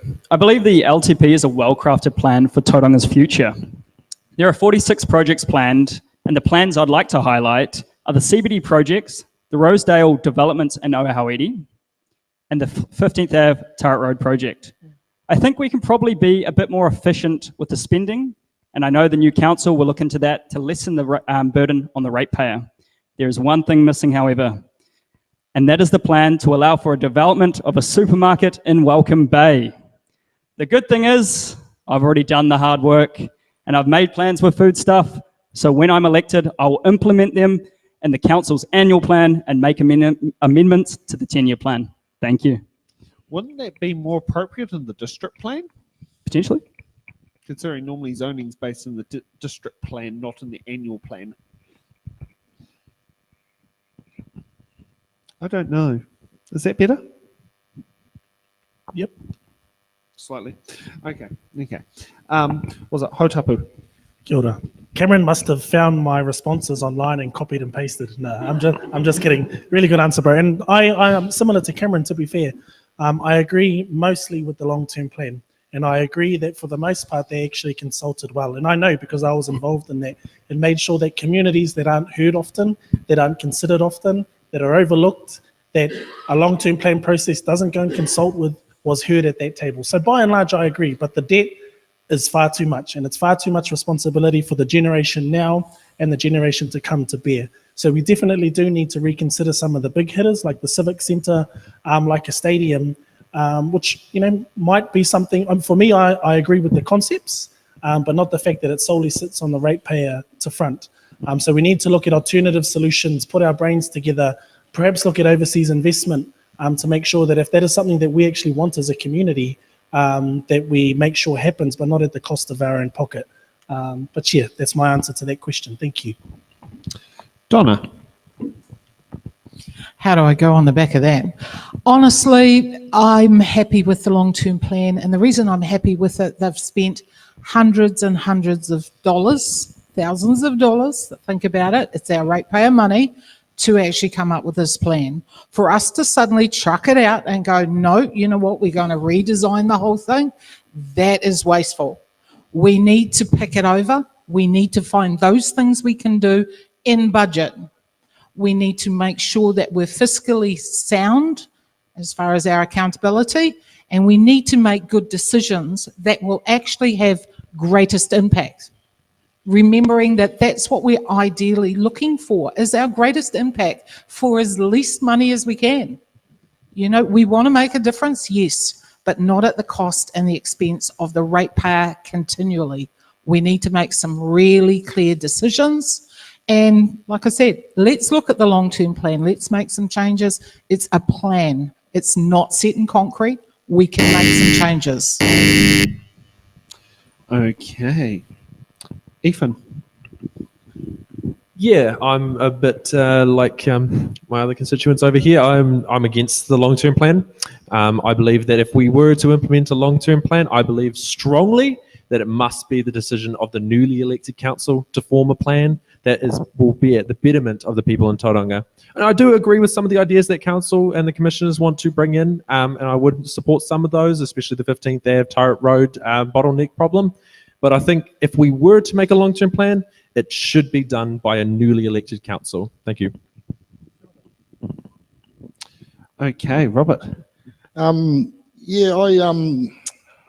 read most of the long-term plan. It's a hell of a big document. It's nearly 500 pages long. I agree with most of it. A lot of it's just sort of nuts and bolts kind of issues, to do with roading, sewage, that sort of thing, just basically giving budgets and And that one thing I do like in particular is page 150. Council have said that they will adopt a te ao Māori philosophy, and they will instruct all staff on how to do this. And I've only got a minute, so I can't really go into much more detail about what that means. But it's really just all about respect for the environment, for each other, and yeah. One thing I don't like, this old chestnut, my favourite one, the $980,000 secret event for 2028. Yeah, that doesn't sit well with me. I mean, what's the point of making a plan if you're not allowed to know what it is? It makes complete sense. Hard-hitting question number 2, and I think this one fits so perfectly with the locals here. Tauranga City Council is going into consultation to make 15th Avenue and Turrets Road Bridge 3 lanes with a tidal flow similar to the Auckland Pāpāmoa Bridge and a clip-on pedestrian and cycle lane next to the existing bridge. Do you support this project? If yes, why? If not, what is your alternative plan for congestion? Ethan. Well, yes, as I've stated multiple times, that Turret Road is one of the biggest issues facing people in Welcome Bay, and it is one thing I'm campaigning so hard for, fixing that bottleneck that frustrates the heck out of everyone of this ward. That's one thing that we really need to get sorted. So I will fully support the tidal flow system as a first temporary solution before looking into future projects where we can properly divide the road and see what is going to better us so that we don't have a bottleneck in future again. Cameron. Yeah, I do support it. It's important to be realistic of what we can get here in Welcome Bay. We are 1 vote of 10 on the council, and competing with the likes of CBD, Pāpāmoa and Tauranga is tough to get funding. We're getting 180 million over the 10 years to spend on this, and I think that's awesome. My goal is to reduce traffic congestion by 10%, which is the average traffic falls when students aren't being taken to and from school, and that's a noticeable difference for all of us. For Welcome Bay Ward specifically, it's critical that the 15th Ave Turret Road project is fast-tracked ASAP. With the Takatimu Northern Link off-ramp exit planned to be built at 15th Ave by Wakakatahi, there'll be significantly more added pressure to that road as it connects to State Highway 29A. Better utilisation of existing infrastructure, such as the Haireni bus lane, is a must, and also the addition of a supermarket going away from the city, as well as an intermediate/high school, will drastically improve congestion here in Welcome Bay. I've already sorted the supermarket, and I'm working hard with the MP of Tauranga, of Bay Plenty, Tom Rutherford, to build a school here too, all of which will improve congestion here in Welcome Bay. Thank you. Aurelio. Okay, this portion of the road needs something done to it, and I'm glad that they are looking into this. I would like to see the details of this proposal, and I would probably advocate maybe even for a four-lane road, because a few years will pass, and then we'll start complaining again about congestions. But let's see what it's possible to do. And short answer, yes, I do support work on this road. Donna. Absolutely, I support it. It should have been done years ago. All right, let's face it, it's long overdue. It should have been done, and it would have cost us a lot less if it had been done a few years ago, right? Absolutely, but I think it's only a stopgap. I actually think that it's not going to be a long-term solution, because as soon as we do that, Welcome Bay is going to start growing again. We're going to have a similar problem a little bit further. So I think we need to have some alternatives put in place. I'm not a roading expert, not by any means, but you know what? I can call upon some others who are and come up with some decent options. Not some pie in the sky stuff, just something that actually works, and not so far behind that we find we're in the same predicament that we're currently in and should have had Turrets Road done years ago. So I think we've got to get better at what we're planning, plan it better, action it faster, and stop costing the ratepayer more money than they should have had to pay. Robert. No, I don't support it, and the reason is this. I think if you're going to do a job properly, well, do it once, do it properly, because what we need is another bridge. It has been proposed before to do this, but on the inner harbour side and to go around, I think, link up with by Mayfair Street behind the service station. But obviously that didn't happen, I think, because a lot of people, or the holiday parks anyway, didn't want to get their beachfront ruined. So I'm not a roading engineer either, but what would make sense to me is to put another bridge on the harbour side and construct like a viaduct going on the other side of the Pūtakawas and to link up at the other end. And the thing is about this is it could be constructed without disrupting the existing traffic flow, but obviously it's going to be expensive, and I think what we need to do is get Waka Kotahi to come to the party and accept that this is actually a road of national significance, as it's a link between State Highway 2 and 29. Hautapu. Kia ora.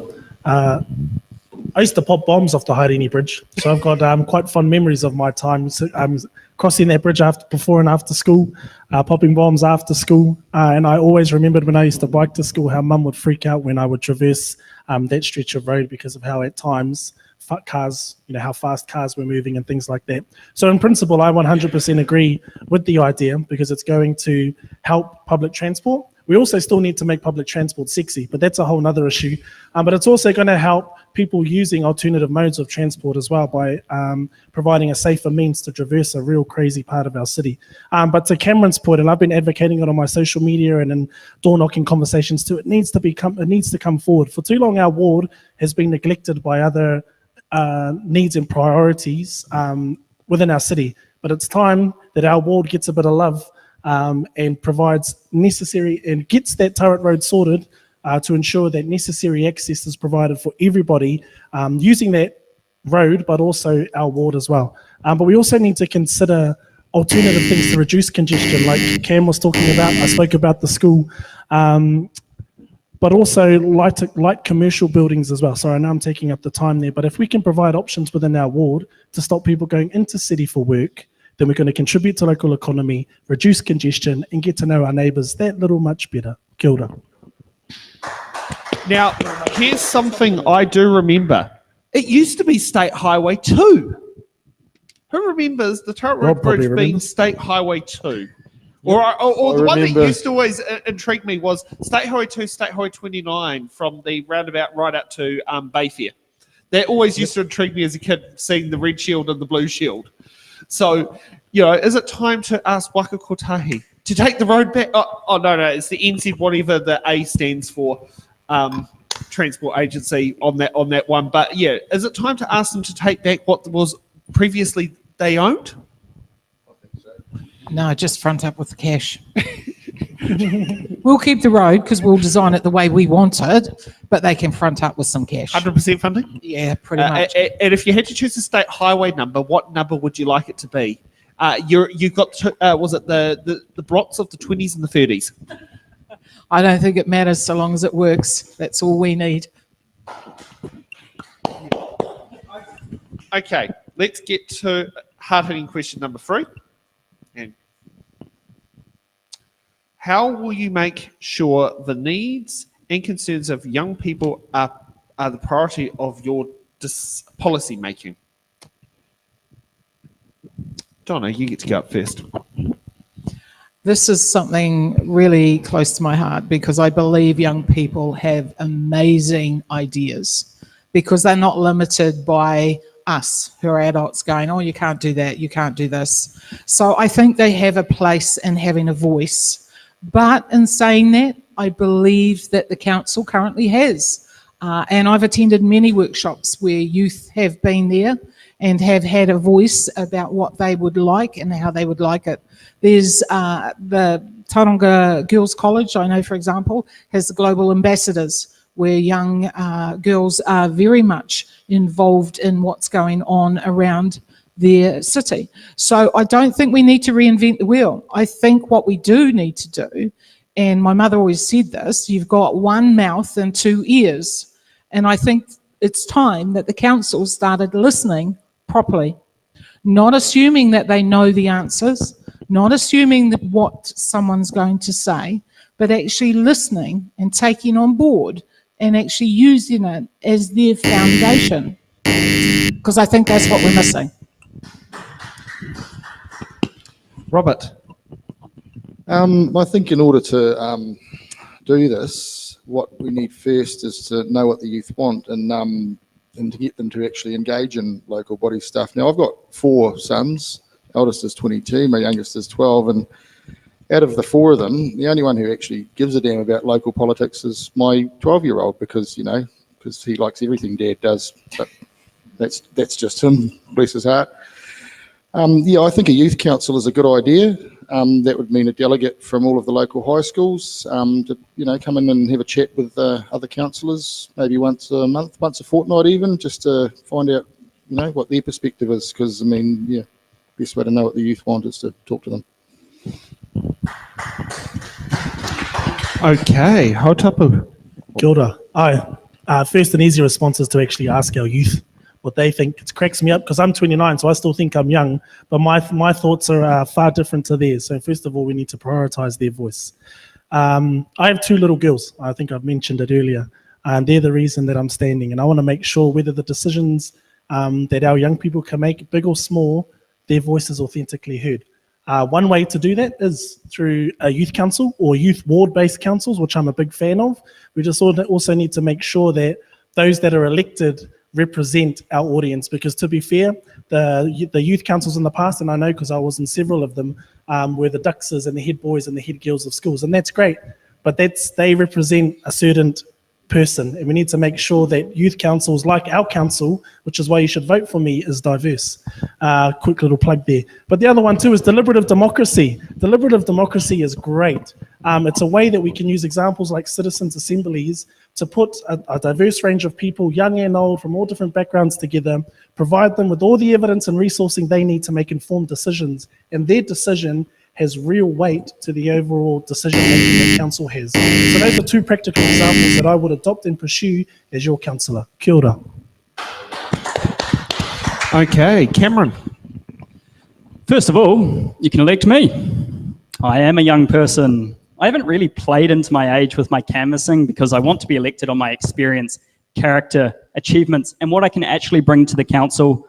But there's no question, I'm young. Second to the supermarket, the most common thing said to me when I'm out door knocking is it would be lovely to have someone young like you on our council. Do they really mean that? I'm not sure. If I'm elected, as many have said at other events and this one, I'm going to start a youth council, but it's not going to be for the lucky few, as Hautapu has just mentioned. It's going to be a youth council of representatives around every high school and intermediate who are going to host pizza lunchtimes and have everyone come to discuss their issues and concerns, and then all come together and talk to the council collectively.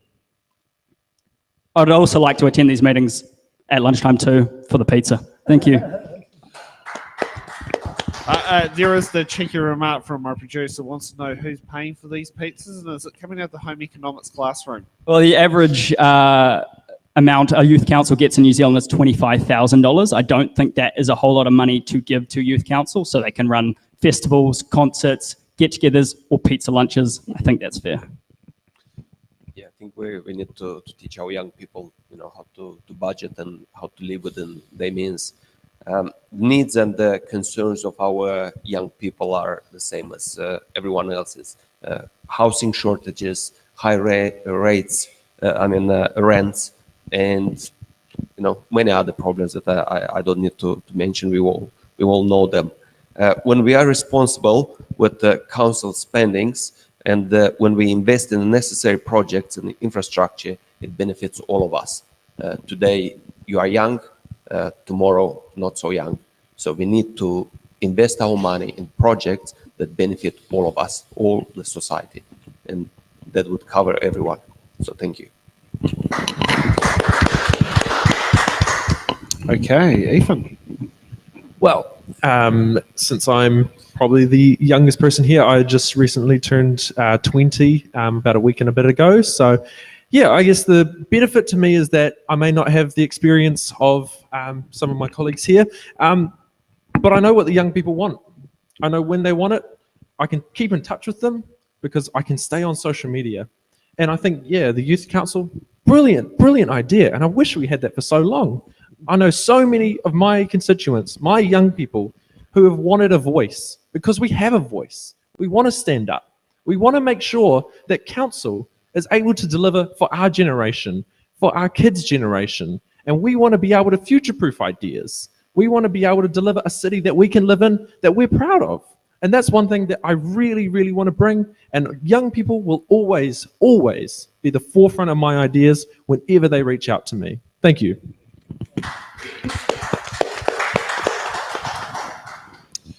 Okay.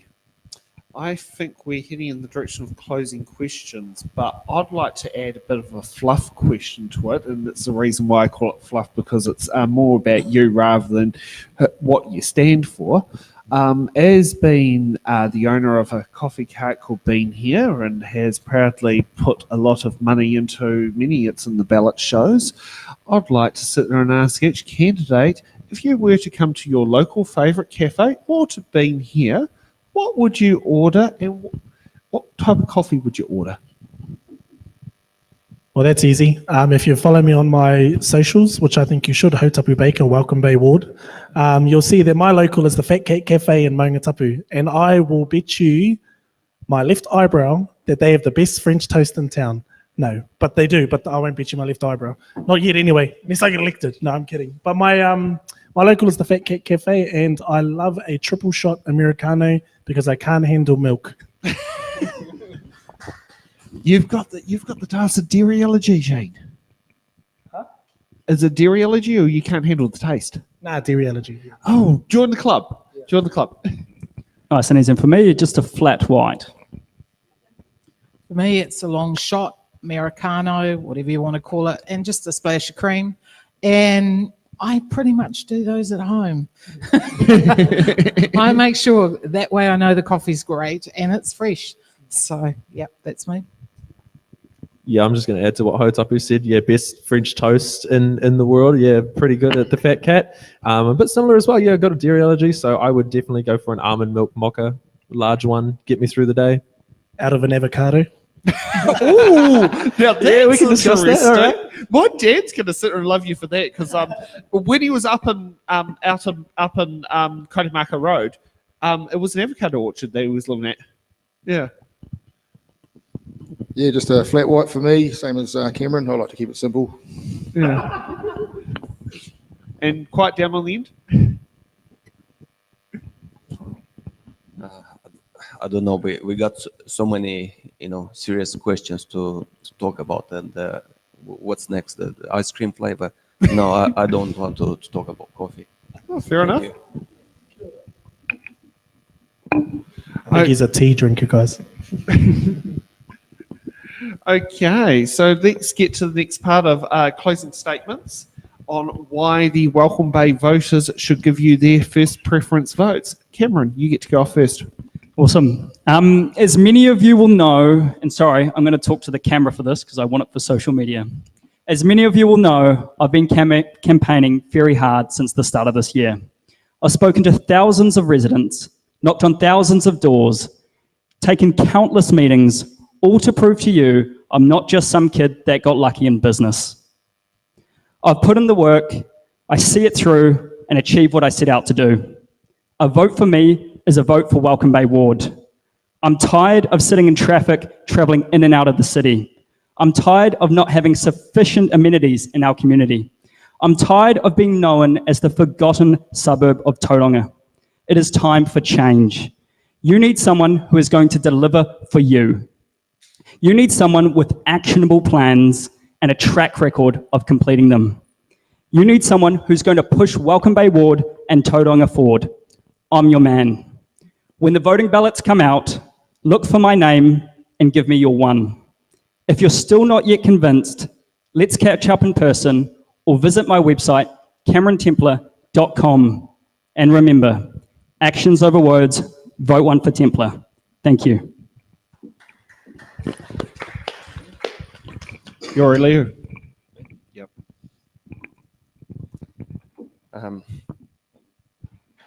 Increased rates and more more borrowing, I don't think is the way forward for our city.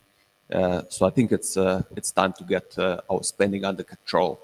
Now it's time for everyone to make a decision whether we bring to our council someone who has a business-minded approach, or we're gonna bring back the same kind of people that they're very good at talking, very good at writing long reports, but not so good at spending our money in the right place. So it's up to all of us to choose the right person. So thank you and good luck to all of us. Robert. I'm going to stay seated and use age as an excuse. First of all, I'd like to thank Sam and all the crew for putting up with us and hosting this sort of thing. I know it takes a lot of your time and a lot of money as well.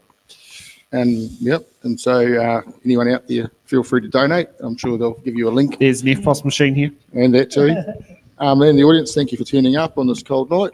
It's good to see a few people out who have an interest in this, and I'm thinking there'll be a few more online as well watching too. The role of councillor is twofold. I mean, there's the equally important parts. The first is you have to be able to digest a lot of information in order to go to a meeting with the facts and be able to make good decisions that are in the interests of both your electorate and the community. And anyone who knows me in person will know that I have this freakish ability to speed read really quickly and gather meaning from it. So I think I'll be pretty useful in that regard. The second, and this is probably, well, actually even more important, is to be a community liaison. Like you have to, the information you've absorbed, you have to be able to spread it out amongst your constituents and get them to assist you in your choices. But that information needs to be given them before the fact, unlike what's been happening for the past 4 years where stuff just happens and you either like it or you don't. So yeah, that's me. I'm on Facebook. Look up Robert Coe for Welcome Bay Wards, and as always, Coe for Council. Ka kite. Okay. Donna. Hi, my name's Donna Hanna, and while I've done a lot of work, I've also actually at the same time studied really hard.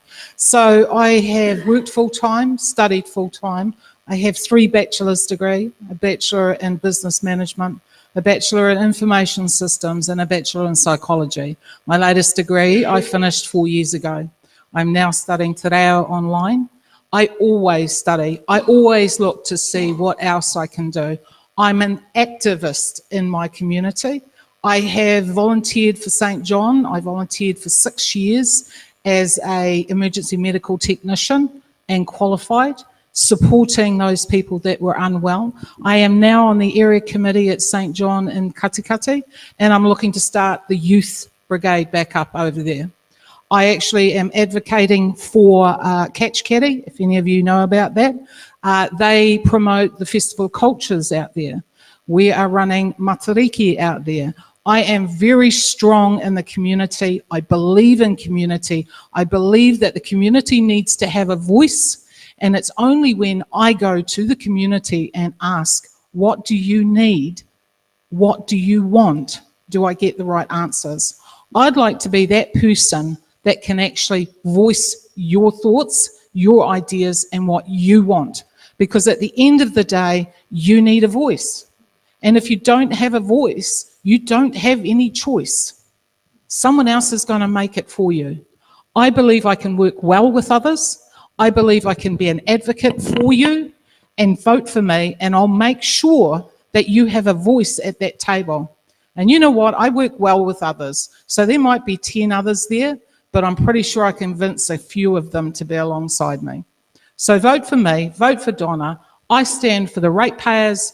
I stand for accountability to make sure your spend is valued, and I stand for vital, effective viability. In other words, it has to be worth it. We shouldn't be investing in stuff that has no value to us long term. Thank you. Can my minute be that long? Just asking. Well, yeah, I noticed the timer wasn't put on so people can put their closing statements on social medias. So otherwise you won't see the clock. Oh, thank you. I appreciate that. Yeah, there wasn't a clock put in the background, so that I mean, Cameron mentioned about going on social media, so none of the timers were put on so that the social media will have a nice clean feed that you won't see it counting down.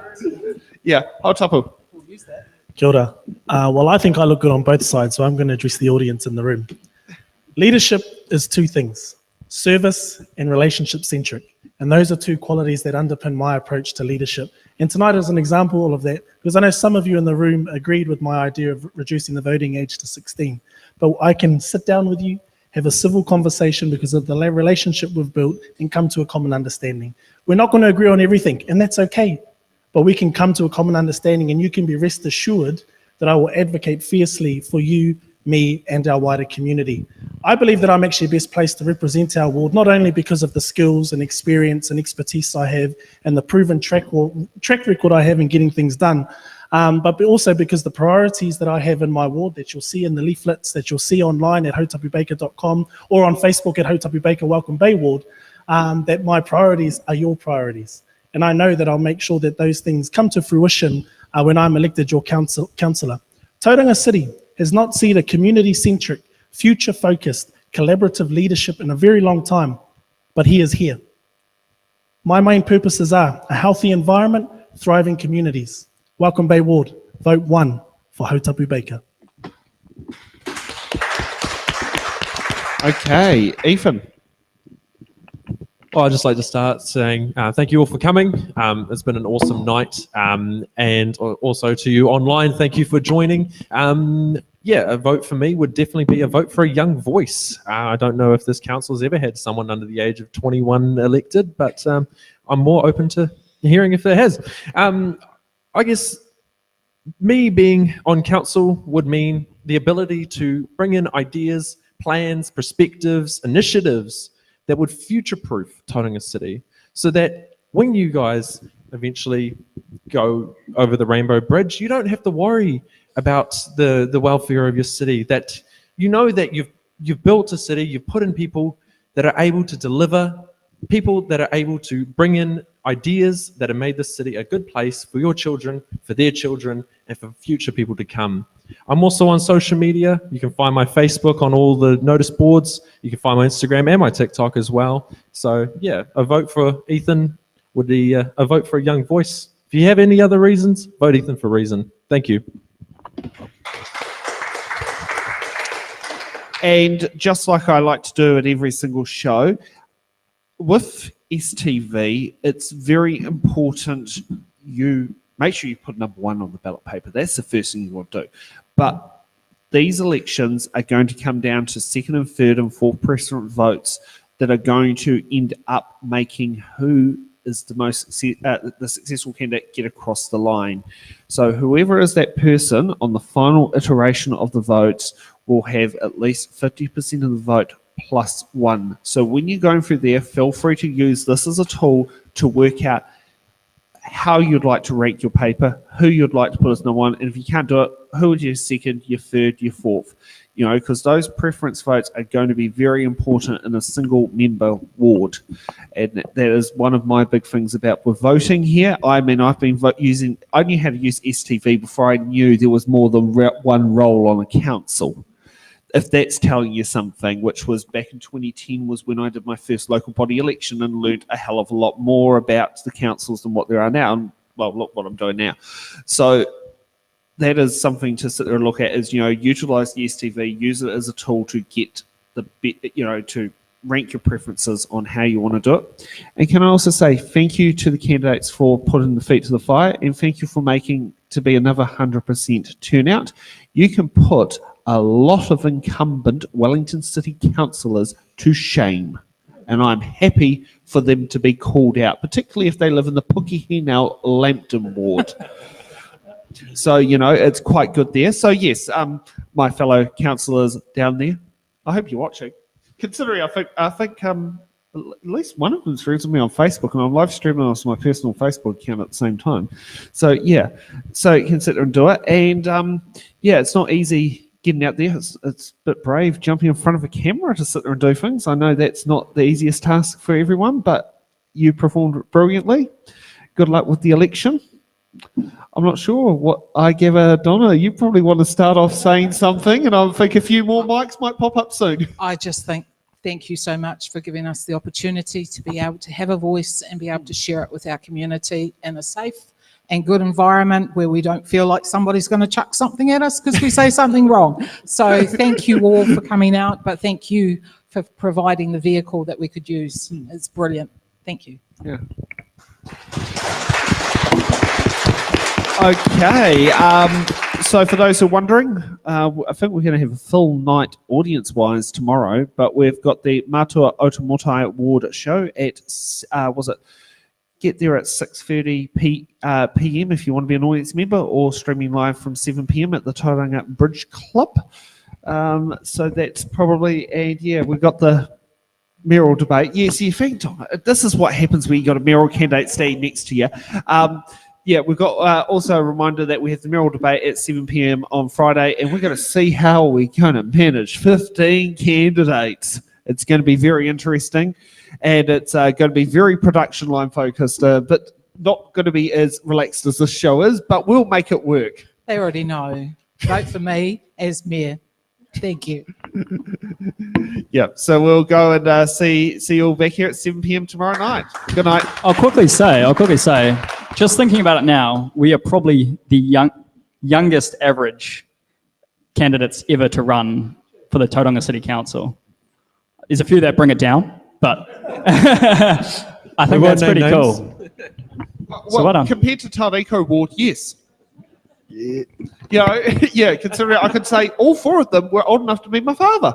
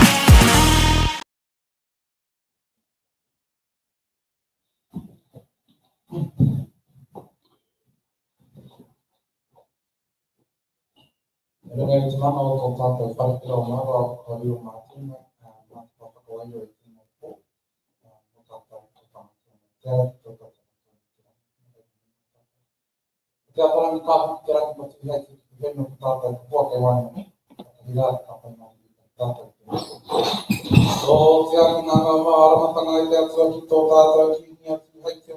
hui ai tui tonu. Me ngātina nei o ngā ui ana, te panehi te pawaru te rawa kore. Kai mā kia mātau i tēnei pō ai. Nā te pōnia. Nā te pōnia. Nā te pōnia. Nā rie.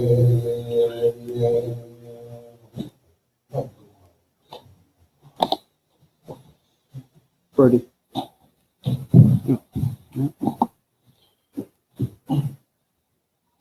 Kāti tēnā rata te katoa. E tūtau toko ke ana ngā mihi, ngā whakamuinti. I tēnei pō, no reira, ka hui atu tēnei kia koe i kaore, te kanaunga. Nau ngā mihi, te nungarawa. Ka whakamuinti ki te nungarawa. E tau i mai ana mana te tangi ki a tātou i tēnei wā. O rere mihi ana. O tira, e whai whakaaro ana, tō tātou i kingi Māori tūheitia po te tau te whiru te tuawhiti. O ia tērā, hei pauherenga waka, hei pauherenga tamata. O tira, o ia hei tohu, hei whakakotahi a tātou ki iwi Māori i tēnei wā tonu.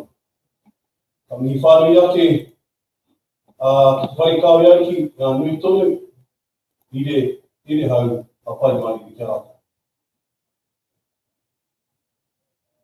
O tira ka titiro, ki unga, ki ngā whetū, e pia tāta mai ana, ta tangia te ngākau ki a rātou koriru atu.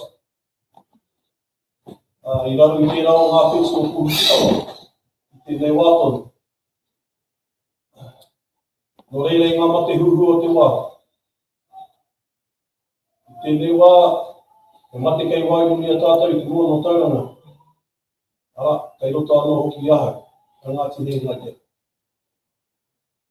No reira ngā mate hoki, kei te tā wāhi, kei te mautiro matakana, tērā praua.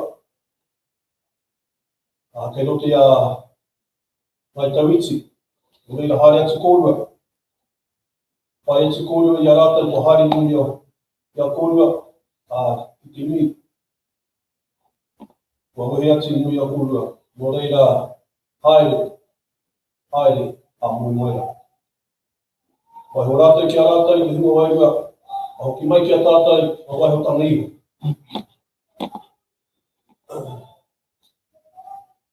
Whanake mai rā ngā mata o te aiki. Whanake mai rā te tohu o te tauhau Māori. Whanake mai rā a matariki huanui. Tihei mauni ora. No reira, koe nei te mihi kia koutou,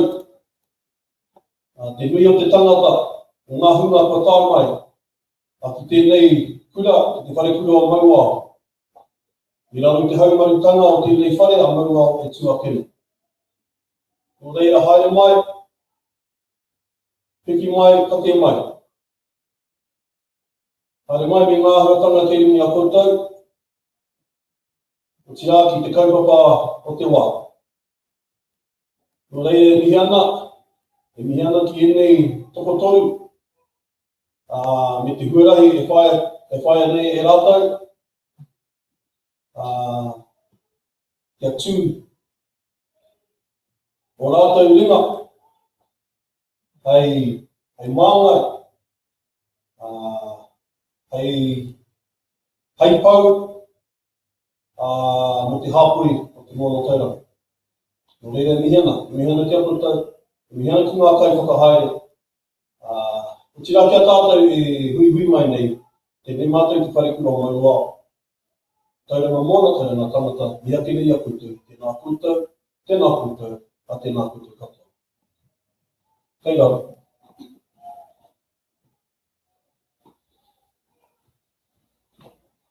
Ai. Tēnā korua, mō korua kupu rawa, kupu tūwhera ai te tiruma nei. O tira, tēnā tātou, ka hui mai. A tūnanga, ai, tēnā koutou. O tira, I mātakataki mai, I mātakataki ana I te ao pukumato ki tēnā koutou anō. Whānau, we are incredibly privileged, and it's our pleasure to welcome you to echo the words of welcome here to the beautiful whare Mauao, te whare koroa Mauao, at this auspicious time as the stars of Matariki rise into the sky, bearing their portents for the new year. As we reflect on what has been, I'm grateful for what is and think about what it is that this next year may bring us. And we welcome our three rangatira, our three candidates to the stage today, who each have a vision for what this next year will bring and how their money, if they're successful, will make our futures bright.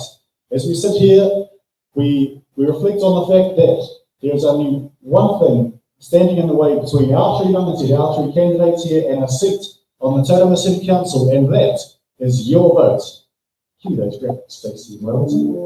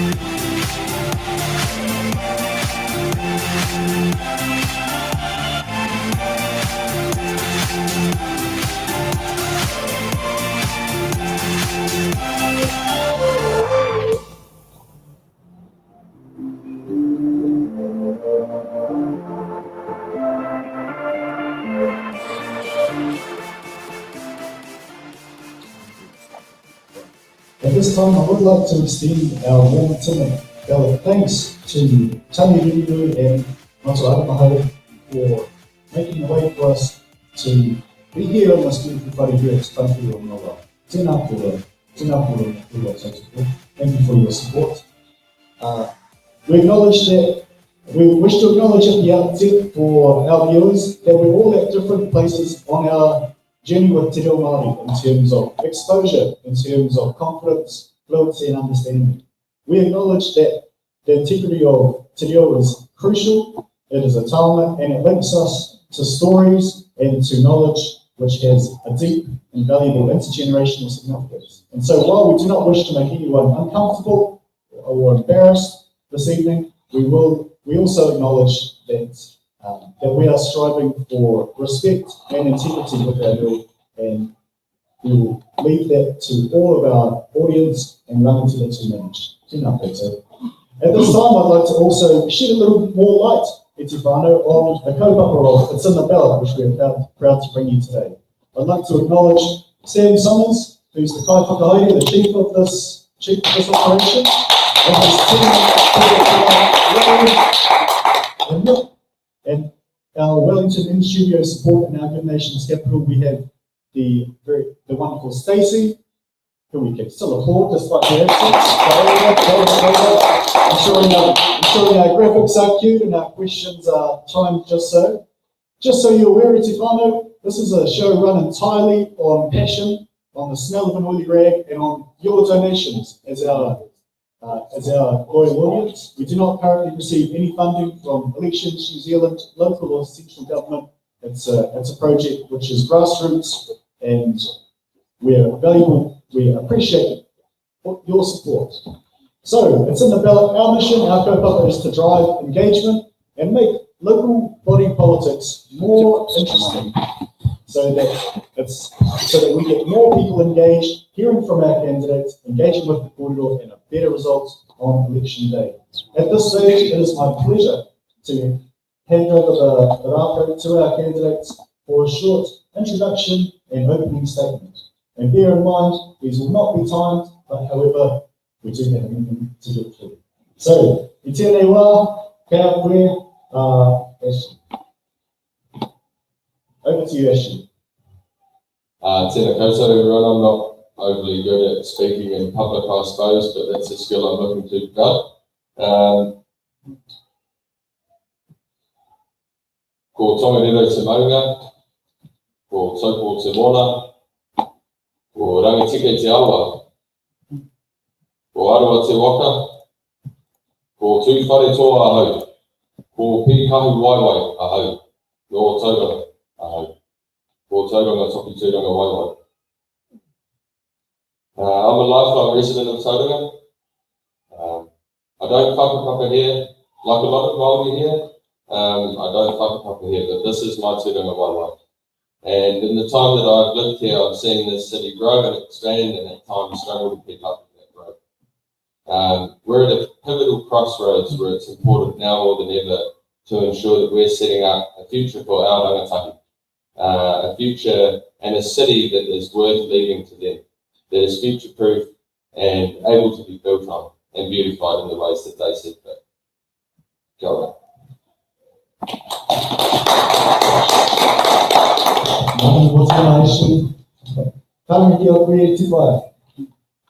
Kia ora, te mawhalawaruki, ko mau te maunga, ko Tauranga te mona, ko Ngāti Ranginui, me Ngāti Samoa to iwi, very tēnei no konei.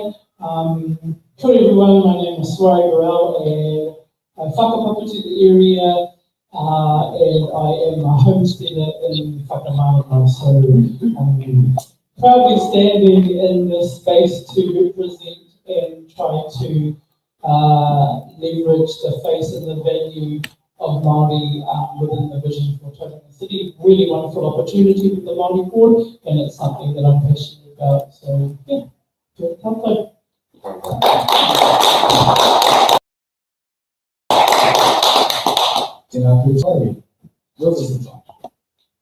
Ahoy, Awanui, Tapotu, ki te hoa na mawai e tō māku e tō tēnā tātou kapa. Tēnā koutou katoa, ngā kaipapahiti o tēnei o ngā kaupapa o tira ki ngā kaimapaki o tēnei o tēnā koutou katoa. Ko Mikare City tōku ingoa he mokopuna tēnei, ko Tauranga Moana o tira he mokopuna tēnei, ko te mai ai ngā ia tai te o te Awanui. Kia ora everyone, my name is Mikare. I'm born and raised in Tauranga Moana. I whakapapa here. I grew up in the centre of the universe, te mautiri o Matakana me te mautiri o Rangiwai. I overseas at Matakana and Rangiwai. I born and raised in Tauranga Moana. I went to Turatura here in Tauranga Mawa. I was one of the very first graduates of this Tura, so it's good to be back. Kua whaina mo tēnei o ngā kaupapa kei tua. Obviously our whaiao as well, our whaiao, our culture, our ahuria, and thirdly, mo te anamata, mo te apoko. Everything that I do and every decision that I make is going to be for tomorrow, for our babies. And mostly as well, I said I'd keep one more too. I'll fight and strict for this seat, and I'll make sure that our people get out there and vote. O tērā te kaupapa matua tēnei kia haere atu a mātou whānau ki te tōki. Nō reira, atu i tērā, huri mai tō tātou whare tēnā koutou katoa. Kia ora. Kia ora Makaere. Ours truly is a universe of many senses, and it is great to know from which of those that all our amatera here originate. Tēnei wā, I'll introduce myself, I don't think it feels right. Ko waiau e noho ake hiruai sitting here in front of you. I te taho o tōku mama, on my mum's side. I whānau mai ia kei te Ngāti Tāngua o Fiji. She was born over in the beautiful islands of Fiji. Ka haere ia ki Te Puki, Te Puaki e Tērā. She moved back home from Te Puki and grew up there. And a question I often ask myself is, why? No, Te Puki is beautiful with Te whānau, I'm only joking. beautiful au out there, Rapara Pāhui. Excuse me as I duck things thrown by Tapwika and our Te Toki whānau. On my, Te Tahu Toki Pāpā on my father's side, we whānau mai ia ki Mangakino, in Te Poki ia ki Tūrangi. So the old man was born in Mighty Mangakino and grew up in King Country in Tūrangi. And we whānau mai ahau, he kone, here in Tauranga Moana I was born, and blessed to have been born and raised here. That's enough about me, but I'm about now alongside our rangatira of the night. Our first section of the show, Te Wanga Tuatahi, is with the assistance of our lovely question host. Round of applause, please. Could you briefly introduce yourself, please? Good morning. My name is Emma. I'm year 12. Thank you for your help tonight. So this section is our questions. Yeah, what? Yep. Never mind these eyebrows. I won't have to put me off again. Our first section gives the community the chance to submit questions for our rangatira to answer. So one at a time. We've started with first MSC. We'll start with you, Makai. If we can move down, select a number between 1 and 28, and our friend Emma will open the box, announce the letter of the question, which will let Stacey and Wellington cue the right graphic on our screen, and then read out the partai for our answer. Right.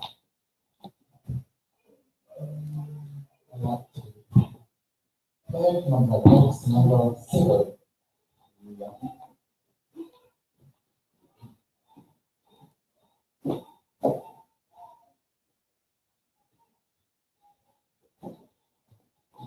Oh, sorry, Emma. Our boxes are in order from in rows. Yes.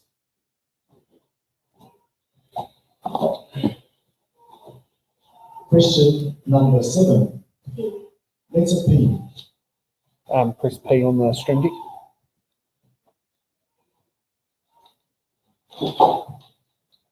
Shortly, Tauranga City Councils will be asked to approve a proposal for the installation of rainbow street art in the CBD.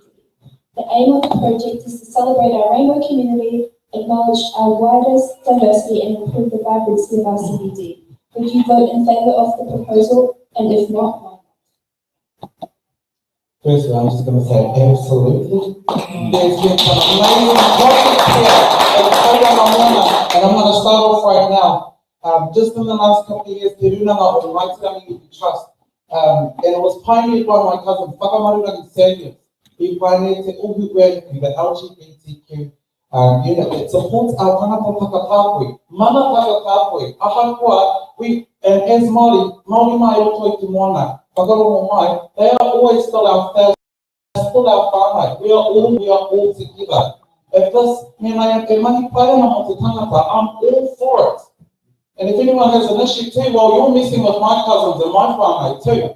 Ahakoa, even though we are not related, we could be related, we're friends. I have a lot of dear friends too, and they works in this space. That is a pioneer for this place. My sister Raihana, she's amazing. She's a pioneer for us, and no one else has done this. ASOS, so, kia mohi o mai tātou, I'm so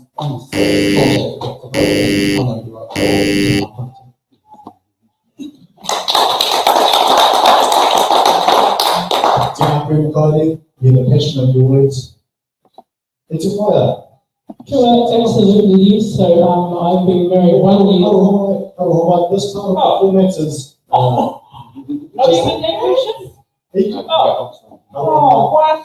Your box number for another. This question too? You can use your button card if you want. Even numbers. I really like even numbers. Just clarifying a process piece. You can use your button card if you wish to add your kōrero. Here we go. I would like to have the button card. Absolutely, I would support this proposal. I have been with my wife for 16 years, only married for 1.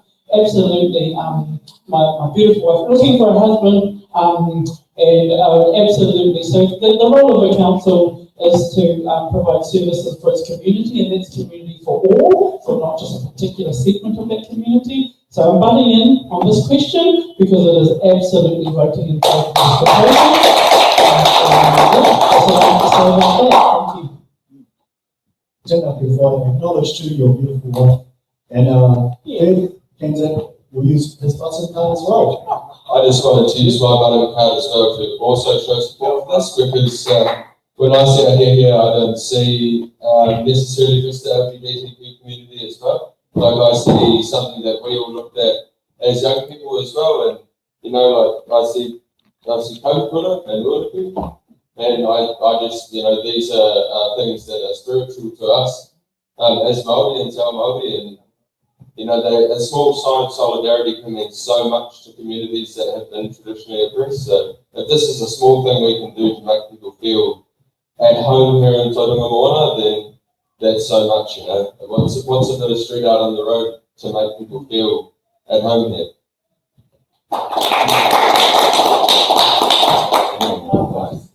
Empowering words from our candidate Titi Whānau and a strong sense of unity as well and support for our Rainbow Takatapu Whānau. Tēnā koutou.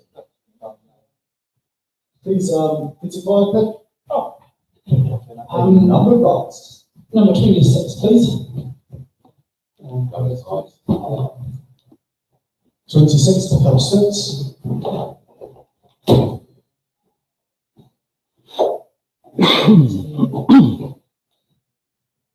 The majority of Māori in Tauranga don't have whakapapa here. How are you going to advocate for their needs and aspirations among those of mana whenua?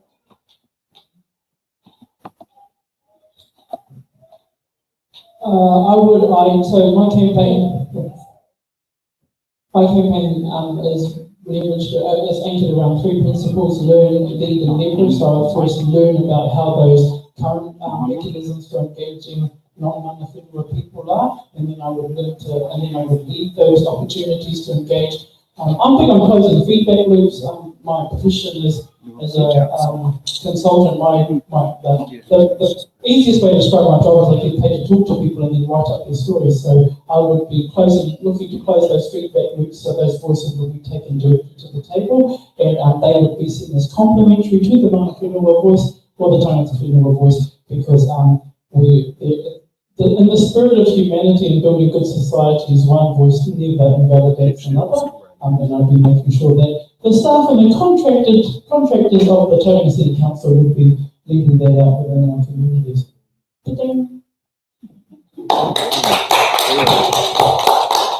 Perfectly timed. About your corridor, how one corridor does not invalidate the other.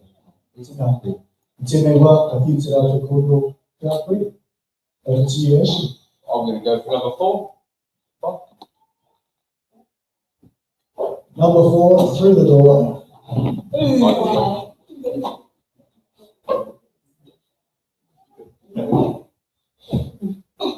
was so good at bringing it on.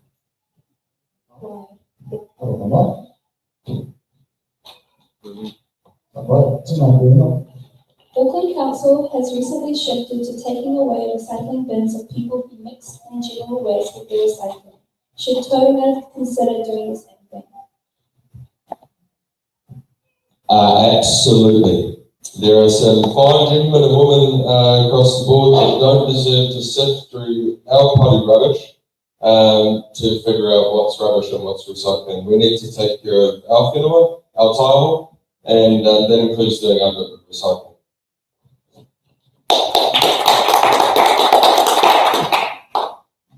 Keep it green, as they say. Yeah. Another question, please, from Pāpāmoa. 13, please. 13, lucky the sun.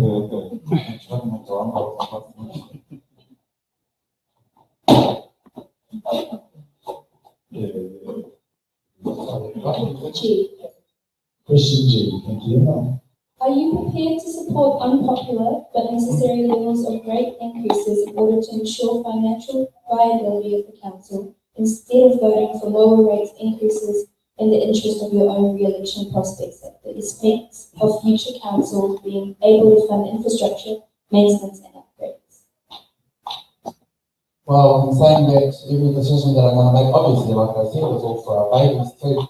But as a Māori ward councillor, I'm always going to ask, how is this good for my people? How does this benefit our people? Otherwise, this is a waste of my voice and this is a waste of the seat.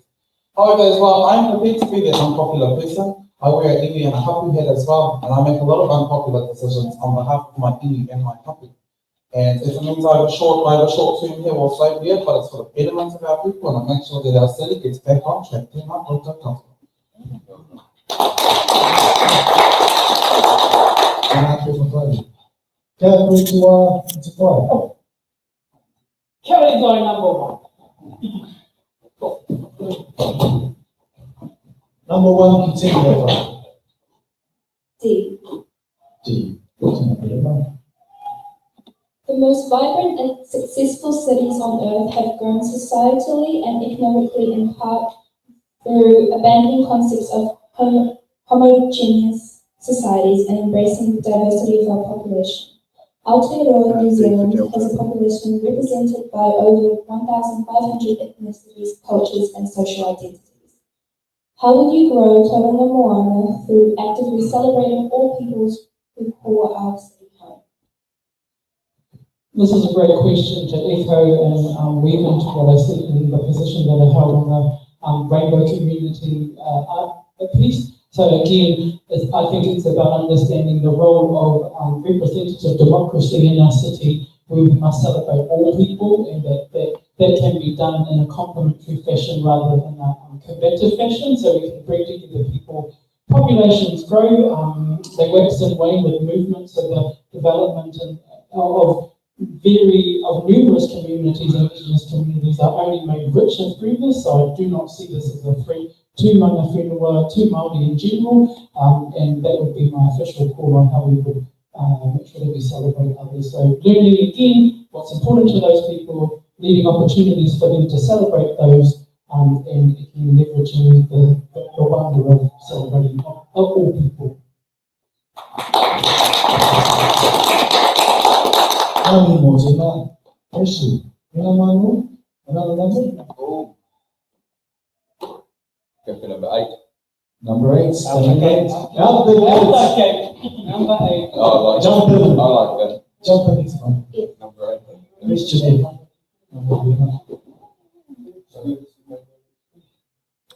Do you wish to promote or delay public transport measures for Tauranga?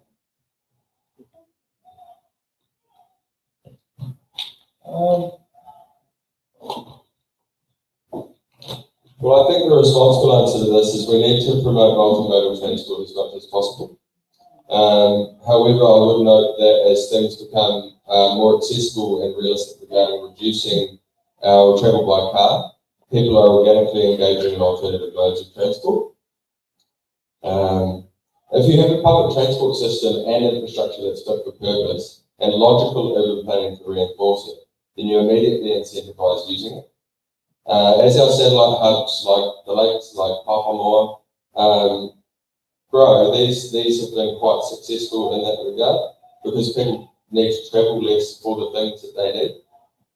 Inversely, this will translate more as more workplaces become available closer to where we live. I would also advocate for better roading infrastructure, as this is vital to ensuring the aforementioned is viable. We must put buses somewhere, we need to put bikes somewhere, we need to put scooters somewhere. It's undeniable too that car travel in Tauranga is essential and infrastructure must be supported, but people in Tauranga don't really much driving.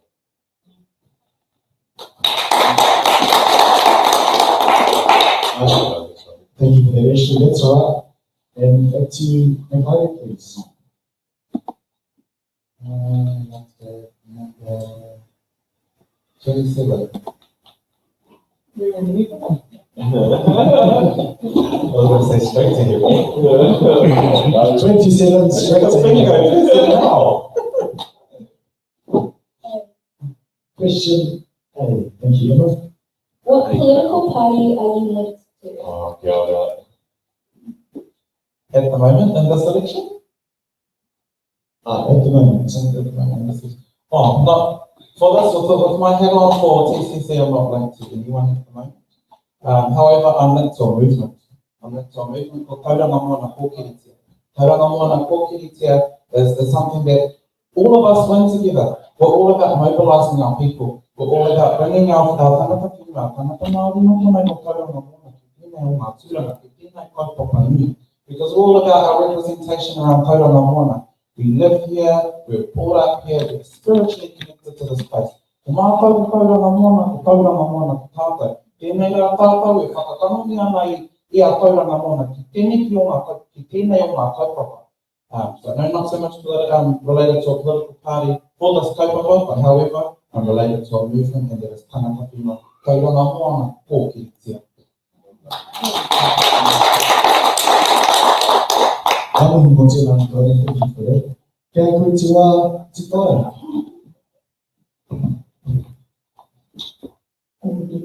Number 10.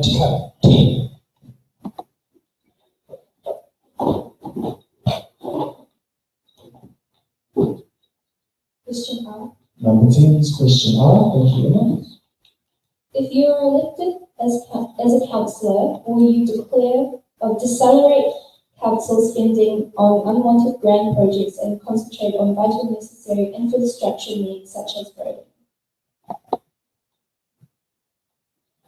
I would like the opportunity to understand the difference between what is considered a grand project from the perspective of communities and then balance that off with the infrastructure spending. So infrastructure spending is what a council does. It's their job. They're there to spend that money that they get through that they get from central government and from our rates.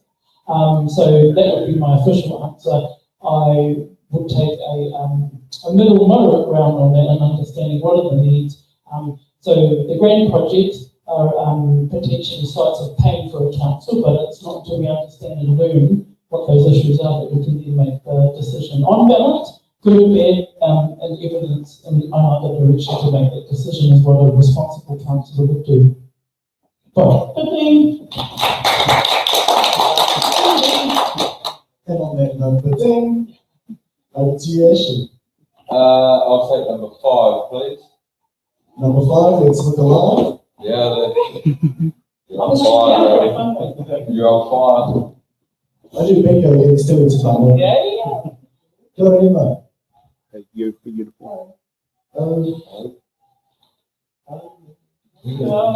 are elected into council, will you support the Tauranga Commissioner's strategy, direction and long-term plan for Song?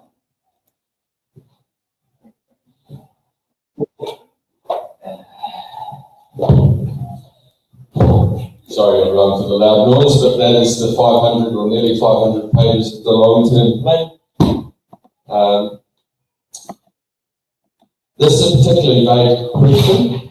I would say I think the commissioners did some things right and several things wrong. The LTP is a substantial document, some nearly 500 pages long, like I just mentioned. This took a massive amount of council resources to produce, and I think it would be irresponsible to discard it. In the first 6 months of council's tenure, they will write an annual plan based on projects available in the LTP. And after 3 years, the council will prepare a new LTP with their own contributions and considerations based on the community consultation. The incoming council can prioritise important infrastructure from the LTP, but let's hope they make responsible financial decisions. They can also, worth adding to, they can also make alterations to the LTP when necessary upon further consultation.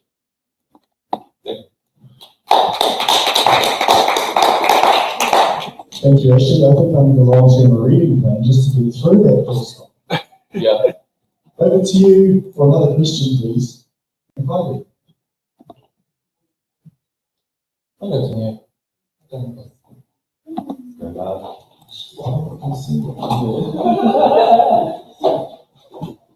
So we're out the gate, we're not being late. Bring them late. Question W. How will you restore confidence with the ratepayers in this city? How will I restore confidence with the ratepayers in the city? Well, just like I'm across all iwi hapu and hapuri spaces too, I'm also across Tauranga Moana really as a whole and a lot of community spaces, especially in Te Papa as well. A lot of it is feeding back to our people, being responsible, being accountable, and making sure that they're updated every step of the way. I can say that with bated breath too, but that is just something that's one of my strengths, is getting out there to inform our people and making sure that our people, especially our ratepayers, because our rates are pretty high at the moment, are not left in the dark too. I want to make sure that everyone here, everyone in Tauranga comes with me, walks with me, as my mission is to not leave anyone behind. Ahakoa Owai, ahakoa Nohea, ahakoa whatever kaupapa that you represent, you will not get left behind. Tēnā koutou.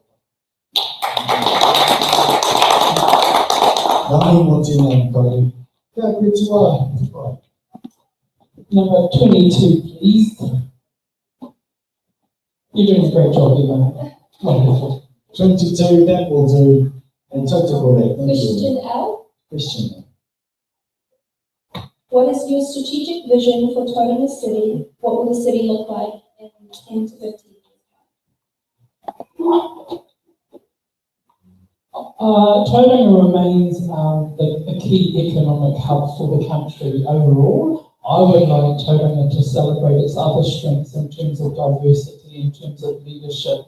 So currently the collision that they were in was from a lack of comradeship or whatever that word is, or collegialness to lead the city. So I actually think my strategic vision for Tauranga City is built on achieving social cohesion across the decision makers, leveraging, leveraging councillors who know their job and are able to bring the people into that decision making table. It is the largest battle that Tauranga faces. What I'm really happy about is I can stand beside my colleagues tonight and say that Tauranga Ward candidate, whoever they are, is going to make a wonderful contribution to that table just by their design. I can say that wholeheartedly, and yeah, that's part of my strategic vision for the city. It'll be pretty too, fun, That would be collaborative. I hear your words of collegiality and commitment to formality. Over to you, Ashley, for another question. Oh, let's go 15.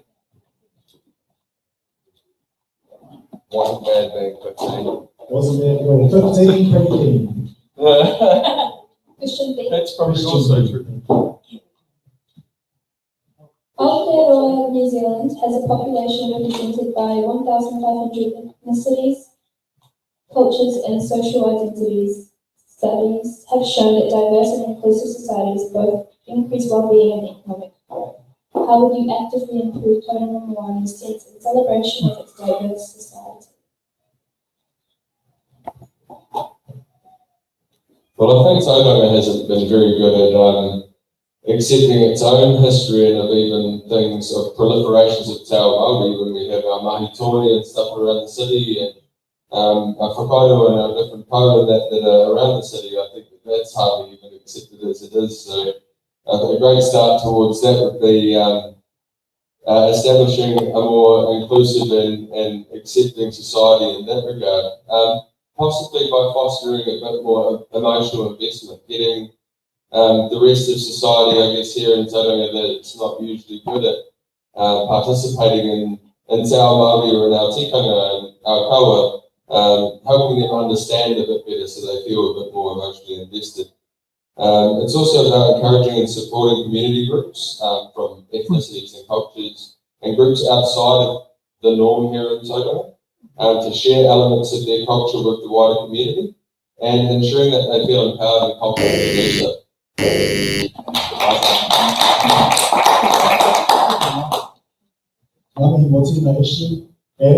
As we're speaking, share this time together, we are of course on the eve of the commemoration of the death of Te Rana taking place tomorrow.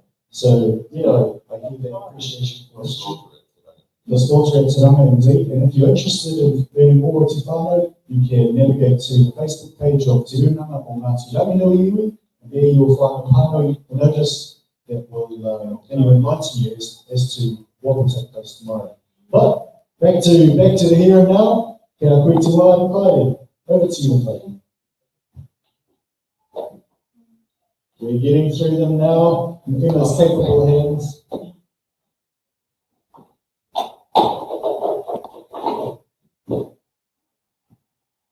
H. Letter H. Do you support the proposed CBD stadium? Short answer, sorry, Carl. There are so many more things that I want to see established here at Tauranga Mana. And we've got some that are already established at the moment.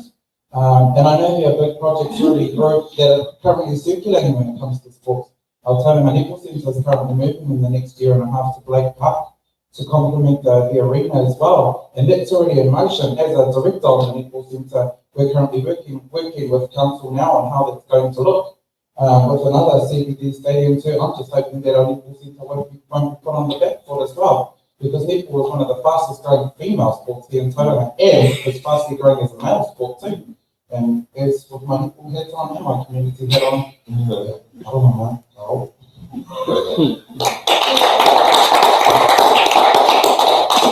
Thank you for that, everybody. Yes, I can attest to the popularity and the challenge of netball. Having joined our work squad, not quite. Haven't had the pleasure of facing off against you, everybody, and I think I would be well for that. Over to you, Explorer. Another number, please. Select us a lot. My favourite number, Michael Jordan, box number 23. I'd just like to echo McCarthy's, it's a no please for the stadium. No please. AB. AB, thank you. What are your plans for implementing sustainable practices and green initiatives in our area? Again, through the wisdom of my professional experience, I would defer to others who have the knowledge and the skills on that. So my plans for implementing the sustainable practices would be to look at what the leadership is in that space and then ensuring that the leadership is able to bring that knowledge, that Tauranga, and make it relatable to our community, not a particular community, but what I want to do is ensure that there's a shared and again cohesive picture of what it means to be participating in these sustainable practices, green initiatives. And again, everyone is at a different starting point for how you would adopt a process like this. So for me in the country, I would be appalled if I was given a bucket to put my scraps in, because I just throw it out on the paddock. And that's where it sits, and then something else eats it on the farm, and then we're all tickety boom. So we have to make way for understanding that people live in different contexts and different ways, but we need to make it relatable and relevant to them. Cool, perfect timing too. But then, Ashley, your next question, please. I'm going to see what I can say first. Is that a 24 at the front there? God, do these things even work? I'll come with them. That's all right. I can get up to line 5 on the eye chart and I still can't see it. It's scribbles. 24, there's still a few more. That's okay. In regards to the planned zone 3 change for residential density around the city, where do you stand on the changes? This one's a pretty easy one for me because I think that intensification is a great tool to be able to combat the housing crisis and combat urban sprawl. However, it needs to be sensible and responsible. There's no point building big high-rise buildings anywhere and everywhere willy-nilly in the building where they're going to have no benefit to low and middle income workers. That's my primary concern, is low and middle income workers, because we've got plenty of them here in Tauranga, and I'm one of them struggling to get my own property, struggling to get my own house with the way that things are going as it is. So more options equals better chances, because once you get a foot on the ladder, the options from there are pretty open. Urban intensification or plan change 33 regarding the mount is a big no for me. I don't know if that's also another question, but plan change 33 for the mount is a big no for me, because we're already pushing the water table up, and we need to explore other options in the mount, like getting rid of the industry by corridor.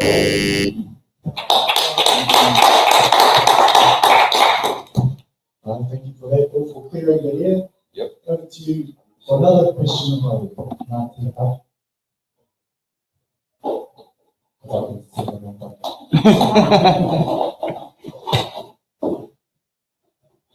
B? It's B. Is you are elected as councillor, will you decelerate council spending on unwanted grand projects and concentrate on vital necessary infrastructure needs such as roads? Yes, definitely will focus on vital necessary infrastructure needs such as roading. And I'm going to come with my kura hat too, and my coaching hat too, and I'm going to wear those and I'm going to answer this part. Like our kids always delay getting to kura, and we need to upgrade our roads because our kids are on buses and our kids either late getting to kura as well, and our whānau are always caught in traffic getting to mahi. And because of the vast growth in Tauranga Moana, and we all know that, our city's fastly growing too. I've been out to Omapura, I've been out to Pāpāmoa, and I've always been in Mahi. And just the vast growth, the roads cannot keep up with the amount of growth, so we definitely need to upgrade our roads. So our kids get to kura, we all get to Mahi, and that we can catch up with the growth in vastly Tauranga Moana. Kia ora mō tēnā. Moving right along. Nice way. Number 20. Number 20. 20 never empty. Sounds good. You.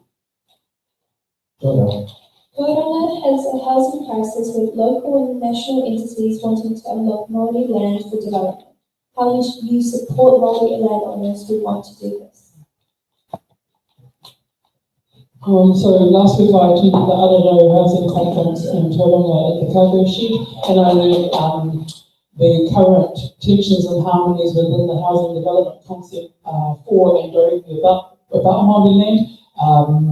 And it was insightful, and what I learned from that and what I know from the literature and the research around housing crises, which we're all in New Zealand, it would be about, again, having agencies and support mechanisms for Māori landowners to understand what the options are. One of the things I did say at the conference is I wasn't into entertaining understanding what the challenges were. The challenges are the same that they've been for the last 50 years for Māori land owners, and so I've really looked to powering up those agencies and those support mechanisms that are working around Māori landowners to guide and steward the way that they would engage the development of their land. I have intergenerational, one of the birthplace lottery. I lived at my place for 130 years. I ain't leaving. I don't expect my years to either. Kia ora, you're from the heartlands of Te Pāpāmoa, Ngā tēnā. Over to you, Ashley. We're getting down to the now. What's your... I think I see a 23. I'll just take whatever's at the front to your selection. I'll go for it. Take what I'm given at this point. Aye. Yes or no? Do you support the establishment of Māori wards? Do you support the Treaty of Waitangi? Why? Clearly a cool question. Let's hear your answer, you What an excellent question. I absolutely support the establishment of Māori wards. I believe that it's an extra vehicle for considerations for mana whenua, because as long as you've got a seat with tangata whenua, there's going to be considerations for mana whenua. Because the earlier question I asked too about how would one represent mana whenua if the interests of tangata whenua and mana whenua, will they align? It's a te ao Māori perspective. We align in that regard.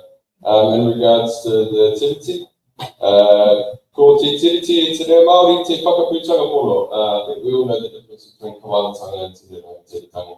That's all I would say about that.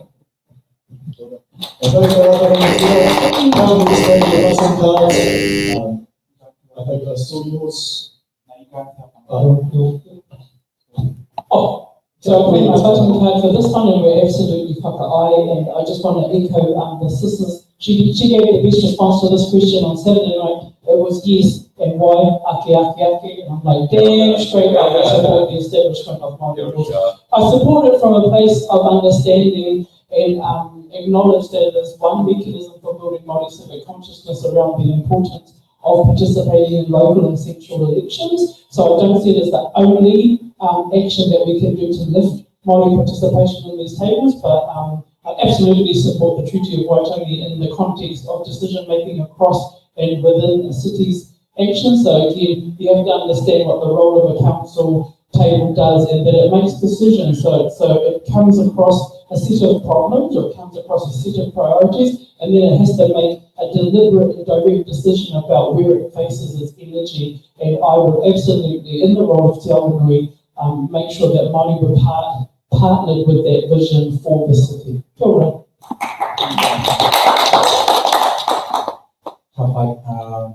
Well, tautoko Māori kāna tēnei o ngā pātai, tauranga moana, me namatahi tātou ngā wā katoa. And I care tāna, he Arataki nā, ka namatahi ai tātou. This is the strategy here, our tangata whenua of tauranga moana can be namatahi on this table. Kua roa te wā tātou, no ho tuarua I roto I tō tātou wake moana, kua hoha nei tātou. Now, o tai te wā. O tai te wā kia whiwhi atu ngā tangata whenua o punai o tauranga moana, he reo karanga, he reo tohe tohe. He reo tā, he reo, hei whakaputa atu ngā kōrero o te kāinga kia tātou katoa te kaunihira. So, as tangata whenua, and I've had feedback from our kaumātua, ko kōrero nei kia kururu I aku ponohiki, ko hoha nei tātou. It's about time that we have a voice here.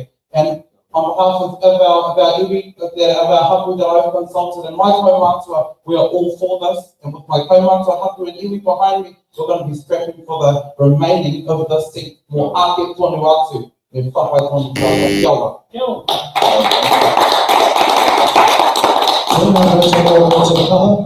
If we didn't have to fund them ourselves, I would say let's make this a mic drop moment. Moving right along to our next question box selection, please. Back again, number two.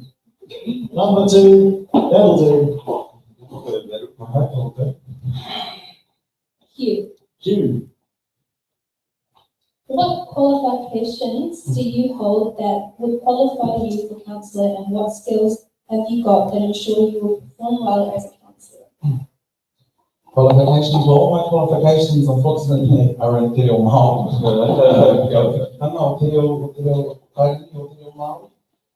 However, from a very young age, I've been at the foot of my whānau, the Whaiwhatu Trust of Te Mau Te Reo Hatakana me Rangwai. I've experienced the votes in regards to the betterment of our people and fighting for our whenua and making sure that every decision we make benefits our people and will mobilise and is for the betterment of our whānau.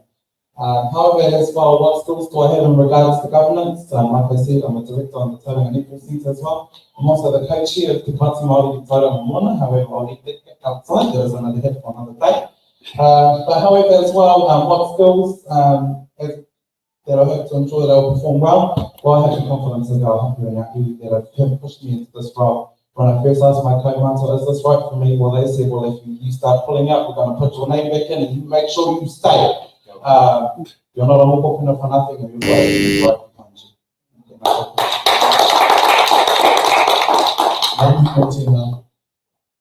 Another question, please. Oh, sorry. Getting down to you now. Box number 12. Yes. 12. AA. What will you do to help tackle substance abuse and support those affected in our community? In my day job as a research and evaluation consultant, I work in this space specifically and am tasked with collecting the voice of people who use services like these and then compiling a report about what the outcomes or the impact of those services have been. So I intend to help where I can, and again, leaning on my campaign principles of learning, leading, and leveraging. We would need to understand what those support systems are. There are agencies and organisations in Tauranga who are working their guts out to support people who need this help in our community, and I would be 100% beside learning what they need and then how we can support those. It's also really important in this space where you are helping those who are often disaffiliated from societies in their own communities, even in their whānau, that we take a really broad, open understanding of how you do support them and leave trying to come up with the solutions yourself. So really being client-led and whānau-led with that solution. Tēnā koe whaia. Ashley, we pledge your button. Kura Last button. I'm going to have to try to get through this one without crying because this is one that's a little bit close to my own self. I've been to a lot of these in the ballot so far, and I've heard many prospective candidates say that this isn't within the capacity of their role as a councillor.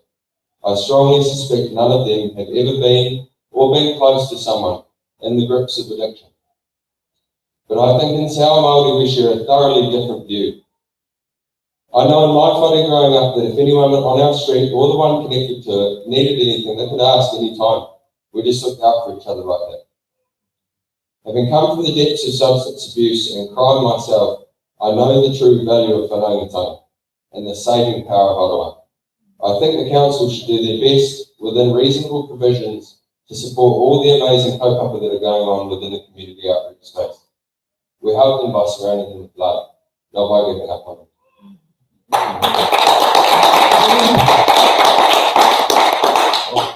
Tēnā koe te rangatira, appreciate your strength, your vulnerability, and I echo that and extend our thoughts and our hearts to all those in the grips of addiction. And there are services out there waiting, like our rangatira has said, with aroha, with non-judgmental care, ready to walk with you on that journey. Our people, it's our problem. You know? Kia ora, we can take a sense of ownership, and I'll hear that in your words, your heart. Tēnei wā, ka whiti rātou kōrero kia koe me kaere. Over to you for another question, another box. I feel like I can't say 25, I'm not top 5.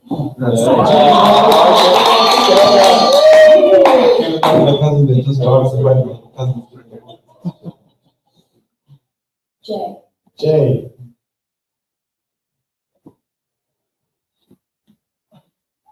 Given the well-established evidence globally and within New Zealand that congestion is increased when more and bigger roads are built, and also that congestion is bad for the economy, including wages, and what policies would you support to improve mobility of residents around Tauranga City? Policies, I suppose, are looking to better supporting our tangata whaiora. So everything is all inclusive, so they can get to places where obviously whānau that are still able to hit or are able to get to. Obviously as well, like I said before, I'll be keen to add going staunch advocate for making sure our roads are improved and our roads are built and completed, so our kids can get to kura and we can all get to mahi. As well, obviously congestion is bad for the community, it's bad for the economy, getting to mahi late, that's time on the clock late, so I'm all for this and I'm all about improving the mobility of residents around Tauranga City, but I'm also passionate about making sure that we're all inclusive and everyone gets to where they need to be on time.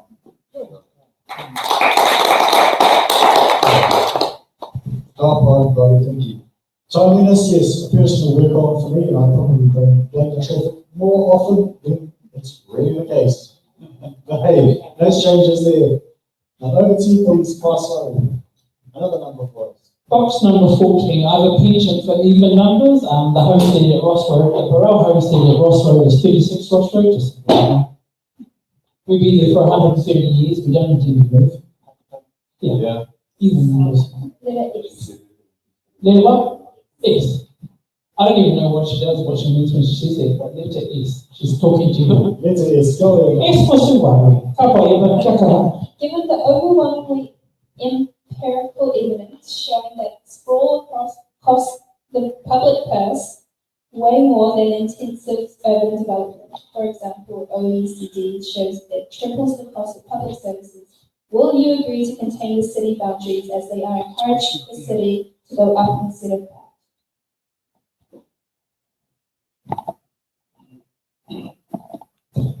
My understanding of this question Given that you can run a report from anything, you can roll out any fact and figure, and somehow it turns out being wonderful.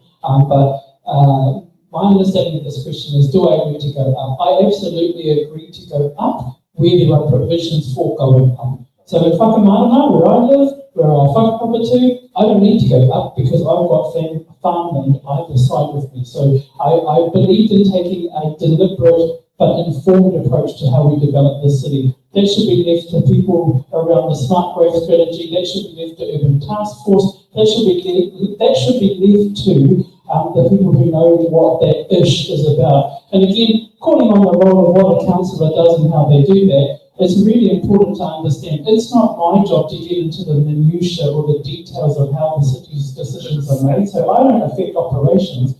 My job, alongside the other 9 homies, is to steward good decision making for the city. Bye-bye. Thank you for that, Vice. Another number, please. I've got to get up and look this one. Box number 6, because it's the closest. Yeah, some of you. Number 6, Yes. Yes. Yes. X for X-ray. Number 8. I was going to say, any optometrists in the house might over there, any hearing specialists too for myself. Do you support funding the civic centre by the way of ratepayers' levies and sales of assets? No, I absolutely do not, because there are a few council assets that are really worth selling. I think we should fund Te Arataki or Te Papa in stages, as we can afford to, or look into leveraging central government funding through the Regional Infrastructure Fund, the Vision Tauranga Fund, or public-private partnership.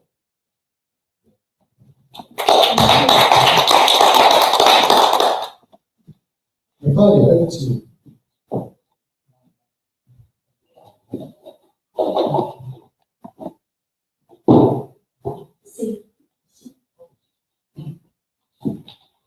In recent years, violence directed towards Aotearoa, in this case Tauranga Moana's LGBTQI community, has increased, most notably with the destruction of our community's Rainbow Youth Facility in an attack.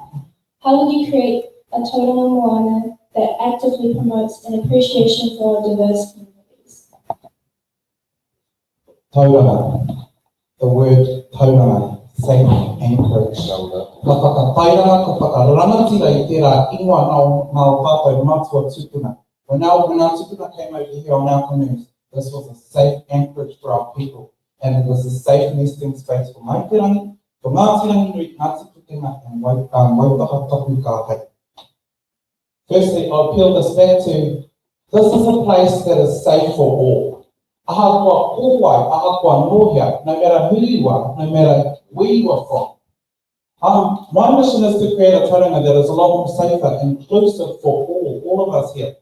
So everywhere we go, whenever we leave Tauranga, the waters of Tauranga Moana, we go out to promote that we're from Tauranga, just like me and Auntie are unapologetic, Pirirako. We go out there and we tell everyone, yes, we're from Tauranga, and yes, we're from the Gold Coast of New Zealand. Our home is beautiful. Our home is safe. Tauranga Moana, safe anchorage, and that is the announcement that I want to put. This is going to be a safe place. Ahakoa Hawaii, ahakoa Nohi. Nothing you so much in the name of God. Sorry, we've got 4 to go. Box number 18, please. T. What do you see as the main difference between Māori landowners and hapu in terms of their relationship with TCC? Oh, again, whānau, you need to understand who I am and what makes me up. I'm from the hapu of Pirirako. The rako that they were clinging to, the trees that they were clinging to are in Whakamarama. So I'm unapologetically I am more than, actually I'm not a landowner. I believe that the land owns me, and I have done by holding place. The difference between Māori landowners and hapu in terms of others to their relationship with TCC is we have an immutable and sustained, a long sustained history in belonging to the land.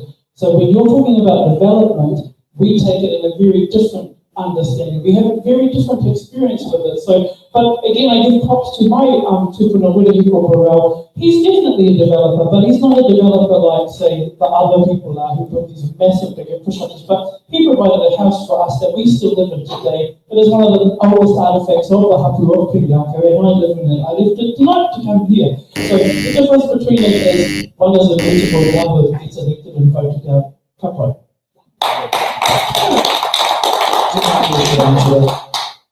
It's one issue. It's all remaining. I see three, I'm going to go for three. It's only because it's closer to you, buddy. Number 3, diddly-dee. Almost enough. E. E?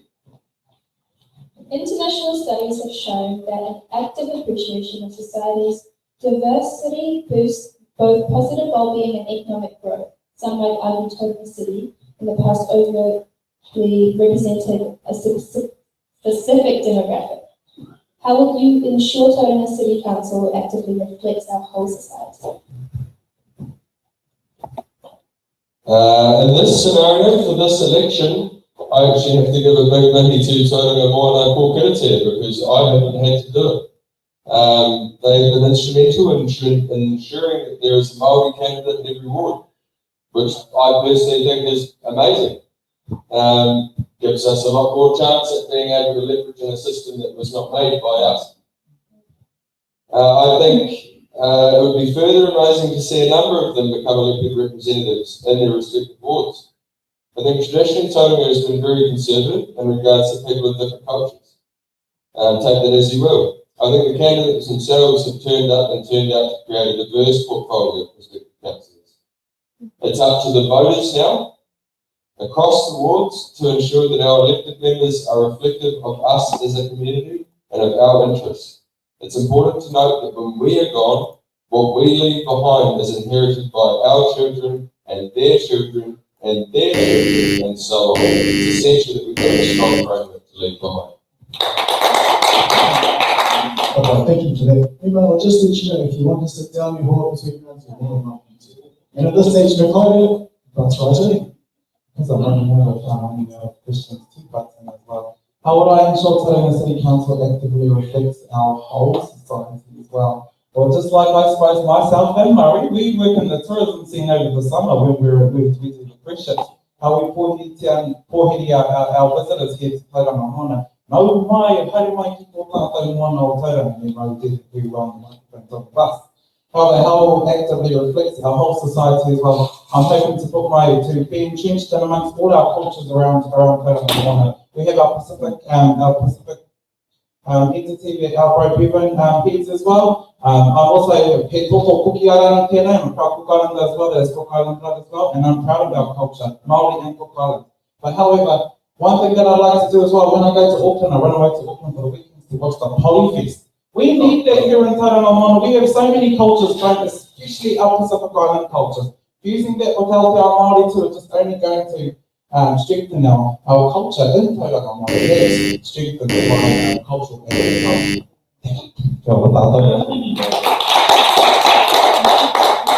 Golden Buddy. Ida, who is it in the Great Blue Pacific? And another selection from you, please.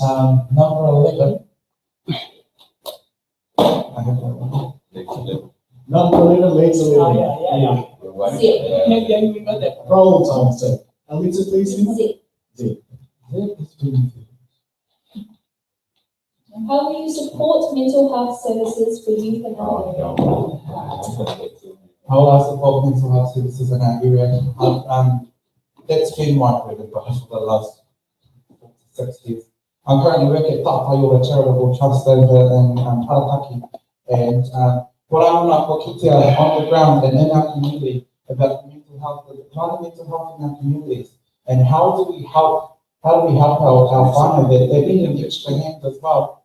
But I suppose for myself, if I'm ever to be elected too, one thing for me is I don't want to be sitting on a podium looking down at our people. I want to be walking with our people. I want to be working with our people. Tamariki, Pakeke, Kalamata, Te Katoa, Iwi, Hapu, Hapori, tribes, sub-tribes, communities. I want to be walking with our people, and I want And I want them to feel that they can trust me in order for me to support them as well. Mental health is a huge downer for us as in Aotearoa at this time. And as someone that is, I'm currently, that's my profession at the moment.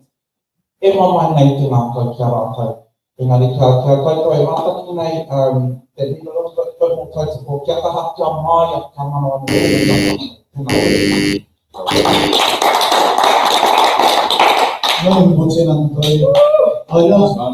We're down to the last box.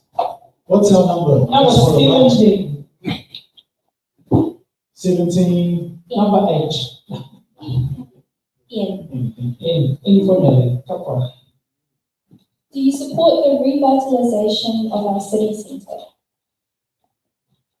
Absolutely support the revitalisation of our city centre, but not in where it impacts other ideas and other opportunities for council investment. So it's very important. Cities grow, people need their city. And again, I would defer to the urban task force, to the smart growth, to the planners, because I'm not a town planner. I don't have the knowledge and I don't understand what that actually looks like on paper. The investment, so my personal approach on this is growth funds growth, and by that I mean that the investment of people who are willing to put into the revitalisation of the city. So looking at Ashley's corridor around looking for multiple ways to fund that investment in the revitalisation is the broader pathway for the council to pursue. You can't continue to bleed the residents and the ratepayers, spoken like a proud person who lives in Pāpāmoa. I don't know, because that's not a line that a Māori would say, like, oh, we won't champion residents and ratepayers per se. But anyway, I completely forgot what I was saying. Come on, last question. And that was question number 17. Pretty mean. It took me a while, but I had to say it. I was very proud. Ka pai, e tēnei wā, we have reached the conclusion of our first section. So we've heard, e te rangatira, your strength, your passion, some of your vision for Tauranga City Council and the future of the Te Awanui ward.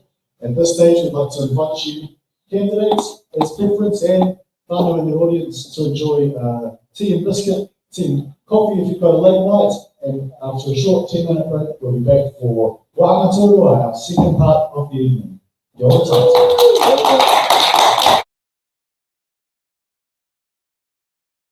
Ora, tēnā mō tātou, nau mai hoki mai, ki te tino kaupapa o te pō. It's in the ballot. Welcome back to It's in the Ballot here tonight from the beautiful whare Mauao, Te Wharekoroa Mauao. Thank you to our candidates for your answers to our question box questions. I tēnei wāngatua noa o te kaupapa nei. It's part 2 of the show now, which is our hard-hitting questions. The echo was just easier to myself into Grande. So in this format,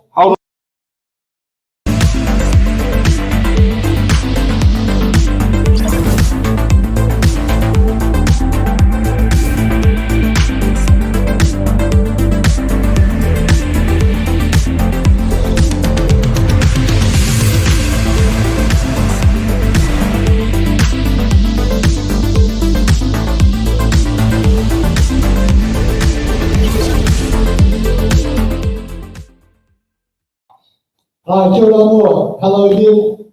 Here we are for hard-hitting questions. So in this part of the show, each of our rangatira answer each of our pātai. So te pātai tōro mō koutou, starting with you, e te whaia. Do you support the Tauranga City Council's long-term plan 2024 to 2034? I have read and reviewed the long-term plan, and I'm of the mind that we need to consolidate what the understanding or what the feeling is around the tables. Like I said, the largest task and challenge that this council has is building social cohesion and democracy amongst the faith in democracy from its constituents. So we'll be focusing on that. The long-term plan in and of itself, we again, and like Ashley referred to, it would be about looking towards what parts of that can be activated meaningfully in the annual plan, so the work plan, digging down into that and asking the existing staff and contractors or the staff around what they see that as being. Is this the question here? Which one of the long-term plans do you think are the most challenging? No. Yes, it's meant to be. Yeah, the wrong cards are on the desk. Wrong cards. Story of my life. I did tonight, it's fine. Sorry for that miscue, but the question for you is read on the screen. Which parts of the long-term plan do you think are the most challenging for Māori residents and ratepayers? The most challenging part of the long-term plan for Māori residents and ratepayers is that primarily would be that they wouldn't have read it, that they wouldn't have engaged with it, and they wouldn't have the mechanisms to meaningfully understand what those long-term plans are. I have lucky whānau, I asked GTP Chat to summarise it and give me some talking points, so I used the AI but again, yes, leveraging, that's right, that's my principles of my campaign, learn, lead, leverage. But again, the parts that I did read were about obviously housing, so we are directly impacted in that. And the housing crisis for Māori is felt at a deeper place because again, we belong here, we are from here, not landowners, but owned by the land, and that would be the area that I would focus on. Again, always acknowledging that I can't be the expert, unfortunately, on all things, so I would lean into those who do know to help guide and steward the decisions that need to be made. Kia ora.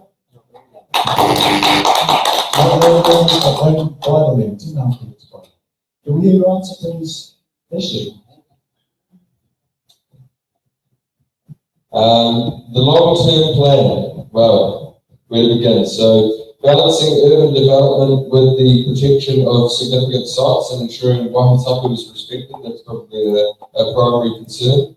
But rising house costs disproportionately affect Māori communities, who often face barriers to home ownership and affordable housing options. Pushing us from our Tauranga, I think also that the debt forecast now is frightening, set to triple from 3 billion in 10 years, already doubling from net 500 million debt in 2020.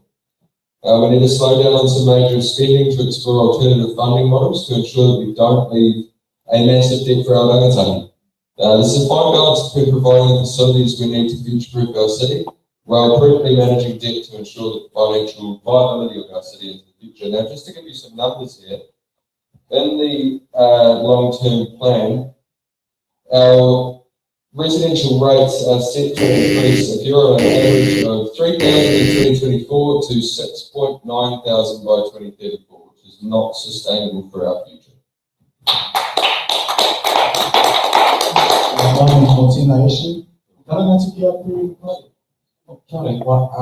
suppose it's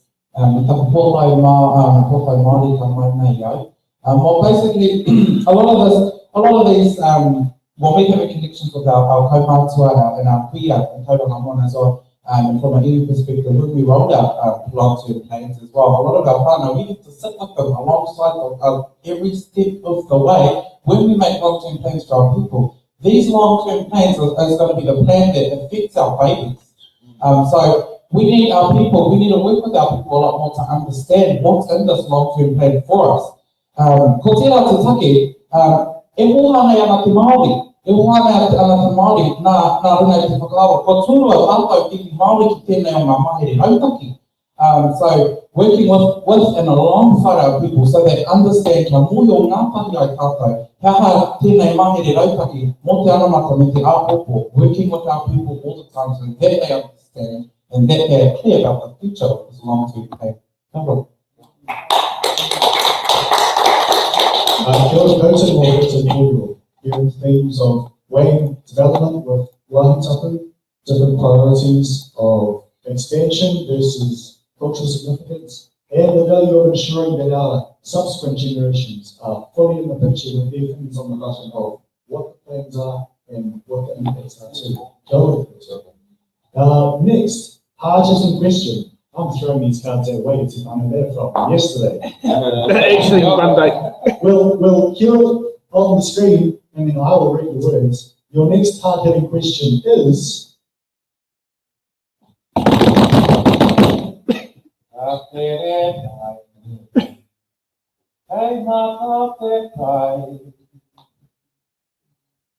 Press hard-hitting question number 2 on the string deck.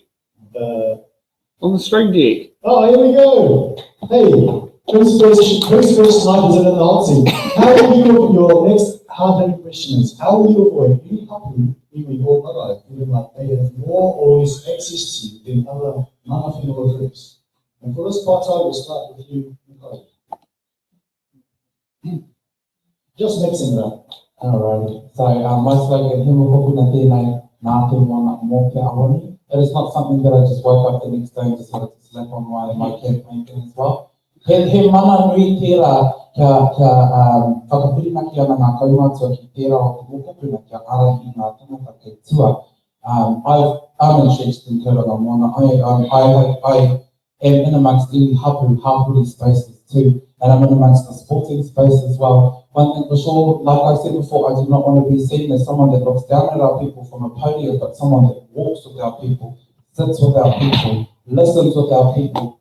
I do not ever want to be that councillor that does not show up and as a teko teko here on Tauranga City Council. I want to be known as a kaumihira, ko tira he mokopuna tēnei ka mahi a te mahi, hei paina mo te iwi, doing the mahi for the betterment of the iwi. Kia ora. Kia ora, kia ora, kia ora,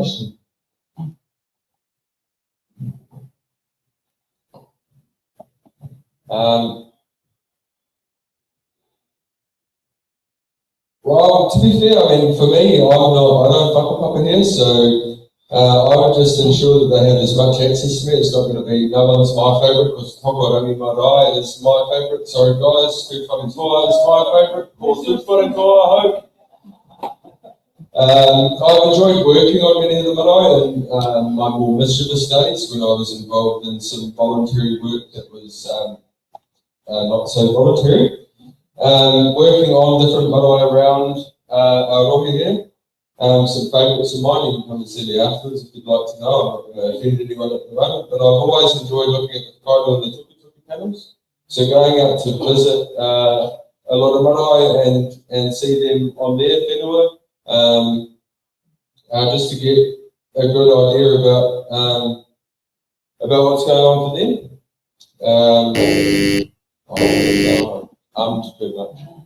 Too much.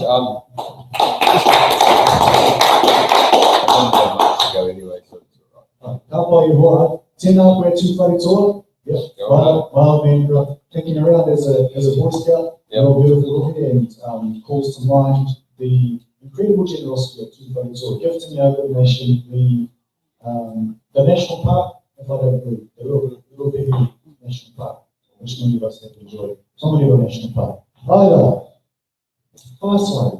I'd like to echo the sentiments that I shared before in the first section. So, as someone who collects human voices or people's stories for a living and then compiles them in a report, one voice is never meant to be placed combatively next to another. They are complementary narratives of a wider story. I'd also like to anchor, since it's topical, being Pride Week this week, in the colours of the rainbow. So now my favourite colour is blue, navy blue. I always joke too. Blue, I say blue is my favourite colour because it matches my eyes.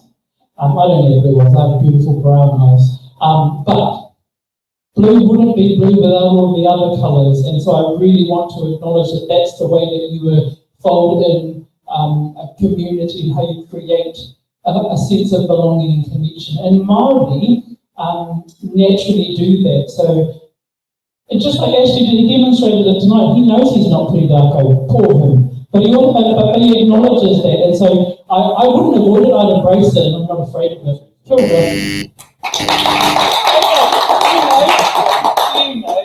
Hi, kia ora koutou, tēnā koe mō tēnā. I echo that many, happy Pride everyone. Yes, for all of our rainbow whānau and our takatapui whānau, hey, all of us to send down the integrity of our whakapapa is above challenge and above reproach. And all of us take our place in the glittering rainbow that is humanity. It's fine.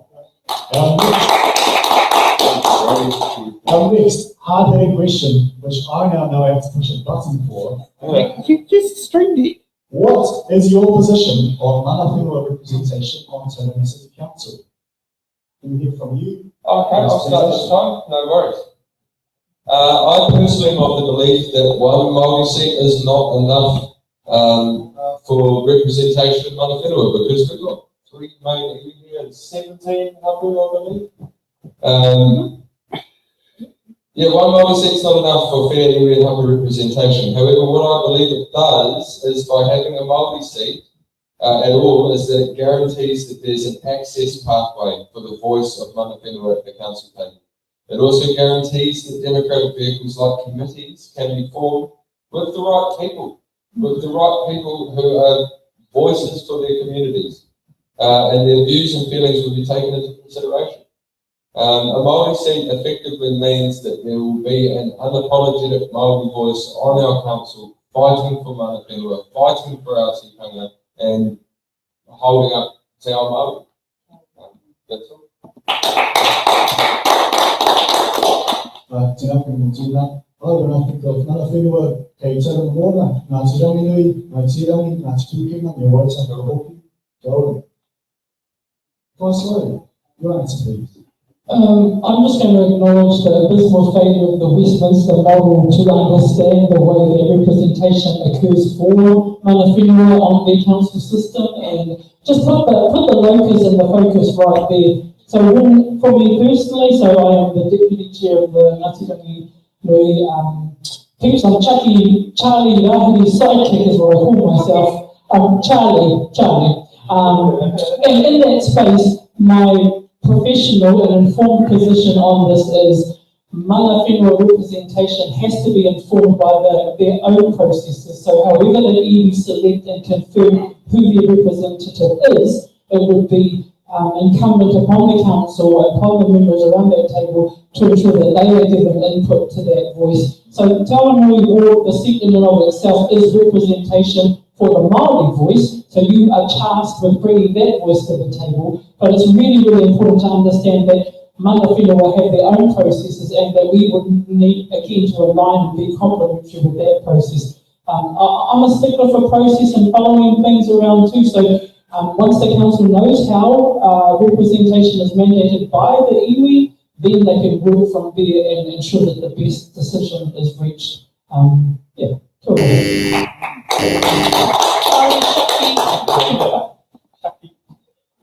Kia ora, over to you, everybody. Māori mā, kua poha tātou. Ko roa tua tātou, e noho tūrua tātou i roto i te tātou mōna, ka pina ki rā anō, I would say it again, e te iwi Māori, we are always second in our moana. We have been caught in take taio, take whenua, Port Tauranga Extension, ke the air whareroa, just to name a few. And I'm wondering, how come we're always in these predicaments where our mana whenua are fighting for our lives? We're in the scrap for our lives all the time in Tauranga Moana, and that is a problem. To Aotearoa whānau, Māori mā, we are always on the back foot. Now, my position on this is, obviously, this is very important. This is a war that like I said before, I'm going to scrap and fight for this so that it remains. However, as well, we need to, if elected, or if any of us are elected, we need to be effective to feed back to our whānau. And also as well, so that we are on that decision-making table, so our whānau are not left behind. Our whānau are not left in the dark, and our whānau's perspectives are always taken. Ko te Pāpāmoa, ko te Whakao, ia te wā, ko Tauranga Moana. Kia ora. Tēnā koutou mō koutou, taha mō koutou, mō mai ara, acknowledging that this time, the taumaha, the challenge, the heaviness, up and down our good nation is being felt heavily by mana whenua, and acknowledging too the very recent and nation-leading efforts of Māori making a stand with respect to the mana o Te Reo Rangatira as just one of these many, many occasions of this. Moving on to hard-hitting question. No, that's it. You've done 3 of them. We've done 3 hard-hitting questions, Itikano. That's as many hits as we can handle. Should we just say, Stacey even managed to put her own message across the screen that no one actually noticed except probably for me and the audience watching online, but literally mentioned she's stuck in the same position. If she was in your boat, she's stuck in the same position she was at last election, was that she, like, so where do I put my 1, 2 and 3? Because you're all great. So resounding praise of all right for our from Stacey, our in-studio support down in our Good Nations capital, Porneke, Wellington. So that concludes Wahanga Tuarua, our second section of today's session. Twist your tongues on that. And I'd love to invite our Rangatira to now conclude with some closing statements. Would anyone like to go first? No problem. I'd like to conclude with my absolute happiness and delight with meeting, not meeting, I know these other groups, but I'm really pleased and I'm really warmed by the calibre of the candidates who have stood for your Tauranga Award and have put themselves up here and offered themselves their values, their ideas and their principles to the process. It's not a process that is intrinsically Māori, but it is an important process and it is a process that we can learn to participate in really well. And I want to echo both my colleagues' sentiments around this. Really is about growing civic consciousness in Māori. So Māori Mā, my Māori wana, vote, get out, pick the best candidate for you. I said in one of my speeches, I said, I'm not going to ask you to vote for me, not because that's beyond me, but I'm not going to ask you to vote for me because I'm just going to ask you to vote and participate in the process.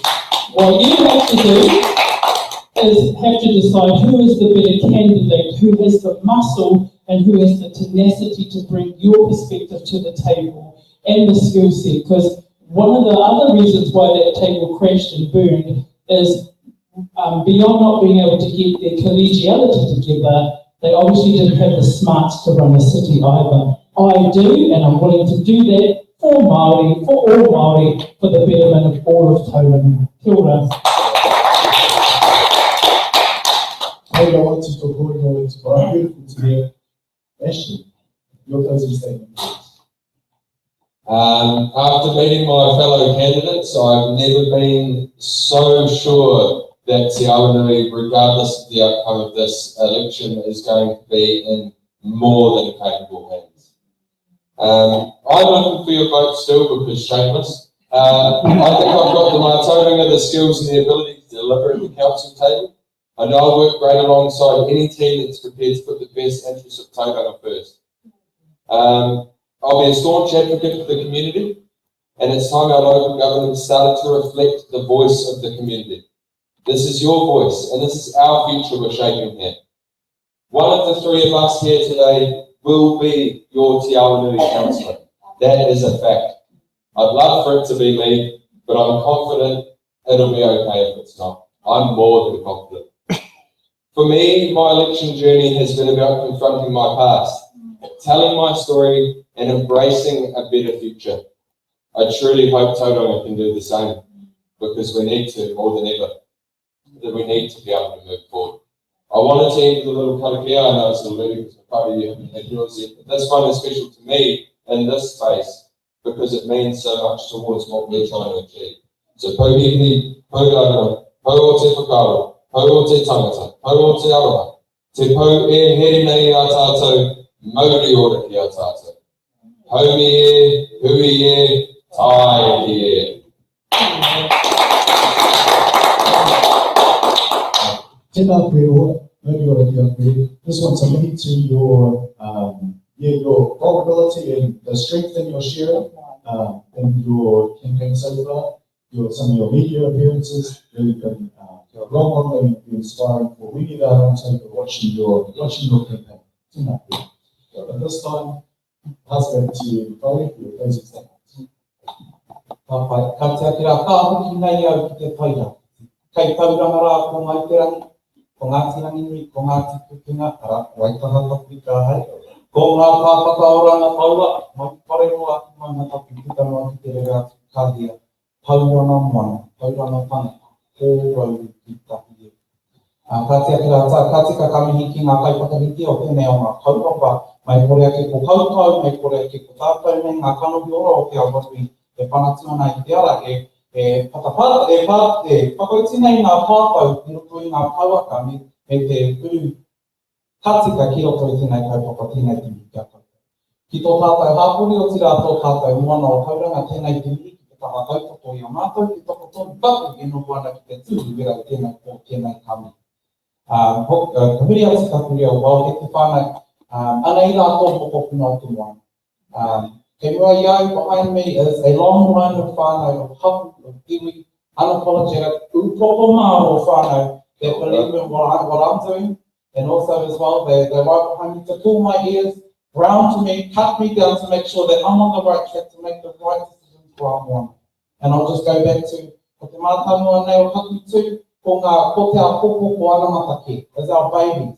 Every decision that I'm going to make and everything that I'm going to be putting into this effort, nook and cranny, by tooth and nail, it's going to be for tomorrow for our babies. And I need to advocate for that and make sure that our babies inherit a much more beautiful and safer tauranga moana than the one we inherited as well.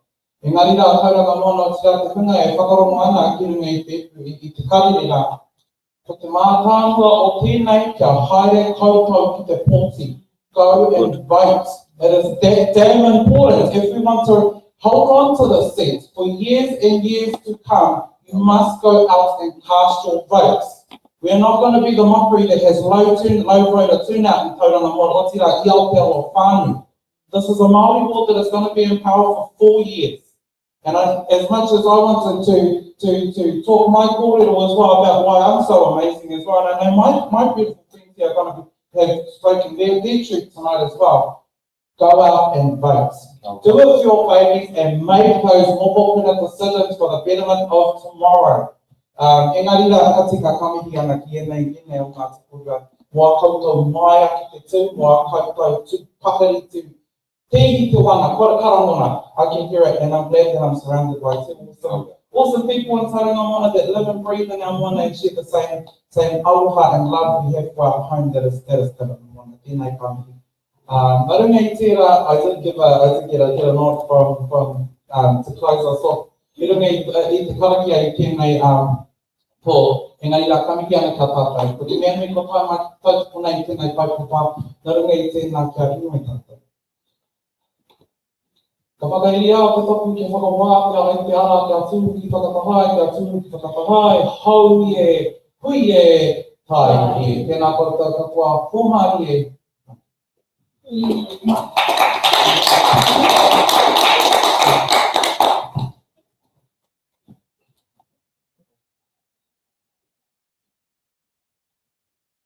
You're going to close off? Oh. Ka pai, ngā mihi mō tō tariki o whakaputunga e te rangatire e whai.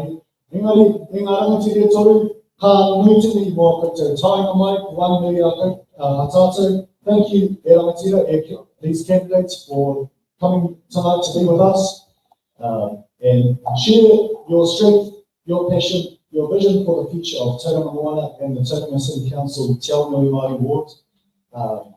We have had inspiration, we have had aroha, whanangatanga, in comparison to some of the other wards, some of the other fights. The collegiality, the warmth and the support is and has been and continues to be remarkable and exceptional here.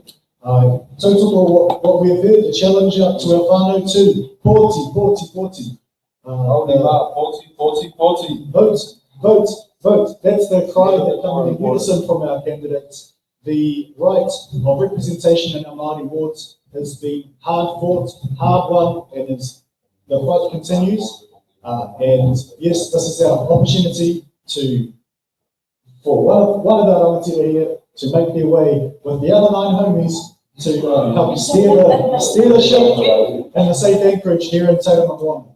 And on that note, won't hear any more from me, but e mihi ana kia koutou, e mihi ana kia tātou, and e mihi ana ki te wharikurua noa. It occurs to me that we have the whakatīnanga, we have the embodiment of the kiwaha, the saying of the school, kia atu rangatira ki te ao. Stand and go into the world in sovereignty and empowerment. And on that note, pō Māori e kia tātou.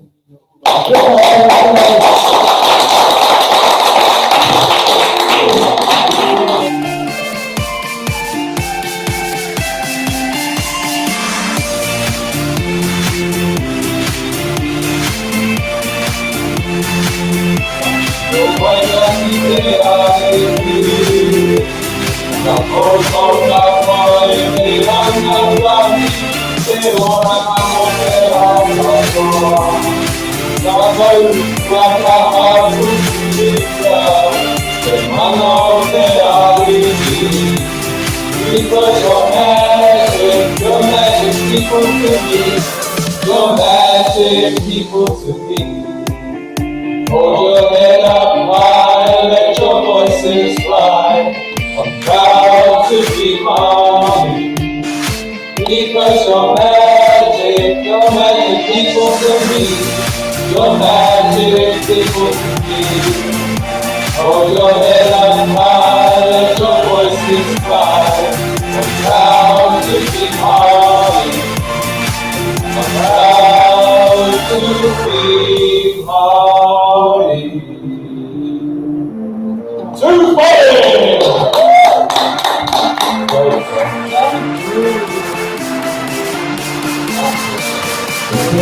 Anyone who's welcome, anyone who wishes to welcome to something for the critical value of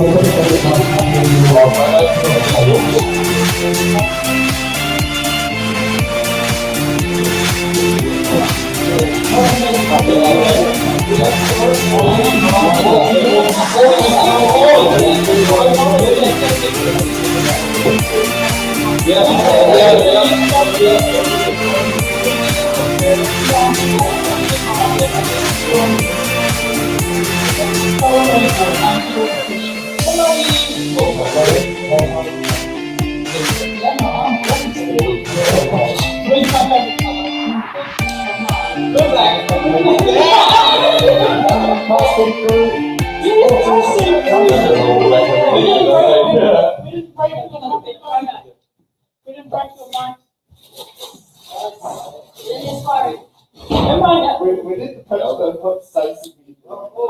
Yes. Thank you. I'm going home for a cruise and a cup of tea. Same.